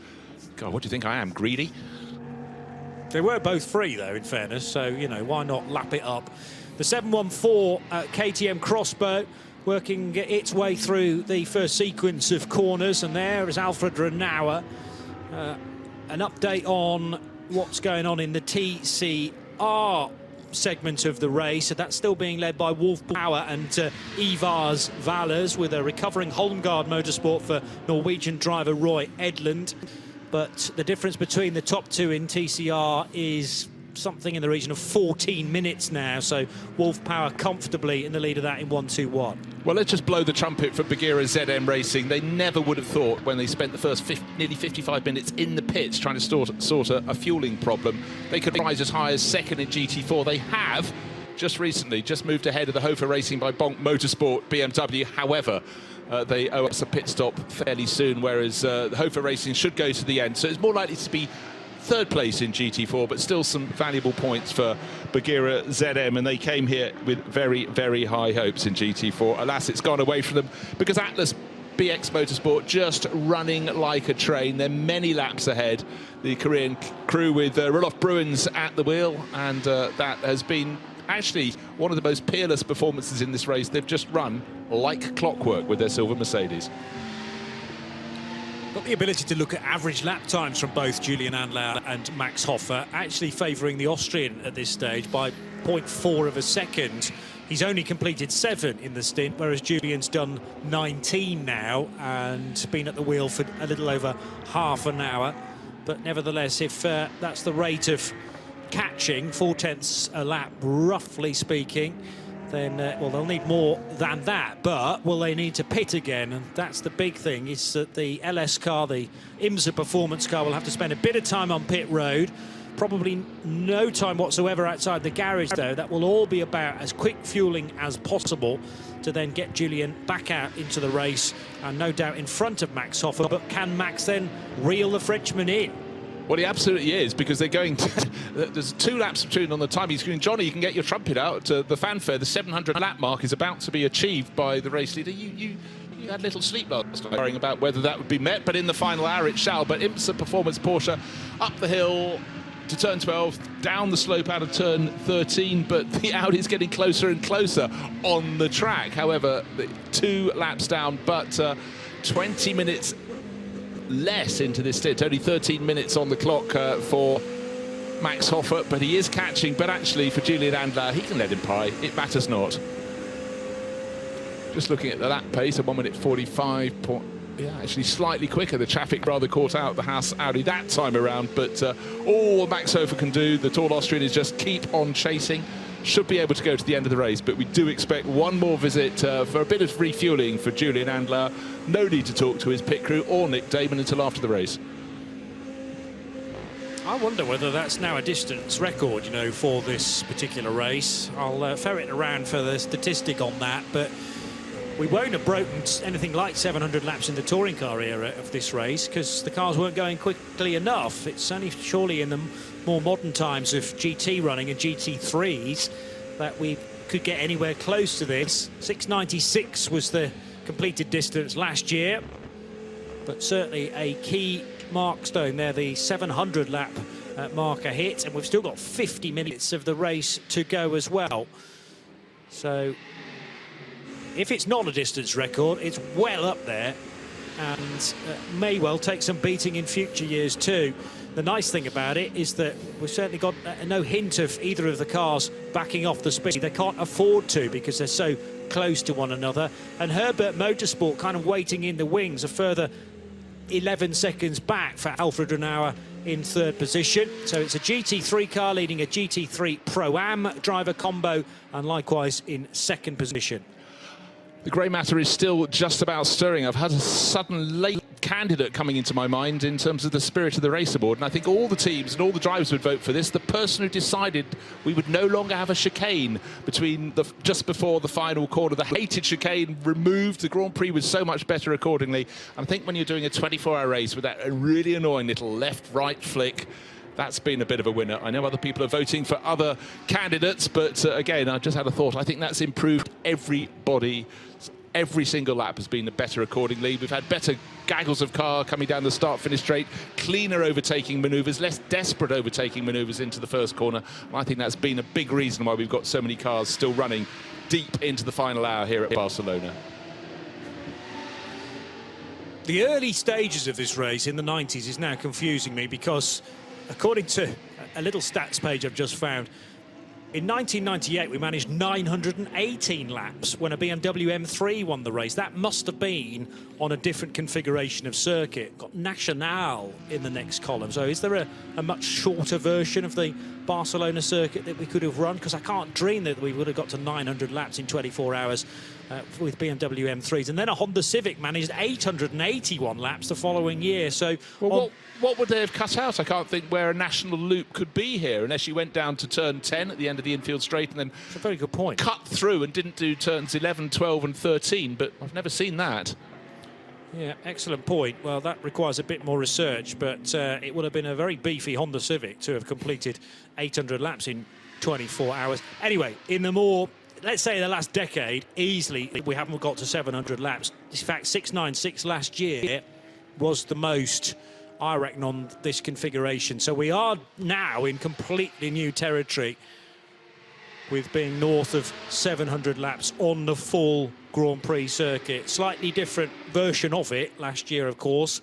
And I suppose slightly longer with the chicane. Again, I'd have to look at the specific number of metres that we were covering last year per lap compared to this year. But well, let's hope people out there can have a little scratch around. What are the other configurations of the circuit? Perhaps if you cut double back out of turn 2 and came in where we have turn 6, so you cut out the uphill climb to that long right-hander at turn 3, that's still quite long right-hander at turn 4, and then the downhill left-hander at turn 5, but I still don't think 900 laps quite works according to that, particularly, you know, with the car that's not a GT3 class car. Right, let's take a look at the gap between first and second. The pace is now favouring, after those very quick initial laps from Haas RT, it's favouring Julian Andlauer, so he's looking quite comfortable there. We've got 46 minutes remaining. The Bagheera ZM Racing Mercedes, the car that just didn't want to get going at the start of the race, a bit like a petulant teenager, didn't want to get going till long after everybody else. That is being refueled at the moment. That will drop it back any second now to third in the GT4 class. So Jaroslav Yanis is sitting there for the Czech team, waiting while the fuel goes in, but that should be the last visit to the pits for 719. The Scherer Sport PHX Audi reports to pit in. That's Krista Johns bringing it in for refueling. Second best of the Audis. We go Porsche Audi in the top 4 positions, and why not carry it on? And then Porsche Audi down to 6. So we like a little bit of symmetry here, keeps things neat and tidy, but that's the pattern. But Scherer Sport PHX, number 1, down in 4th position, but more to the point, losing time because they're sitting in the pits. They should rise no higher. They're 3 laps down on the Herberth Motorsport Porsche that's holding 3rd at the moment. I'm doing various searches now for the Barcelona Nacional circuit. I knew you would. I knew you couldn't resist it. Is it even here? Is the next question. Yes, they were racing in Montjuic Park. It's a possibility. Yeah, I'll continue that, and possibly well after the event as well. Actually, I'll tell you what, if they ran it at Pedralbes, the very, very wide street circuit at which Fangio used to shine in the 1950s, that'd be cool. And how about on the banked oval at Sitges, just to the south of the city, where they used to race in the 20s and 30s? Oh dear, I'm heading off to the field of rabbits and the rabbit holes, but that's what we love about motor racing and the diversity of it all. But right now, I suppose we should focus. 3/4 of an hour to go. And it is Julian Andlauer putting in very, very respectable consecutive laps. Haas RT, Max Hofer giving chase. He lost a bit of ground, and I think that was actually just down to traffic. He's picked the pace right up again, but he's not taking chunks of time out of the race leader. So, Julian Andlauer, is he just coming from fuel? No, he might have just been, it's listed as F on the screen, but it must have been a splash. He's now into the pit lane, and that should be the last visit for IMSA Performance. Fresh set of tyres being brought out. No point taking those Hankooks home. Put them on. And so the black Porsche, and it's looking quite neat, quite tidy. But, of course, while he's in the pits, the Haas RT will be closing in. But it was best part of 2 laps was the differential between them before the car came off the track.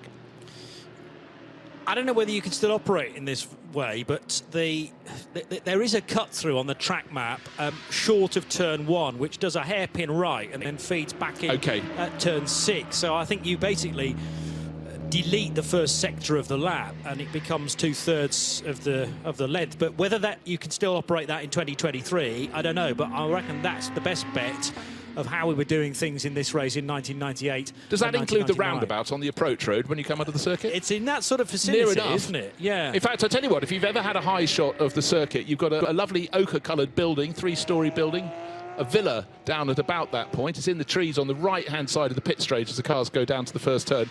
It's possibly just turning at the foot of that, but good spot, Johnny. But we're using all 14 corners this year and just about 4.5 kilometres. And in this version of the circuit, 703 laps. We've never done that distance before in the 24-hour of Barcelona in its 24th edition. So it's a nice time period, I suppose, to be in new territory now and extending well beyond the 7XX numbers of laps.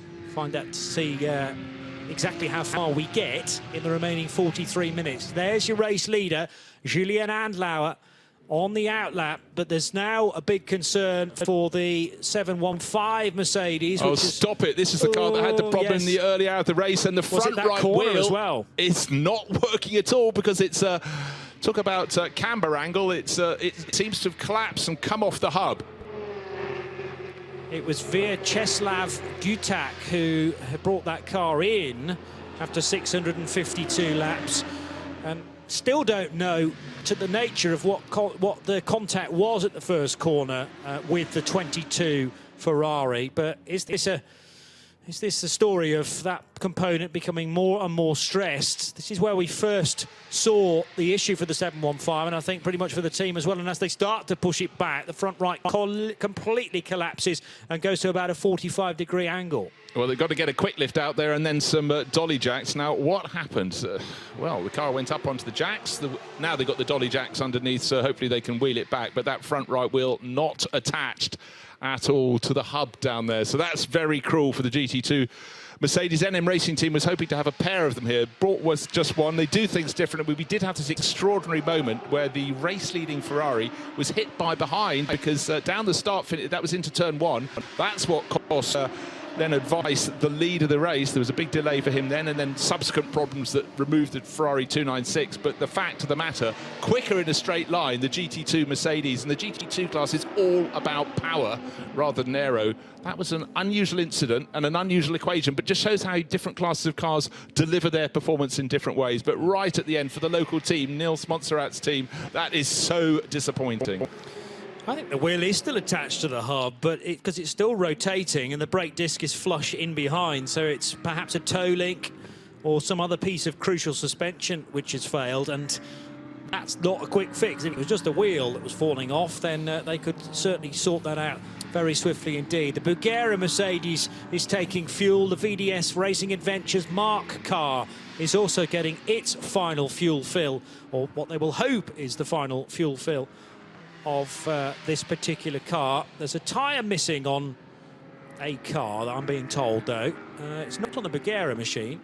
It's on the VDS machine we're just hearing about. So left side wheels, I thought were both there. Is it missing a rear left? No, I think it's missing a rear left. We've got a couple of mechanics in front of it doing the refueling, but three wheels on my wagon. I ain't rolling along, and that is sitting there. How cruel, because the VDS Mark car is second in the GTX class, only a lap down on the race leader.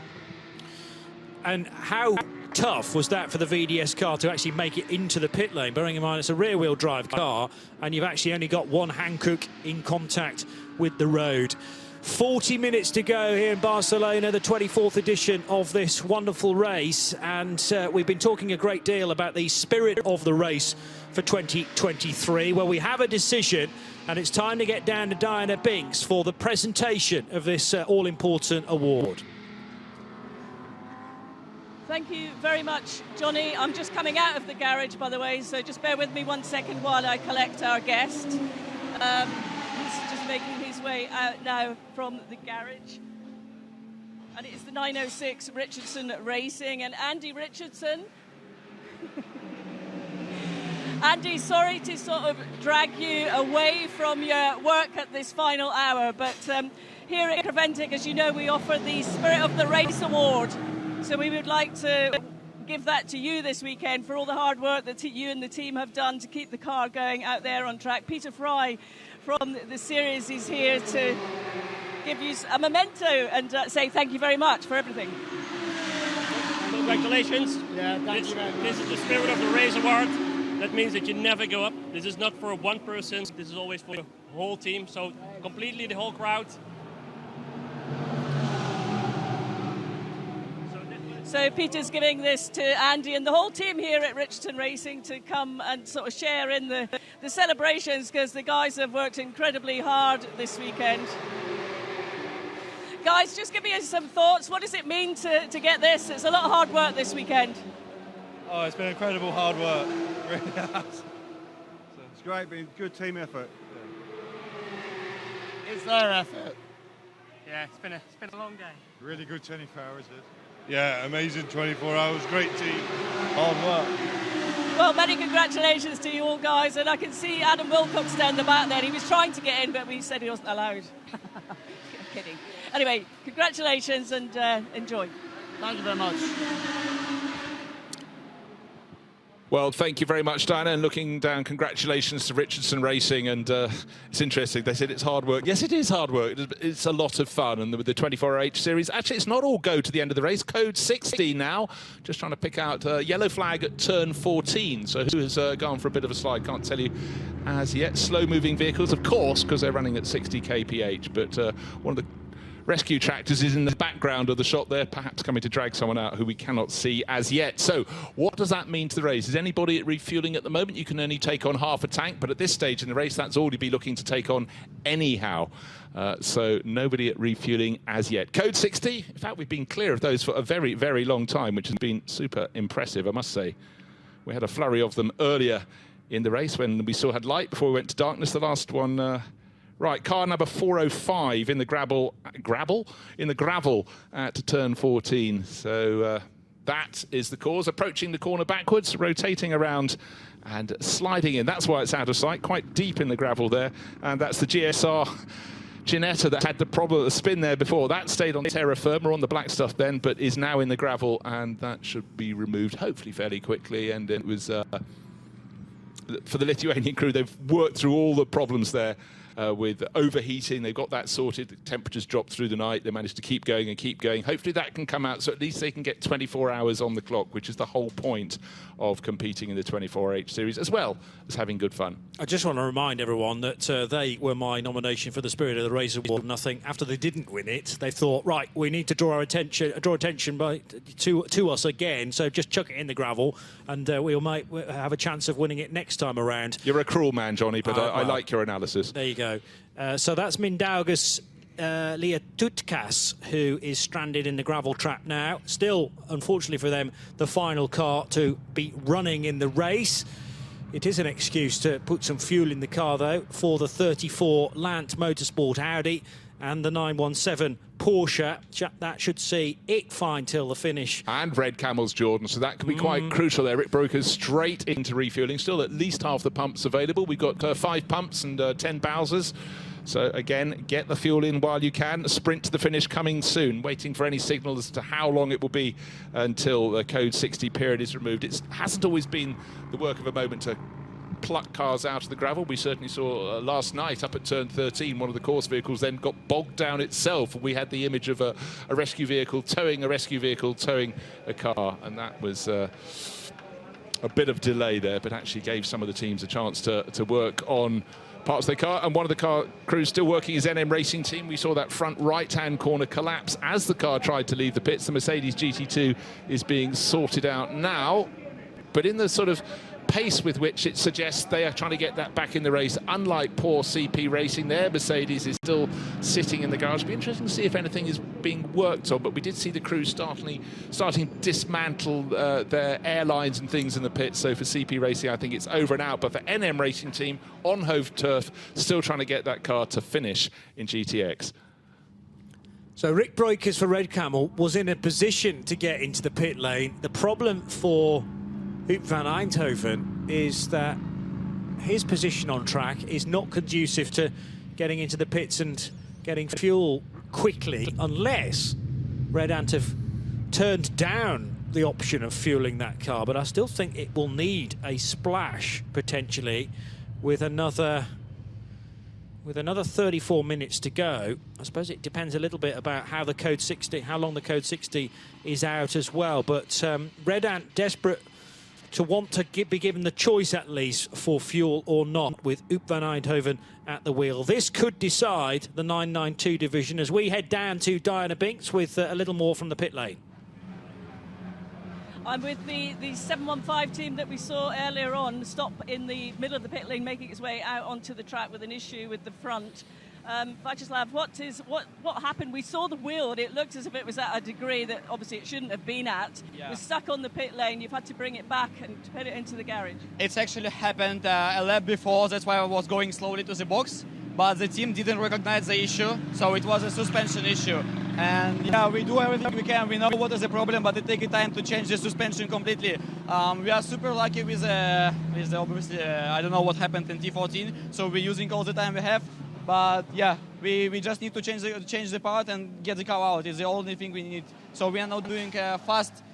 Unfortunately, it's not possible to do a fast repair, so we cannot just put a tape and go. We need to change the part completely. It's taking a time. Yeah, it seems the part is deep inside. It's a wishbone, so the car is just dropped onto the asphalt. But I hope we can do it. It depends how long it's going to be at Code 60. I mean, all hands to the deck there. We can see with the team working incredibly hard. So we'll leave you. Thank you very much for updating us. Thank you. Bravo. Wishbone, so it is suspension, and the problem is it's well inside the car as well. They want to take as little off that as possible to access it, but sometimes you're not given that choice. We're going to go back to green in under a minute's time, so that's not good news for NM Racing either, because they wanted slightly longer with the rest of the field restricted to 60 kilometres per hour. But the Jeanette has been recovered. There it is in front of Rick Breukers' 909 car. This car's just taken fuel, leading the 992 class. Up van Eindhoven has not pitted in the Code 60. Do they need fuel at Red Ant Racing? Right, just waiting for the explosion of sound. The VDS Racing Mark car also in the pit garage, also having repairs, and just got to be interesting to get a report from down there. Report of a wheel missing, but we're back to green and car 21. The Haas RT Audi flashes past us, and any second we will have the race leader coming through turn 14.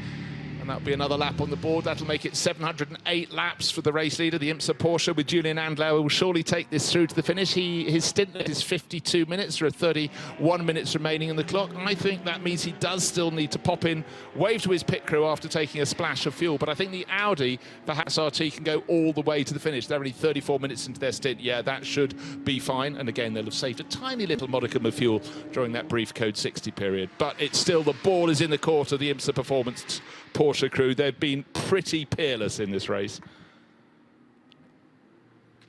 Vortex working its way through the final sector of its current lap, so 7:01, and about to cross the line again with Lionel Amrouche on an out lap.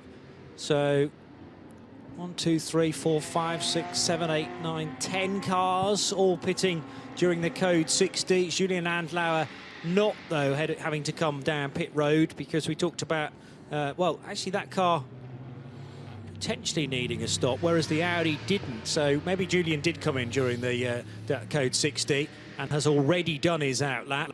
He's on lap 709 now, and once we are fully back to green flag conditions, as in they've gone through the next split time at race speed, we'll get you a real-time gap between the 76 IMSA Performance Porsche and the Haas RT Audi of Max Hofer doing the chasing. Daniel Allemann was late in during that Code 60, but they should be absolutely fine for fuel now at Herbert, as is typically the way of the German squad to pit at every possible opportunity during a Code 60.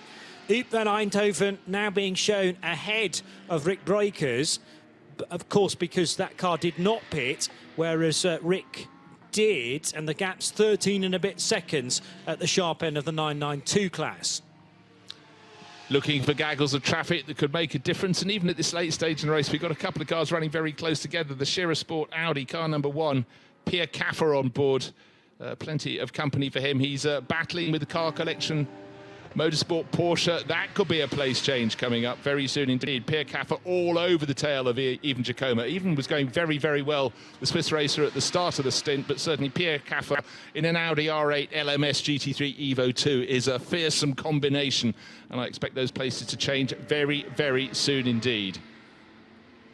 Fourth and fifth nose to tail down into turn 1, but this time around Even Jacoma didn't even have to block. He had his car just far enough ahead, but you can imagine Pierre Caffer's just plotting his move now. Where is he going to make it? Going through turn 3? That's not the place to do it, but he's having a look.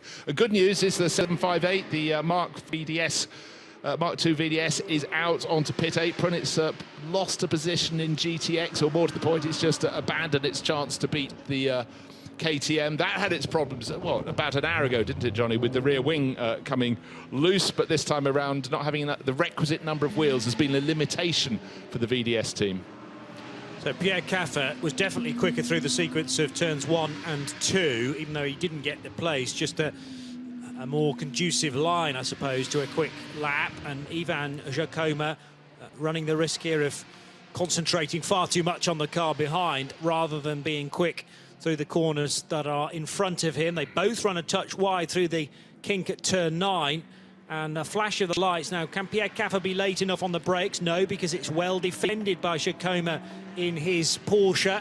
I think Jacoma's got to come in at the end of this lap. His stint length is 1 hour and 36 minutes already, or did he come in for a splash of fuel? Yeah, although the stint length, if there has been a fuel stop, won't be. The fuel stop period will not be included in that drive time. So, but nevertheless, it's going to be pretty nip and tuck if he wants to stay below the 2-hour marker. Just heard from Diana Binks in my ears, so let's see what she's got down in pit road. Binksy. Updating you that I was just updating you that VDS didn't want to talk. I did go into the garage just to sort of get some other information from them, but I got no response, I'm afraid. So, well, nothing to report apart from the car. They are second in GTX, but with that wheel issue. Yeah, they were pretty. To be honest, they were pretty frantic inside the garage. But the car has rejoined. OK, so it's Nicholas Hermans at the wheel of that now, 958. Razzoon More Than Racing lead GTX in their KTM Crossbow for Daniel Drexel in the 714. But Mark Carr and the VDS crew had been out front in GTX, now side by side between Pierre Caffer and Ivan Giacomo, and this is the German's best opportunity, Bruce. It'll be the inside line for the Audi next time through turn 7. Yeah, got the job done. Had a little Joe trying to run around the outside at turn 3. Didn't quite work. Took the tighter line into turn 4. But by the time they got to turn 5, he did exactly the job you expect of a driver of his experience. Giacomo driving beautifully, but he couldn't hold the inside line. Down went the black, and acid yellow Ferrari claimed the position. But Giacomo, I honestly think, will be coming in this time around. A little bit of pride lost there, and position. So 4th and 5th have swapped around. The Audi from Shearer Sport PHX has moved up. Pierre Caffer will run this to the finish of the race. He should now pull clear of even Giacomo, but even at that late stage, a move that takes 5 corners to be completed. Hold on, let's tick that box. Very, very good indeed. Well done, Pierre Caffer. Huub van Eindhoven crosses the line, leading the 992 class from Rick Brokers, but Brokers taking chunks of time out of him. Huub van Eindhoven must be in massive fuel save mode here. He's just done a 150.2, whereas Rick, he's 3 seconds faster on a single lap. And I still can't quite understand why Red Ant didn't pit under the code 60. I'm pretty sure they would have passed pit road entry and decided to turn it down. And now I'm a bit concerned about how much fuel is left in the belly. So leading the 992 class is the 903 car. But the 909 is coming now with Rick Brokers at the wheel. As we hear about a penalty for the #1 Shearer Sport PHX car, that's for not respecting the refueling regulations. So there's going to be a 10-second time penalty for car #1. Well, no wonder Caffer had to press on so much, but he did the overtake before that penalty was announced. But is he going to be able to build enough time for a 10-second penalty, which obviously is longer than that, because that includes pit in, stop for 10 seconds and go out again. So I fear that all his work to get past even Giacomo in the Car Collection Motorsport Porsche may have come to naught, but that Car Collection car, I'm sure, should be in for a splash very soon of fuel, whereas Pierre Caffer doesn't need to. He's only 19 minutes into his stint, 24 minutes remaining. This race won't sit still, will it? The Pierre Caffer penalty is interesting to me because it'll be 10 seconds to be served at the next pit stop. But if you've not got a next pit stop, they should be fine for fuel. Then it'll be added onto the race time, is my understanding, at the end of the race. But it can't just be a 10-second penalty. They'll have to work out how long it takes you to get into the pit lane as well and convert all of that in. But you're right in that Pierre Caffer's going to have to build a 10-second lead and quite a bit more to make sure they hang on to 3rd position in the Pro-Am class. And another team has picked up exactly the same 10-second penalty. It won't really affect their race. It was the fact the front right suspension collapsed was their problem. That was the 715, the NM Racing Team Mercedes. They've fallen down with that problem to... they're in the pits at the moment, actually, NM Racing Team, but they've fallen down to 3rd in that GTX battle. The extra penalty won't help, but it won't hinder either, because they're not that close to the others. But still out on the track, still fighting. 23 minutes remaining in this race. Again, just having a quick check of the lap pace at the front of the field. Certainly Max Hoffa was very quick early on in that Audi on fresh rubber, but since then, Julian Andlau has been getting the better of the traffic and is running at a better pace in the race, leading Porsche, so therefore extending his advantage, and he's got 712 laps on the board, only 711 for the Haas RT at the moment, so that is a comfortable margin going into the final 20 minutes or so of this race, the 24 hours of Barcelona. Here's a fight at the 992 class then. It is Red Ant Racing versus Red Camel. We've been racing for 23 hours and nearly 40 minutes. And how about a 1 second gap between the two category leaders here? This is unbelievable stuff. And Red Ant Racing, Oop van Eindhoven should be faster than Rick Breukers, but I don't think they think they've got enough fuel left, certainly at the speed that Rick is going, whereas Rick has that cushion now of pitting under the code 60. He can go as fast as he likes. Nevertheless, he's got to find a way by Oop van Eindhoven, who is a highly skilled Porsche Cup racer. So there you were talking about how Van Eindhoven a couple of laps ago was on fuel save. He can't be saving any fuel. He's been pushed around almost a lap record pace by Rick Breukers. This Rick will have a smile on his face. We've got a spinner going out 904 deep in the gravel. This may give an opportunity for some of the teams to come in under code 60. It's up at turn 13, the penultimate corner of the track, and Jimmy de Broeke has thrown it off. That doesn't as yet affect Rick Breukers looking up the inside. There is no inside as they go down to turn 1. So Oop van Eindhoven blocking him off there completely legitimately, but we know he's going to be short on fuel, and so Red Camel Racing, well, you cannot hold back a Rick Breukers on a charge around the outside. It's code 60. He's going to have to give the place back again. They were side by side as it came out, and now, well, it might be a tussle as the flag is waved. Well, I was ahead. No, I was ahead. And that's going to have to be looked back on through the latest split. But definitely, Rick wasn't fully passed as the code 60 came out. And I think you have to allow the Red Ant Racing car back into the lead, bearing in mind, let's hope for their sake, this is going to be a quick recovery of the 904, and we're going to have a good 15 minutes still of racing. Look, and I think Rick is experienced enough to know that it's not worth taking the risk. If it was incredibly marginal, tuck in behind. He reckons he's got the pace. We've seen he's got the pace. He's then got to find a gap for Oop van Eindhoven when we go green again. But 21 minutes remain in the race. And that Red Ant, the sister Red Ant car, ironically, is the one that's deep in the gravel and a classic. I wonder how he ended up there. But going down the start-finish race, Rick Breukers tucked in behind Oop van Eindhoven, has a look up the inside. It's still not gone to code 60, still legitimate. Was there a touch? Definitely. Nose to tail, there was a touch there. And I don't think Oop van Eindhoven was doing a great deal wrong. He pulled across the road, normally one move allowed in the braking area, but just a little nudge there from Rick Breukers. Bit naughty, I suppose, but thankfully it didn't result in Oop going too far into the first corner. But it did then mean that he was slightly out of his rhythm, working his way through turn 3, and that's where they were exactly door handle to door handle, just as the code 60 came out.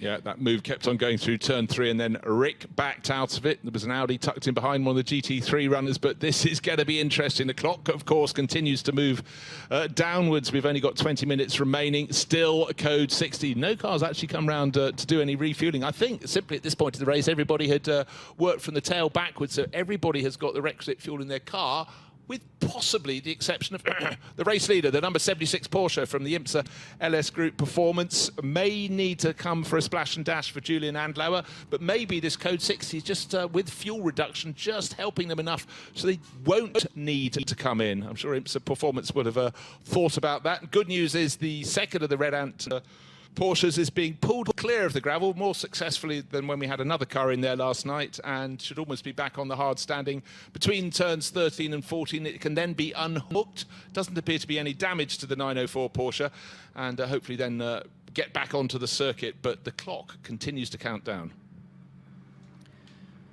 Yeah, and we'll be lucky to have 15 minutes left of this race, but that's all the 992 leaders will need to at least switch places one more time, possibly a couple, and fully enthralling this fight for the outside of the GTs, the next quickest category. And it's been well subscribed this weekend as well. Looking like the 992 podium will all be the non-AM lineups. RPM Racing's Tracy Crone has been put back into the 907 for the closing stint. They're on course to take the AM win, and convincingly from MRS GT Racing, who are still circulating in their number 988 car, and then the 917 of Orchid Racing Team should be on the podium in AM. But it's going to be Red Ant Racing, Red Camel and Willy Motorsport in some sort of order, I would suggest, for the podium. Willy Motorsport, too far back to be involved in this scrap, but they will be loving the fact that the front two are potentially taking chunks out of one another, because that could mean one or both leave the road, and Willy Motorsport will be right back in the battle, potentially to win the class for Sergei Nicolai in the 955. It's going to be racing again in less than 60 seconds, so we'll have 16 and a bit minutes left on the clock. And who is going to be the most awake when the green flag eventually flies again? Let's hope we can stay green until the flag too. We've now got less time than we had for the Alpine races yesterday or the day before. They were only 25 minutes. Well, it's turned into, especially in the 992, a just over 15-minute sprint to the checkered flag. Track conditions perfect, unless you happen to run a little bit offline, then you'll find so much rubber pickup that it'll certainly affect the handling of your cars, but not too many laps left to nurse that in. So the Porsche Cup, the 992 class, is very close indeed. Half a second between Huub van Eindhoven for Red Ant Racing and Rick Breukers, who is very much the hunter. He's waiting for the signal. The signal has come. We've gone green. Just under 17 minutes remain. Those two cars getting towards the end of the lap. They'll be flying down the hill towards the bottom of the circuit and coming onto the start-finish straight. No chicane to interrupt their progress. I'm delighted by that. Immediately, Rick Breukers goes for the outside line, but he's only being offered the outside line through turn 5. They go down the slope to turn 6. Maybe at turn 7 a move may be coming, but I would think, quite honestly, Johnny, something to confuse it. The 4th place Audi from GT3 class car number 1 goes up the inside. That's a confusion they can do without, but then gets the corner rock at turn 7, pulls across in front of Huub van Eindhoven. Will there be a line up the inside for Rick Breukers when they get to the top of the hill at turn 9? He's going to have the flow. He's going to have the momentum going down the straight, to the point at which I thought the overtaking manoeuvre was likely to happen anyhow, but he's got a 2-car tow going down the infield straight to turn 10. But Eindhoven is very good at holding the inside line, and he's blocked him off. Yes, he has, and he'll run deeper into the corner as well. But we flick back to the right in a moment or two now. Can Rick put the car there? That's perfect car placement, and Red Camel will take it, but he's got a bit too wide in turn 12, so if Van Eindhoven on the reply will fend him off and bump it through the gravel. Now goes the Red Camel car. That's the last thing that Rick Breukers needs, because he's lost maybe half a second in that whole manoeuvre. Oh, and more than that, all 4 wheels off the ground several times over. That was a robust move. He was certainly on the outside into turn 13, but Shudwai looked like he got the move done up the slope into turn 11, but Van Eindhoven blocked him off, but it was coming out of 13 and over the curbs, over the green painted. It was about $4 up and down and back onto the circuit, eyeballs bouncing around in his head, no doubt. But for Rick Breukers, that will only encourage him all the more, one feels. So just keep an eye on the potential penalties page. None as yet.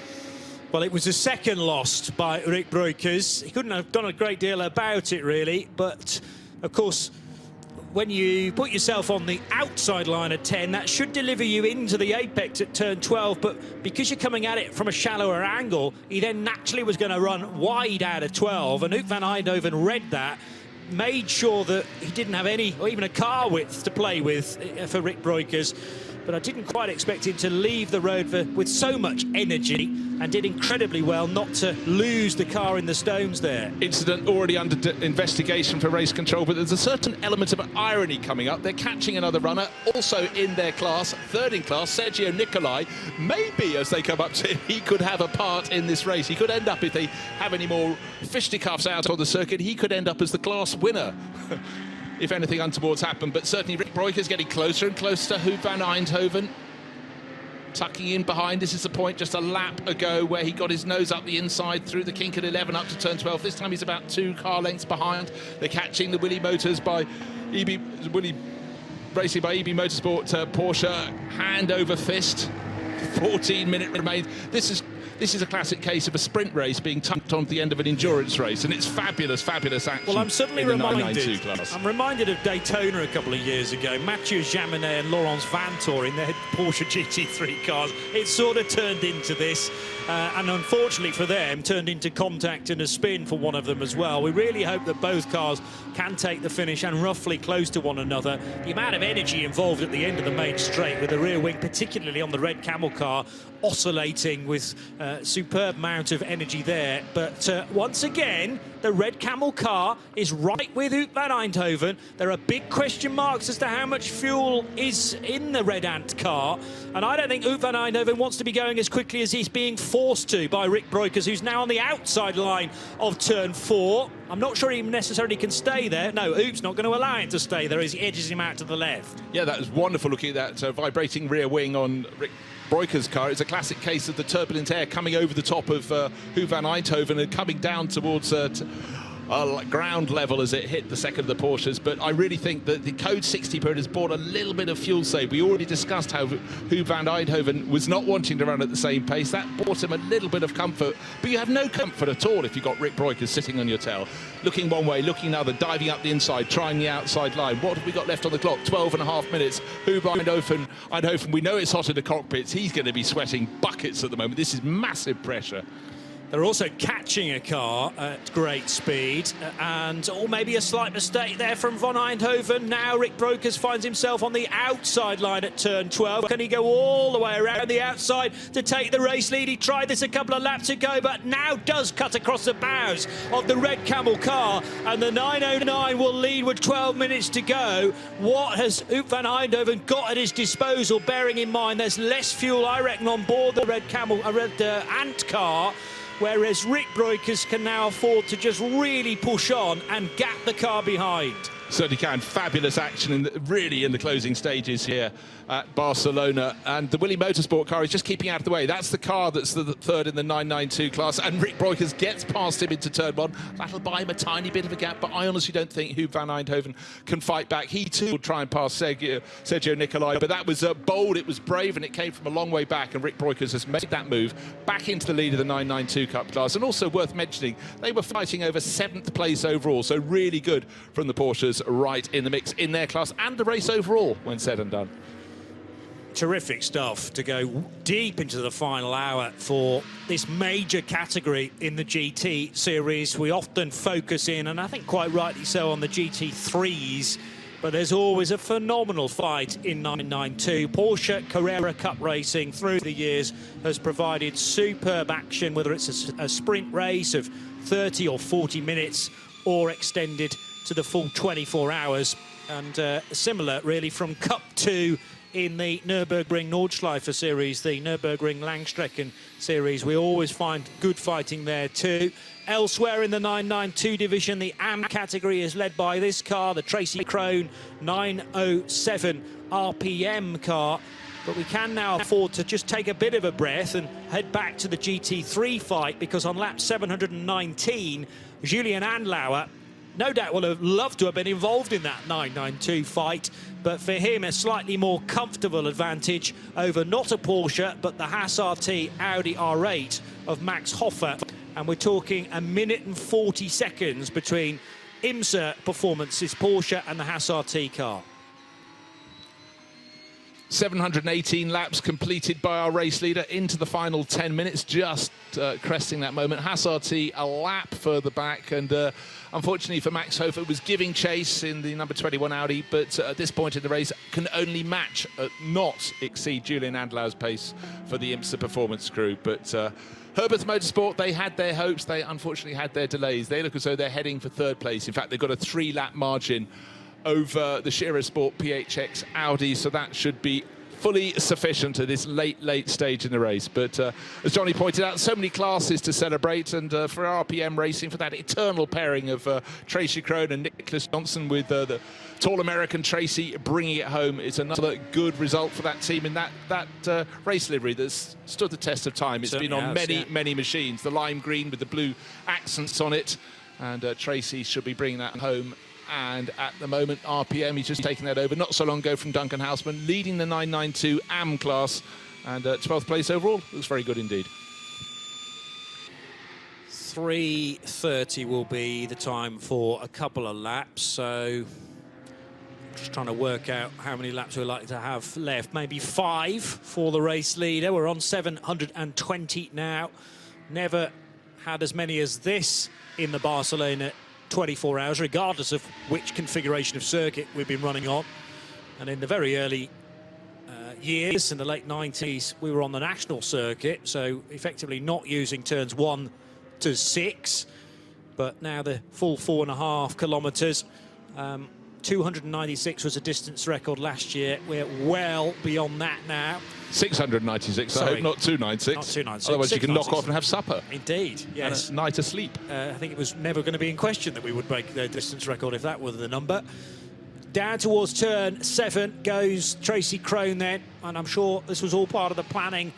If the car had a decent enough lead in the 992 AM class, that they would put Tracy in for the closing stages. That car has now completed 690 laps, and its nearest rival in 992 AM is the anti-Ramo driven MRS GT racing car, but significantly further down the order, in fact behind our TCE leaders, who remain Wolf Power Racing with their Audi RS3 in the TCR division.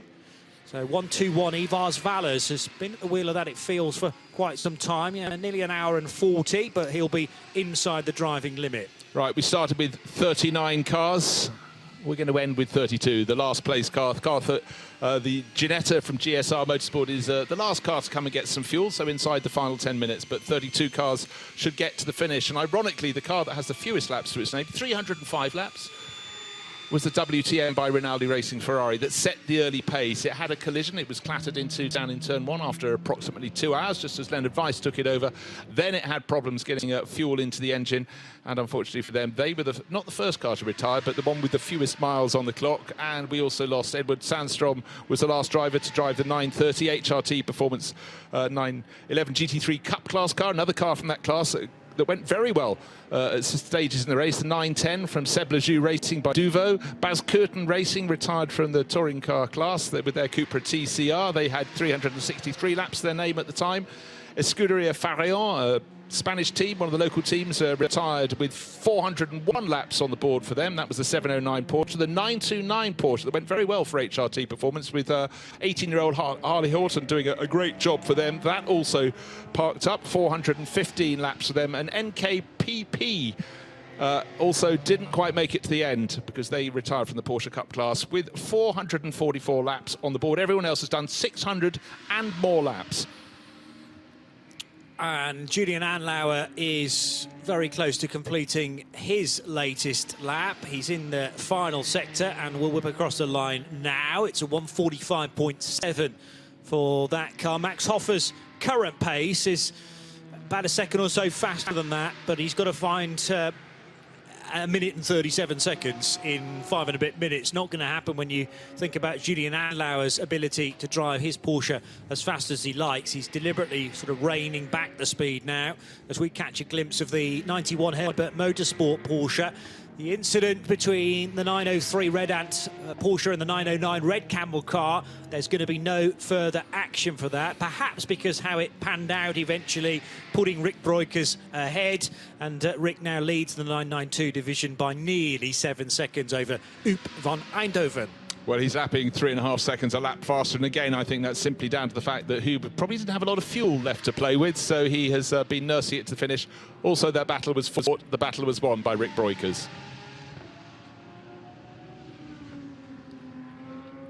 Here's the 403 Atlas BX Motorsport car that leads the GT4 part of the field, and they barely have put a foot wrong in this particular race. A very strong outfit, and delighted to be so neatly placed in the championship as well. So the 403 car on course to take the category win in the GT4 part of the race. Atlas BX. Meantime, the BMW for Max Partel is second in GT4. And although there were some early difficulties with this car that probably plagued about the opening 8 hours, actually, brand new car running in GT4, the G82 spec M4. But since those problems were ironed out, and Martin Kroll had every confidence that they would be, and this car has had an imperious run. It's just that they lost too much ground, had lost too much ground to the Atlas BX car in the early stages. But a cracking paint scheme on that car, unmistakable. Third position in GT4 for the Bulgaria ZM Racing AMG GT4. And the same cannot be said for this car, unfortunately, with all sorts of difficulties through the course of the race. Meanwhile, for Christian Leumeyer in the Razzoon More Than Racing KTM Crossbow, this is the car that is leading the GTX category with a handful of minutes to go, 3 of them in total. And the Milwaukee-backed car has just actually made a stop. It has. I was just waiting for a jump in there, Christian Leumeyer. Oh, we've got a spinner right towards the end of the race, 988, and the 91 Herbert Motorsport Porsche running in third place, but fortunately with 3 laps in the bag, so cannot be overtaken by the crew in fourth, which is the Shira Sport PHX. Won't possibly be going to the finish. The lights are still on. No, it's getting going again. So a clash deep into the race. And for Daniel Alleman, we heard he was going to go in and probably take the finish. That would have been a shock and 3/4. But all you have to do, he's not long into his stint. He's half an hour into his stint. Clearly a little bit of contact or perhaps avoidance.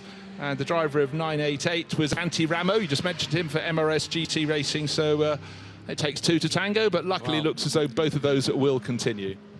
Yeah, but what we don't know, as you say, is whether Daniel had to run off the road in avoidance or whether the two maybe smacked into one another. It was relatively light contact, if so, if both can continue. Third in the GTX category is the 701 Vortex. Lionel Amrouche bringing that car to the finish. It's showing the odd scar here and there, but show me a car that doesn't have some battle wounds after nearly 24 hours of scrapping. Rick Brokers, what a great drive from him, particularly in the closing stages. He was pretty grumpy, I think it's fair to say, after his opening double stint, saying this car is nothing like what I wanted it to be in the dry conditions. Well, not really blaming the team, just saying we haven't had the dry running we needed to really delve down into the good areas of a good setup.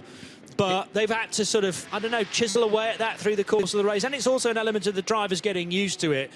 He's now found the third place car in that category. They're not on the same lap, so hopefully they're not going to clash with one another. But 955 running in third. The red camel car 903 is, of course, second in this division. But Rick Brokers, after a superb overtake, eventually, and it's felt like he planned that over several corners, has now extended the gap to a healthy 14 seconds. Hoop van Eindhoven's Red Hat racing car, they're just nursing this to the finish, bearing in mind they will only have the dregs of fuel now remaining in that tank. Yeah, just to paraphrase Rick's comments about after his first stint in the Red Camel's car, he said the handling is bad and it's getting worse. It wasn't entirely positive, but clearly they've worked on it. They've sorted it out. Very good to see that Daniel Alleman is going again for the Herbert Motorsport crew. They should be coming home in third position. Late scare with that clash with Antti Ramo, but got the cars out of the gravel. You know, even if you've got 3 laps advantage, you want to get across the line, take that checkered flag, not win when you're stuck up to your axles. Second place looks like it's going to just go to Max Hofer and Haas RT. They came here with the championship lead in GT3, and they've been right in the reckoning throughout. Yeah, Max Hofer, just a delicate moment here for him to pick his way through some traffic. We're on the final lap, though, folks, of the 24th edition of the Hankook 24 Hours of Barcelona, and it's the black car with the flashing 001 in the window of Julien Andlauer, who is now into the second sector of his final tour. And a brilliant drive from the young Frenchman, particularly in the overnight portion of the race. He couldn't drive more than half the distance, but I reckon he's going to be pretty close to the 12 hours in the IMSA LS Group Performance Porsche. But let's not take anything away from the rest of his crew. Greg Gilbert, who's been particularly standout, Simon Terman and Laurent Hergon as the AM driver, so 2 semi-pros, the AM and the very much pro, gold-graded Julien Andlauer, who now heads into the braking area for turn 10. One more sector to go. He's able to clear the BMW from Hofer Racing in time to have a rare thing, a bit of clear track now in front of him as he heads out of turn number 12. So despite WTM and Rinaldi Racing's best effort to defend their title in this particular race in isolation, it's going to be a new name at the top of proceedings, with IMSA Performance returning to the race after a number of years away, and they have absolutely dominated this race by 1 minute and 38 seconds from the Haas RT Audi. But it's IMSA LS Group Performance who win the Barcelona 24 Hours in season 2023.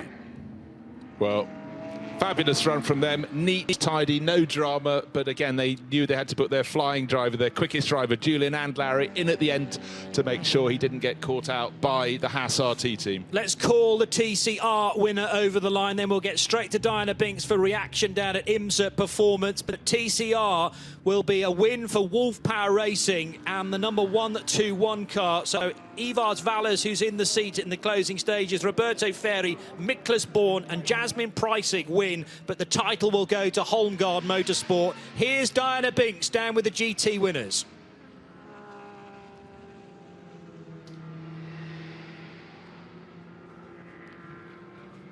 Sorry. What does that result mean to yourself and the team? Yeah, it's just incredible. You know, I would like to say really thank you to Frank Rava, to IMSA, to LS Group, to give me the opportunity.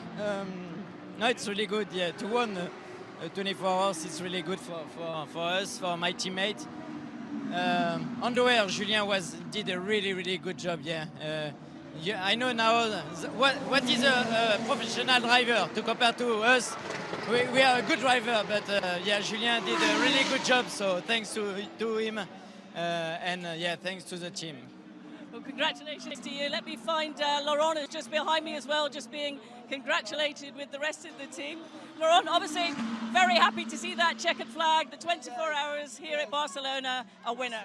Yes, we are so proud about that. For me, it's a big opportunity, so I am very proud. The team, it's crazy and it's incredible. Thank you. They're enjoying that moment. We'll now get down to the podium area. Thank you. Real emotion there, I noticed during the interview. Thank you, Di, for bringing us that as it's unfolding. Sometimes, you know, an interview can start and they want to be very professional, and then they think, blimey, this has been 24 hours, and prior to that, lots of days' work leading into this, and it's only now when the emotion really starts to hit, Bruce. I always feel it's actually when team members look at their other members of the crew and they see that combined enthusiasm and passion, and also just that thing that happens at the end, that final relief. Wherever you finish, you've completed 24 hours, and the emotions very, very quickly come to the fore. So congratulations today to IMSA Performance.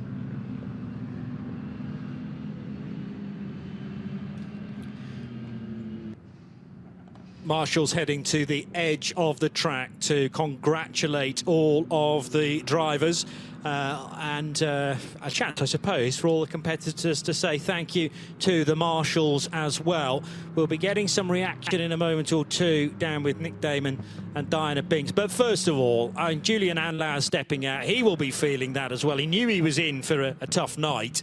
And I don't know yet, without tracking back through all the various stints when we were off air, just exactly how many back-to-back stints he will need to have done. But of course, there was always the driving stint in isolation and the drive time that is carefully weaved into the regulations, which means that you must take the relevant amount of rest as well after a double stint.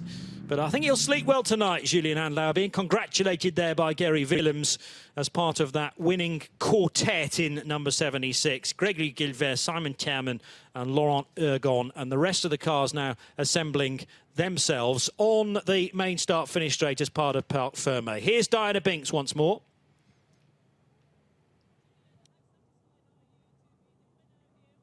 "24 hours of Barcelona."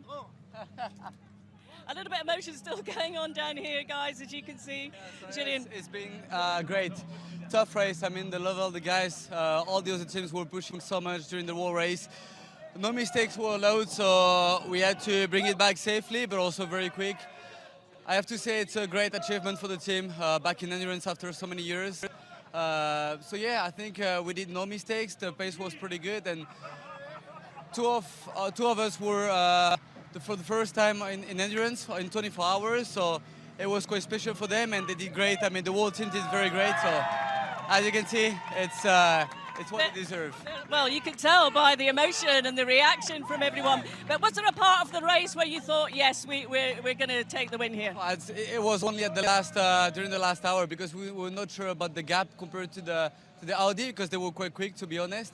We were flying during the night, but during the day we struggled a little bit with the car and the degradation. So yeah, we had to be strong but also safe, and that was the biggest I think goal and challenge during this race. Were there any moments where it was really challenging that spring to mind right now? I know you've only had a second to reflect. Yeah. I mean, finally, can say we did it, and yeah.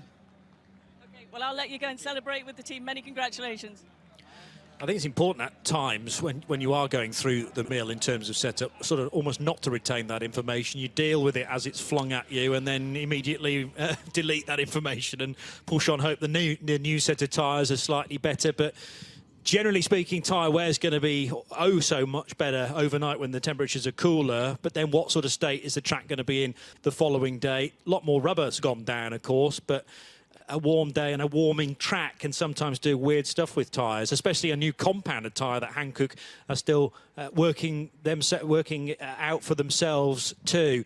We've got all the cars across the line now. They're all assembling down in Parc Fermé, as I say, at the foot of our commentary position, so we can bring you the official, although provisional, result at this stage. 725 laps completed is a brand new record distance for the 24 Hours of Barcelona, and it's Julien Andlauer, Gregory Guilbert, Simon Terman and Laurent Hergon, the all-French lineup for the French squad, number 76 IMSA LS Group Performance. They win by 1 minute and 37 seconds, so just under a lap time in the end. Yes, the Audi did finish on the lead lap for Miku Panu, Mathieu Detry, Max Hoffer, the finishing driver, Gavin Pickering and Chris Cools, and the overall GT podium will be completed by Herbert Motorsport for Ralph Bone in his 50th event in the 24-hour series. Daniel Alleman, Robert and Alfred Renauer and Patrick Kolb. Fourth position to the Scherer Sport PHX Audi, and the second best of the four-ring cars.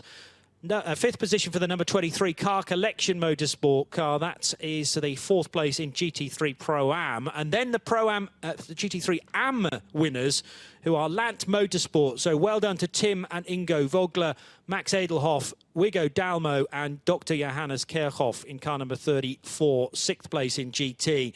Ahead of a truly stonking battle, one for the ages, between Red Camel Jordans.nl and Red Ant Racing. The 909 winning it after a terrific final couple of stints from Rick Brokers in the Red Camel car, but a terrific defensive fight from Ook van Eindhoven. They just didn't quite have enough fuel, I think. Whether the team will actually admit to that in the closing stages, who knows. But 903 having to make do with second position on the 992 podium. Jutta Racing's GT3 Pro-Am Audi comes next. Third place in 992 will be Willy Motorsport by Ebby Motors with their 955 car. And the HRT Performance 967 finished in 11th spot. In the 992 AM class, the winners within that, Tracy Krohn, Nick Jonsson, Philipp Hamprecht and Patrick Hausman in their 907 car. Jutta Racing's number 72 was 13th, and the second of the Red Ant cars finishing 6th in class, car number 904, 14th. GTX win goes the way of Razoon More Than Racing with their KTM Crossbow, the 714 car.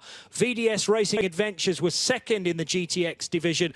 Of course, they had big dramas in the closing hour with the car missing a wheel as it came in for fueling. They were able to replace that when it did its proper pit stop. Hoffer Racing in the GT3 AM division finish in 17th spot, ahead of CP Racing, but CP's Mercedes sadly did not leave the garage after its drive problems with over an hour to go. Atlas BX Motorsport win in GT4, the Korean team with their 403 numbered Mercedes, 19th in GT, ahead of the first of the Vortex V8s in 20th position. NM Racing team's Mercedes finish in 4th position in GTX, ahead of the RD Signs Lamborghini. Then it was the MRS GT Racing car number 988, 23rd, and Orchid Racing team's Porsche Cup car 24th.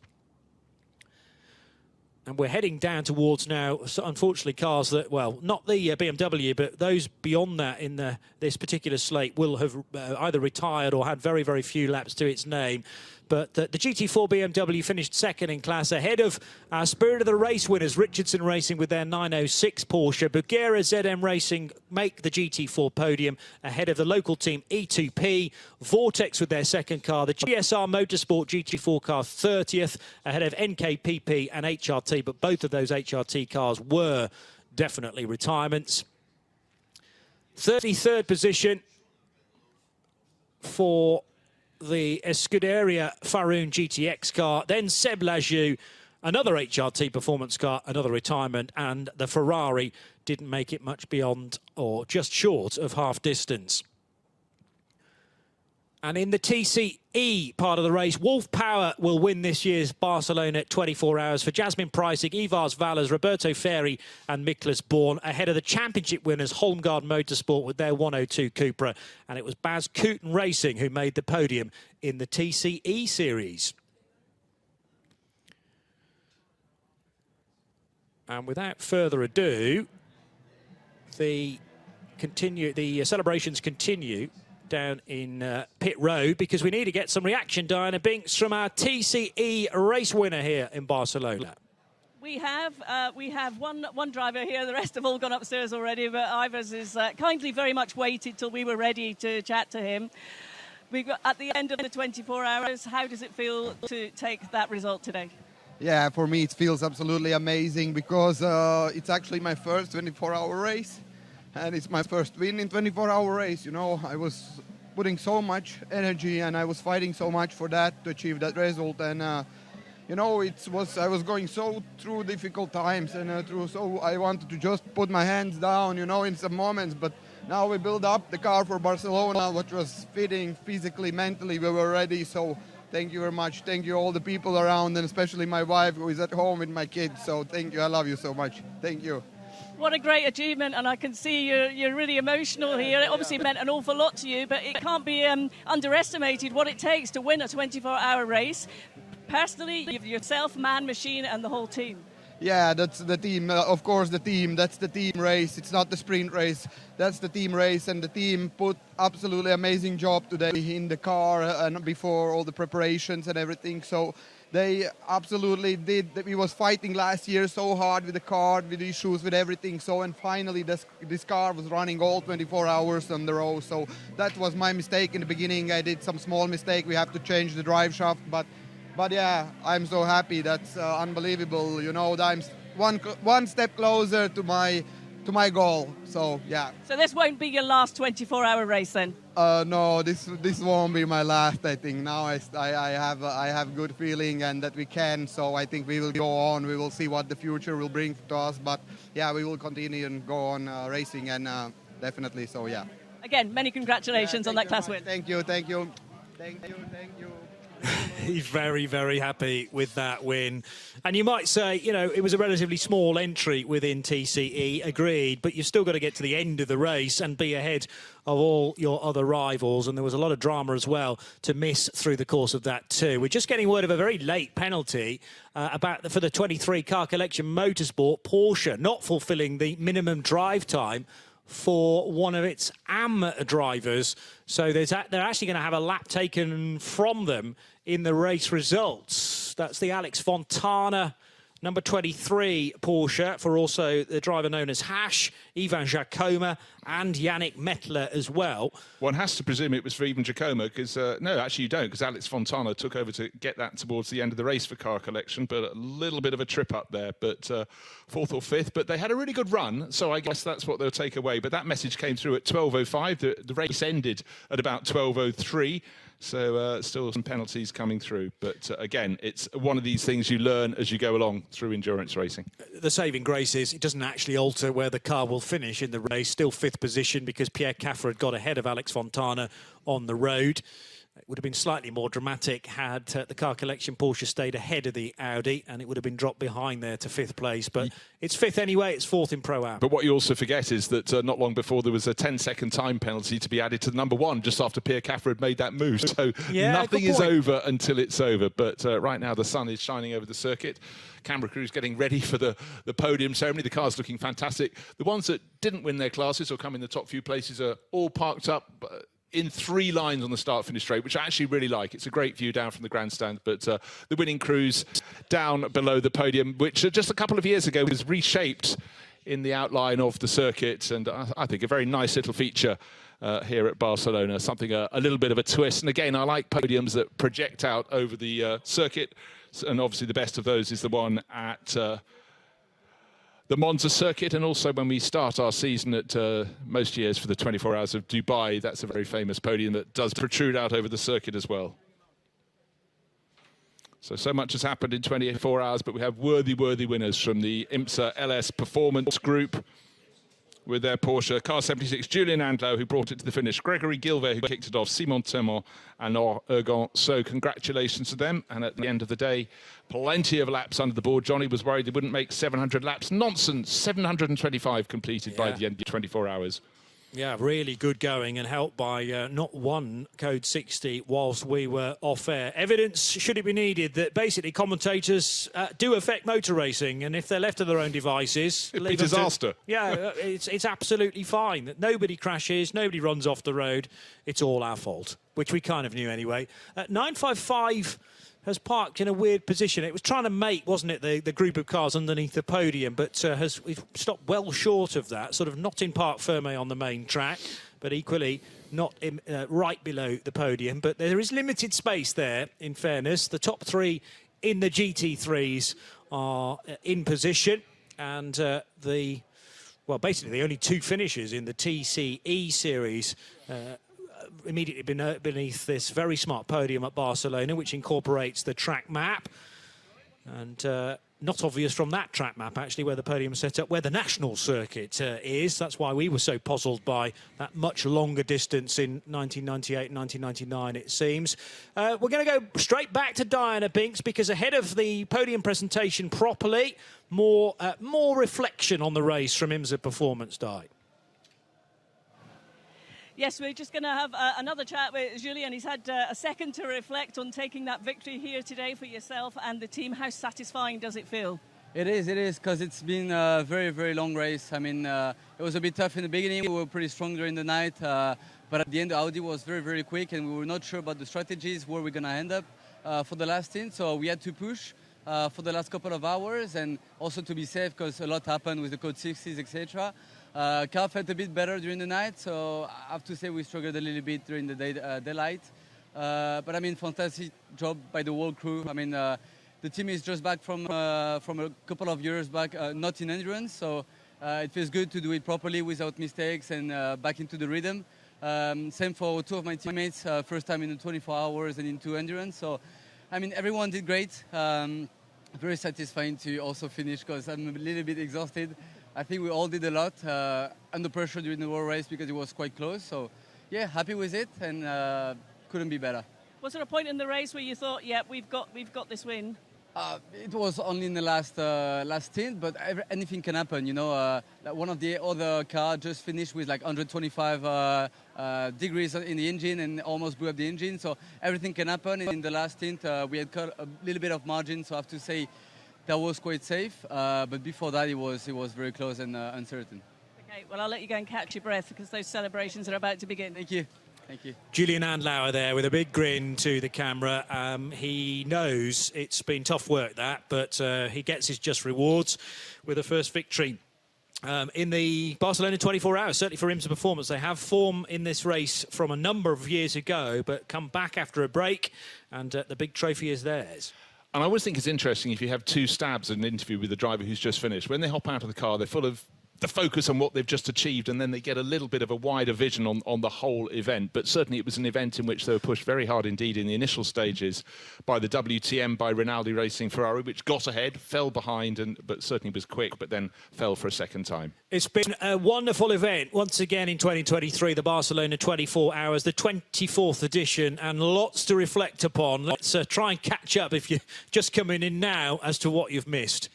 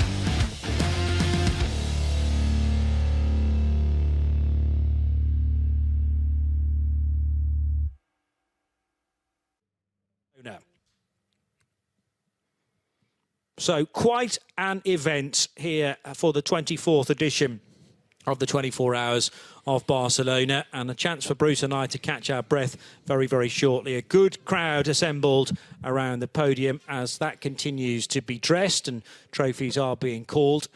And in a moment or two, we'll be handing to two fellow members of our coverage here on the Radio Show Limited network of channels for a chance for them to reflect as well. But the trophies are still being positioned correctly ahead of this podium. My thanks to Bruce Jones and to Joe Bradley and Ben Constant joining us. We'll sign off with some reflection on the race with Nick Damon. Well, it's not reflection. It's the actual podium ceremony. Okay, so it's time now for the podium ceremony for the 24th Hankook 24 Hours of Barcelona. Oh, bit more than that, come on. Thank you. All help out. It's okay, they can hear me. Okay, so first of all, we start with the overall winners. And in third place, it's the 91 Herberth Motorsport car, Ralph Bond, Daniel Alleman, Robert Renauer, Alvaro Renauer, and Patrick Kolb.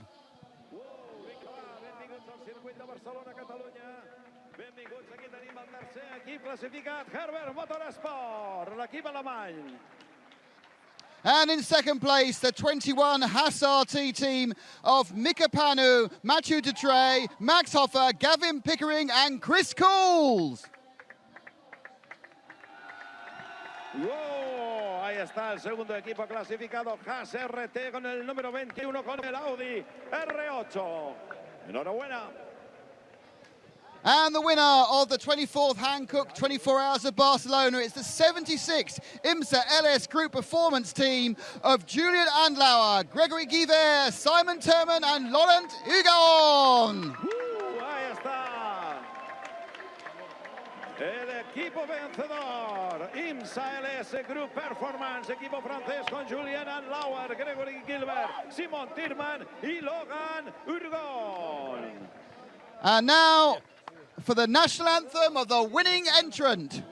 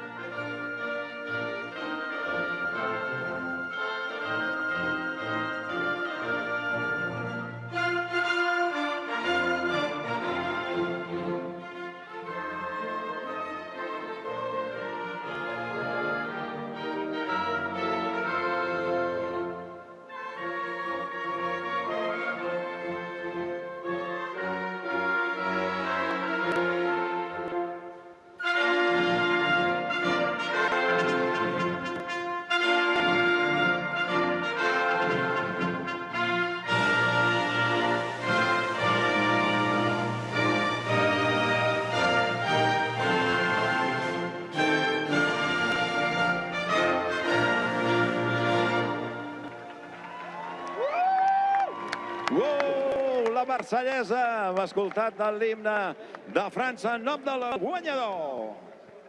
And to all the trophies for our third place finishers, Herbert Motorsport.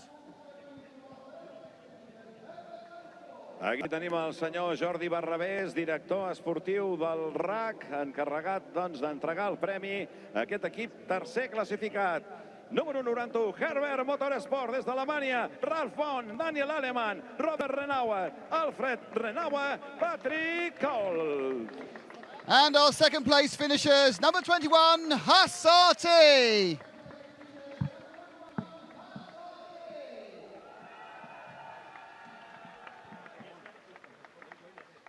Entrega de nou el senyor Jordi Barrabés com a cap de la divisió esportiva del RAC i també el senyor Jason Do de Hankook Engineer. Entreguen el premi doncs a l'equip Haas RT, Mickey Pano, Matthew Detry, Max Hofer, Gavin Pickering, Chris Coles. And our winners, 76 IMSA LS Group Performance. Aquí tenim el director general del circuit de Barcelona, Catalunya, el senyor Josep Lluís Santamaria, l'encarregat d'entregar el premi gros a l'equip guanyador, IMSA LS Group Performance, Julian Andlauer, Gregory Gilbert, Simon Tirman, Logan Urgon.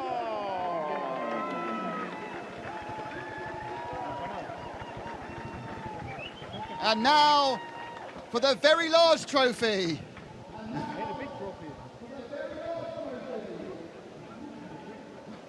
And that's Justin Doe from Hankook. Ahí está entregando el premio gordo al equipo.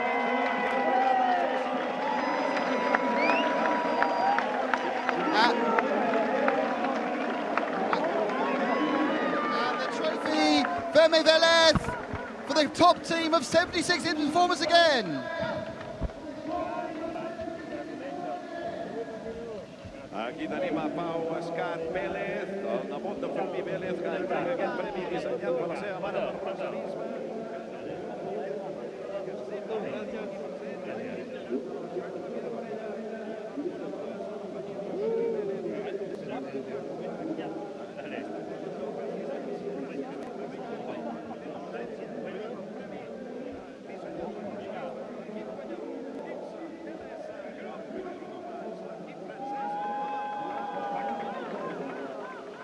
Gentlemen, can you all hold your trophies high? All the trophies up.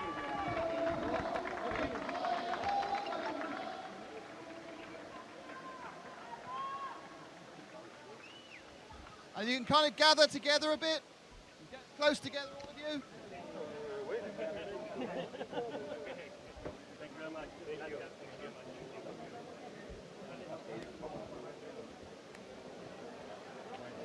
And now, champagne!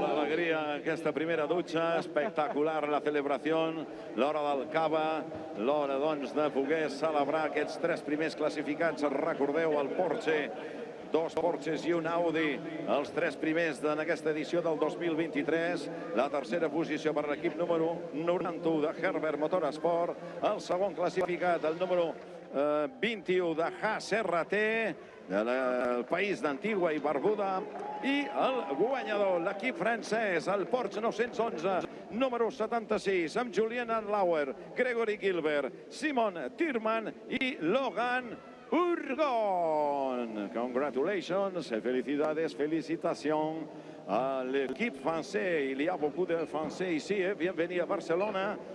Bienvenue autrefois.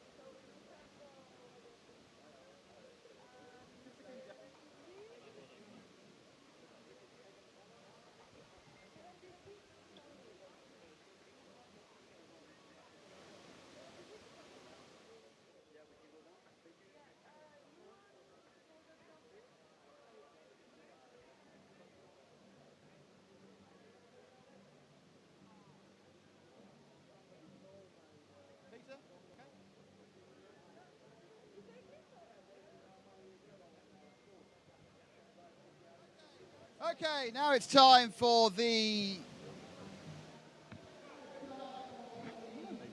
overall podium for the TCE at the 24-hour Hankook of 24 Barcelona. And in third place, the 125 Bascoten racing car of Bert Meets, Bob Stevens, Josh Stevens and Christian Frankenhout.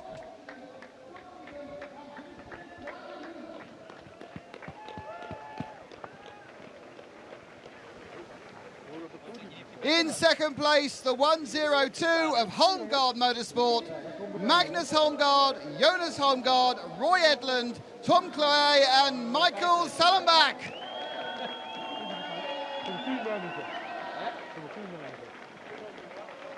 And the winner of the TCE class at the 24-hour of Hankook, 24-hour Barcelona, it's number 121, the Wolf Power Racing team of Yasmin Preissig, Ivars Valiers, Roberto Ferri and Miklas Born.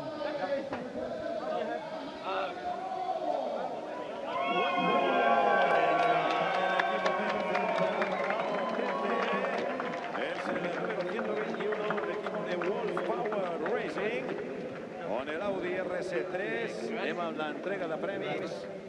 Es prepara el senyor Jordi Barrabés, cap de la divisió esportiva del RAC del Reial Automòbil Club de Catalunya, que serà l'encarregat d'entregar, doncs.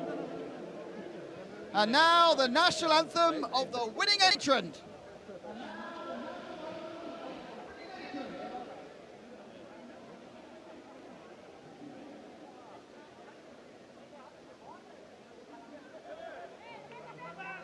Escoltarem l'himne de Suïssa en honor, doncs, a l'equip guanyador.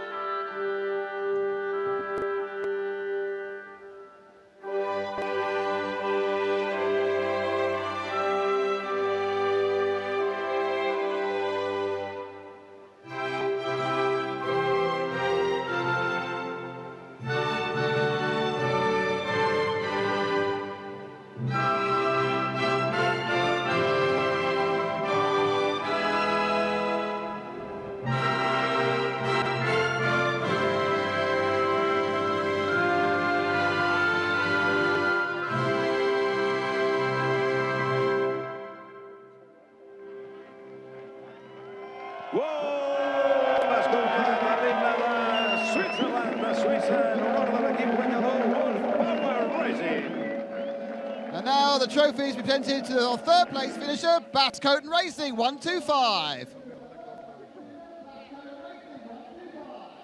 Aquí tenim el senyor Jordi Barrabés, cap de l'esportiva del RAC, i també el senyor Jason Don, representació enginyer de Hankook, dels pneumàtics d'un patrocinador important d'aquesta cursa. Entregat al tercer equip.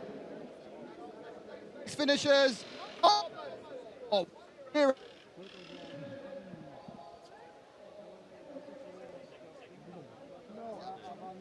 Tenim el senyor Josep Lluís Santamaria, director general del circuit de Barcelona, Catalunya, juntament amb el Jordi Barrabés i Jason Do, entregant el premi a l'equip segon classificat, Homecar Motorsport, amb el Cupra León Competición.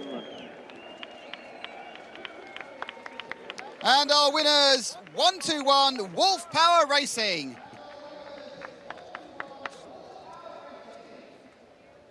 I tenim de nou el director general del circuit de Barcelona, Catalunya, el senyor Josep Lluís Santamaria, juntament amb Jason Do, entregant el premi a l'equip guanyador, Wolf Power Racing. Including the overall very large trophy.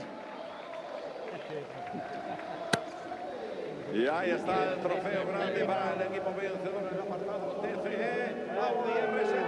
Hold the trophies up high, hold them up high.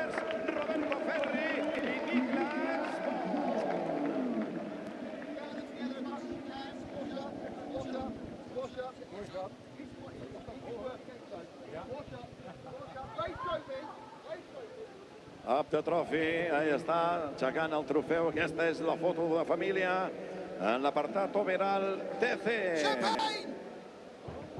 Uou, i anem a remullar.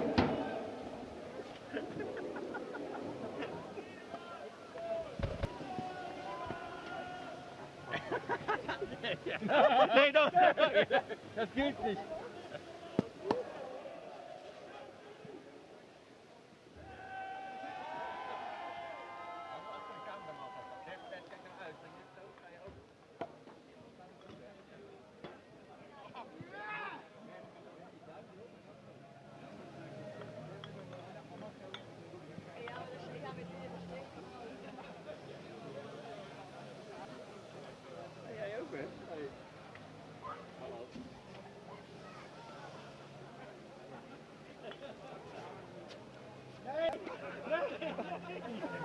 Godverdorie.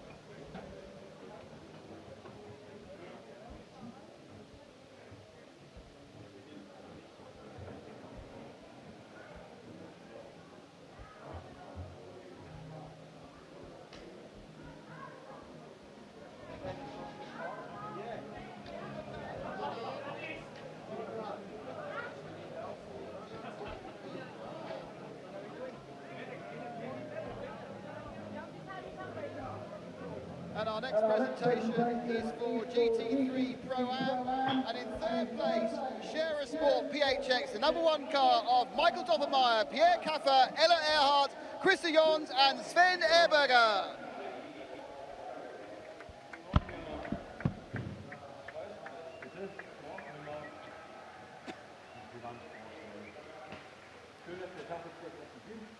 In second place, the 91 Herberth Motorsport car of Ralph Bond, Daniel Alleman, Robert Renauer, Alfred Renauer and Patrick Cole.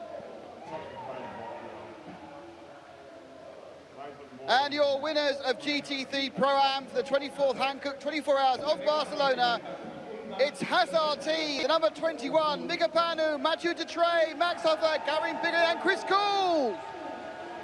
Wow, aquí tenim l'equip guanyador que havia acabat segon. Ells doncs han guanyat la seva categoria de Pro-Am. És l'equip de Haas RT, amb Panu Detrey, Hoffer, Pickering i Coles. Juntament també doncs, amb el Herbert, Motorsport a la segona posició. Anem amb l'entrega de premis i tenim el senyor Jordi Barrabés, director esportiu del Reial Automòbil Club de Catalunya, l'encarregat d'entregar el trofeu al tercer classificat. Número 1, Scherer Sport, Audi R8 amb Doppelmayr, Kaffer, Erard, John Sicherberger.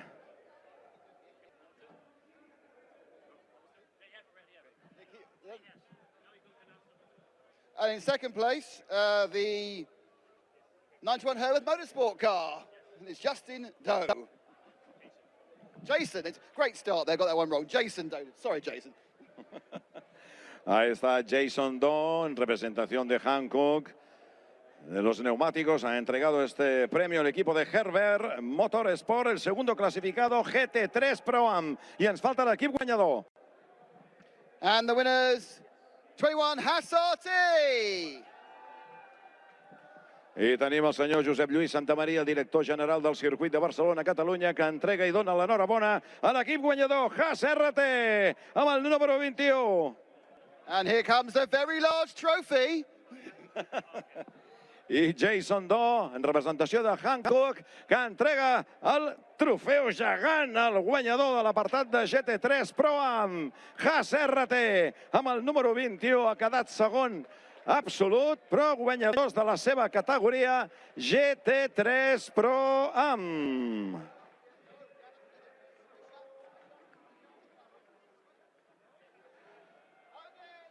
El número 1 que... El tercer equipo clasificado ha terminado cuarto de la general, el segundo ha terminado tercero y el segundo. I nos vamos, vinga, amb el cava, ho anem a celebrar, ho anem a remullar.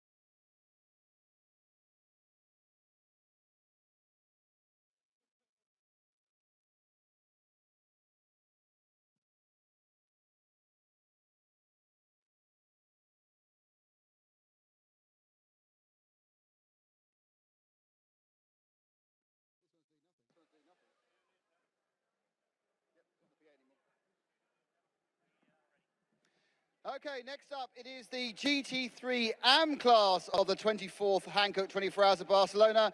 And in third place, it's number 11, Hoffer Racing, Michael Kroll, Chantal Prince, Alexander Prince, Carsten Tilke, and Manuel Rubo.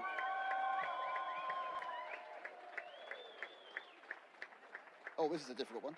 And in second place, number 72 of Utah Racing, it's Armanas Jablasinkis, Veltenes Gublabias, Aldrias Naviakas, Leonardas Drizas, and Algeardis Gelzinis.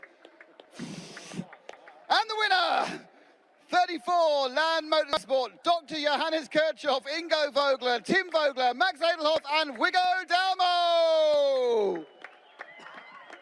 ¡Wow! Ahí está el equipo vencedor en el apartado de GT3 AM.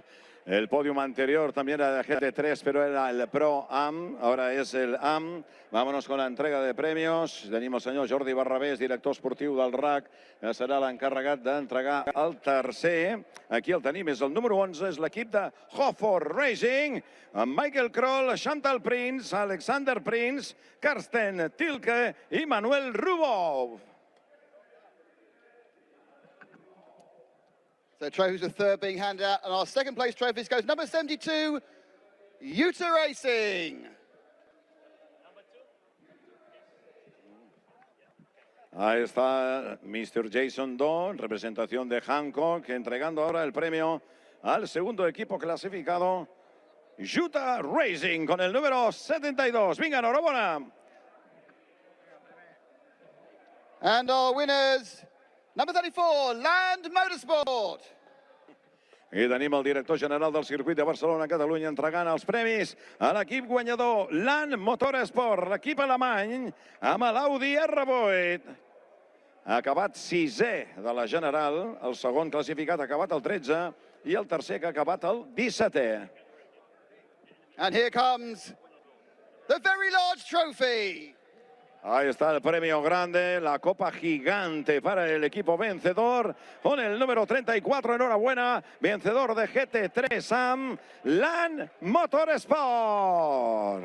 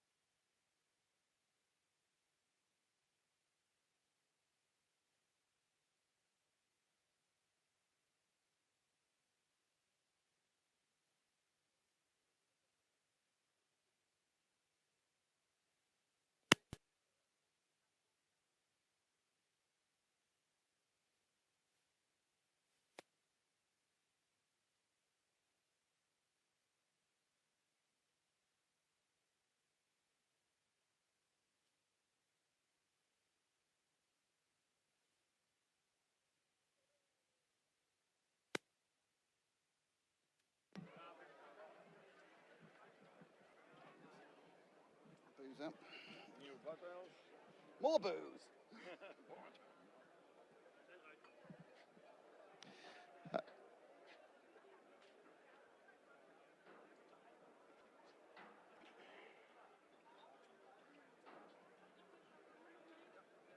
Okay, our next presentation is for the 992 Porsche 911 GT3 Cup, 992 cars.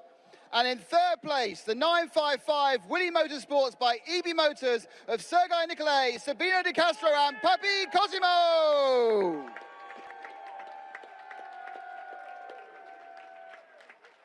In second place, the 903 of Red Ant Racing, it's Ayrton Redont, Yannick Redont, Kobe De Bruyke and Hub van Eindhoven.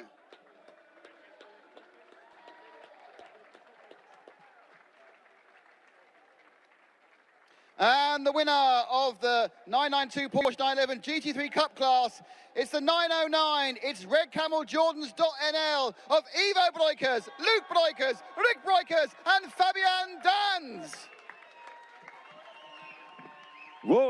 Aquí tenim els guanyadors de la categoria de 992. És la categoria de Porsche. Willy Motorsport a la tercera posició amb el número 955. A la segona posició, Red and Racing, l'equip belga. I l'equip guanyador, l'holandès Red Camel Jordans. Anem a l'entrega de premis al senyor Jordi Barrabés, director esportiu del RAC, entregant el premi al tercer equip classificat amb el Porsche 911, número 955, Billy Motorsport. Third place trophies presented to the 955 Willy Motorsport by Eve Motors team. And in second place, the 903 Red Ant Racing team. Ahí está Mr. Jason Do, Hankook Engineer, entregando el premio a ese segundo equipo clasificado desde Bélgica, Red and Racing. And the overall winners of the 992 Porsche Cup were 909 Red Camels Jordan.nl. I aquí tenim el director del circuit de Barcelona, Catalunya, el senyor Josep Lluís Santamaria, entregant el premi a l'equip guanyador en l'apartat de Porsche 992 Red Camel Jordans. And once again, they receive a very large trophy. Aquí tenim el trofeu gran.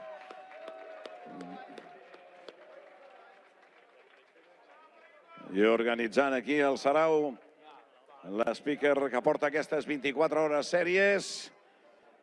I estem, doncs, en aquesta entrega de premis. És la cinquena, Em sembla que n'hi ha 9. Imagineu-vos, doncs, la quantitat de categories. Porsche 992. Enhorabona, Billy Motorsport by Heavy Motors. La segona posició per Red and Racing i Red Camel Jordans com a guanyadors.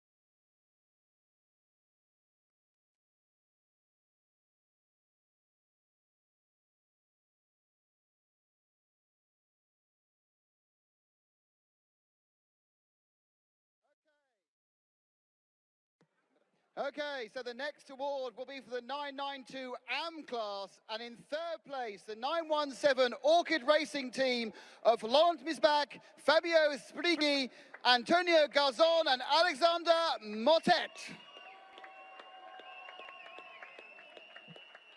In second place, the 988 MRS GT Racing team of Antti Ramo, Rolando Sacca, Alex Herbst, and Patrick Luciano Bay. And your winners of the 992 AM class, it's the 907 RPM Racing team. It's Tracy Cron, Niklas Jonsson, Philip Hamprecht, and Patrick Heisman.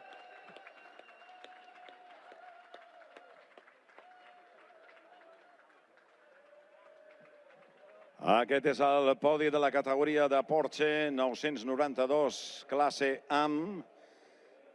Un equip suís a la tercera posició, un equip alemany a la segona, MR GT Racing, i el guanyador també un altre equip alemany, RPM Racing. Anem amb l'entrega de premis.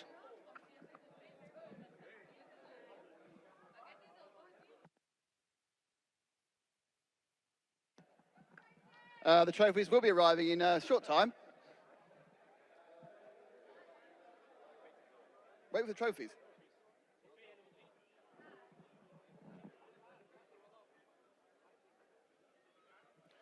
So the third place trophy is going to the Orchid Racing Team.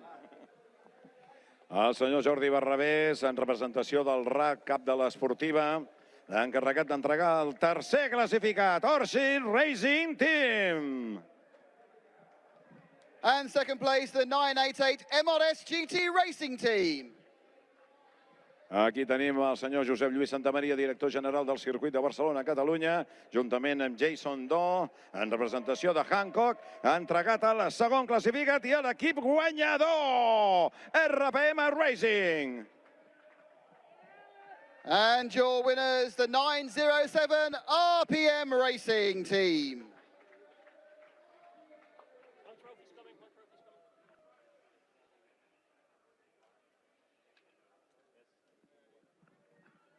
It's the very large trophy. Aquí tenim el trofeu gegant per l'equip guanyador en aquest apartat de la Porsche 992 amb és RPM Racing amb Tracy Cohn, Niklas Johnson, Philip Hamprak i Patrick Huseman.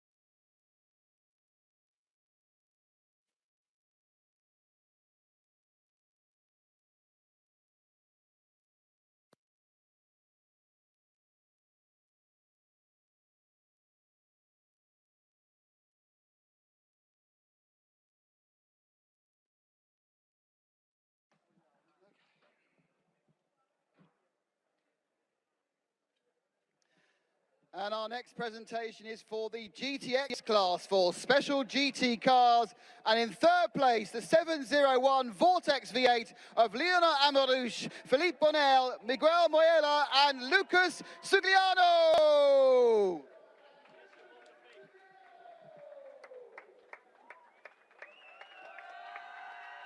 And in second place, the 758 VDS Racing Adventures team of Rafael van der Straten Ponthos, Nathan van Springel, Jose Close, and Nicholas Hermans.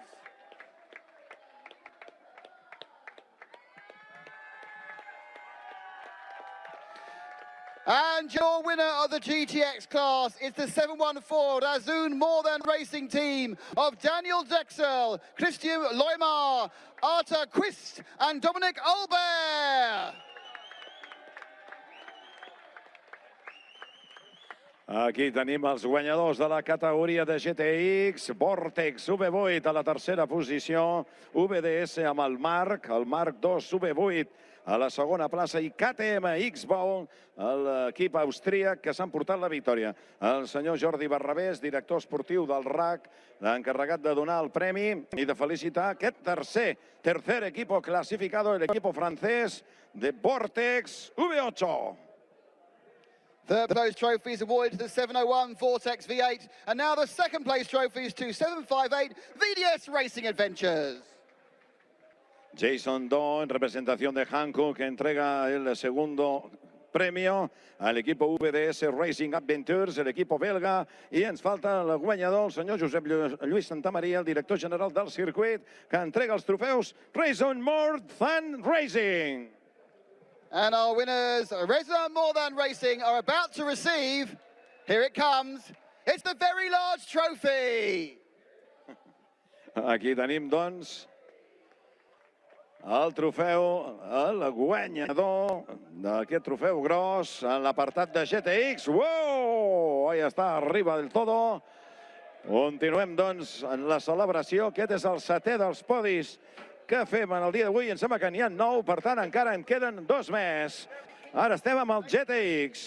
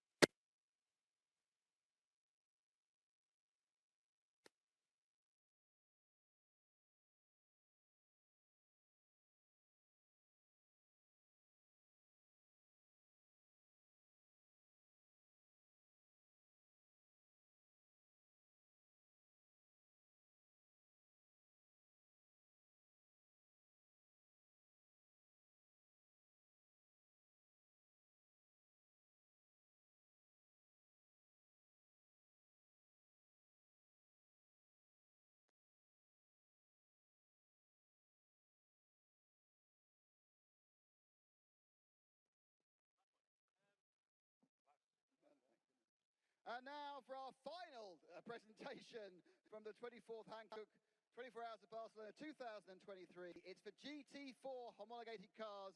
And in third place, the 416 Bugina ZM Racing Machine of Aliana Kolic, David Vareski, Adam Lacko, Yaroslav Lanis, and Jaromir Yidik.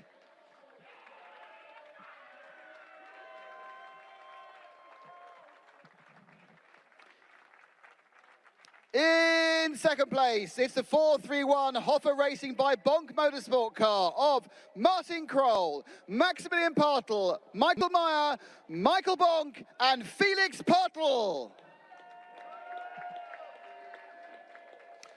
And your GT4 winner is number 403. It's Atlas BX Motorsport of Stephen Cho, Rolof Bluins, Yong Kyum King, Kim Taken, Taken Young, and Dongino!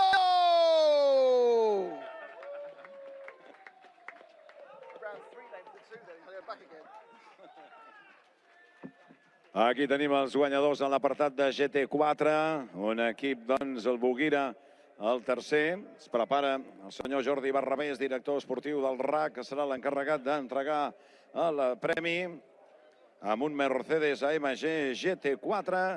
Aquest equip, Buguira ZM Racing, tercer classificat, que entrega el premi el senyor Jordi Barrabés.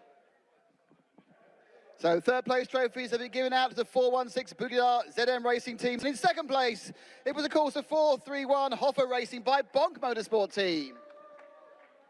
El director general del circuit de Barcelona, Catalunya, el senyor Josep Lluís Santamaria, ha entregat el segon equip classificat, Honor Racing, Bang Bong Motorsport, i ens falta aquí el senyor Jason Do, en representació de Hankook, l'encarregat d'entregar el premi a l'equip guanyador, Atlas BX Motorsport. And the winner of GT4, who are about to receive the very large trophy from Jason Doe, it's Atlas BX Motorsport number 403. Ahí está con el trofeo gigante el equipo coreano Atlas BX Motorsport número 403 con Steve Shaw, Bruins, Kim, Yang y No.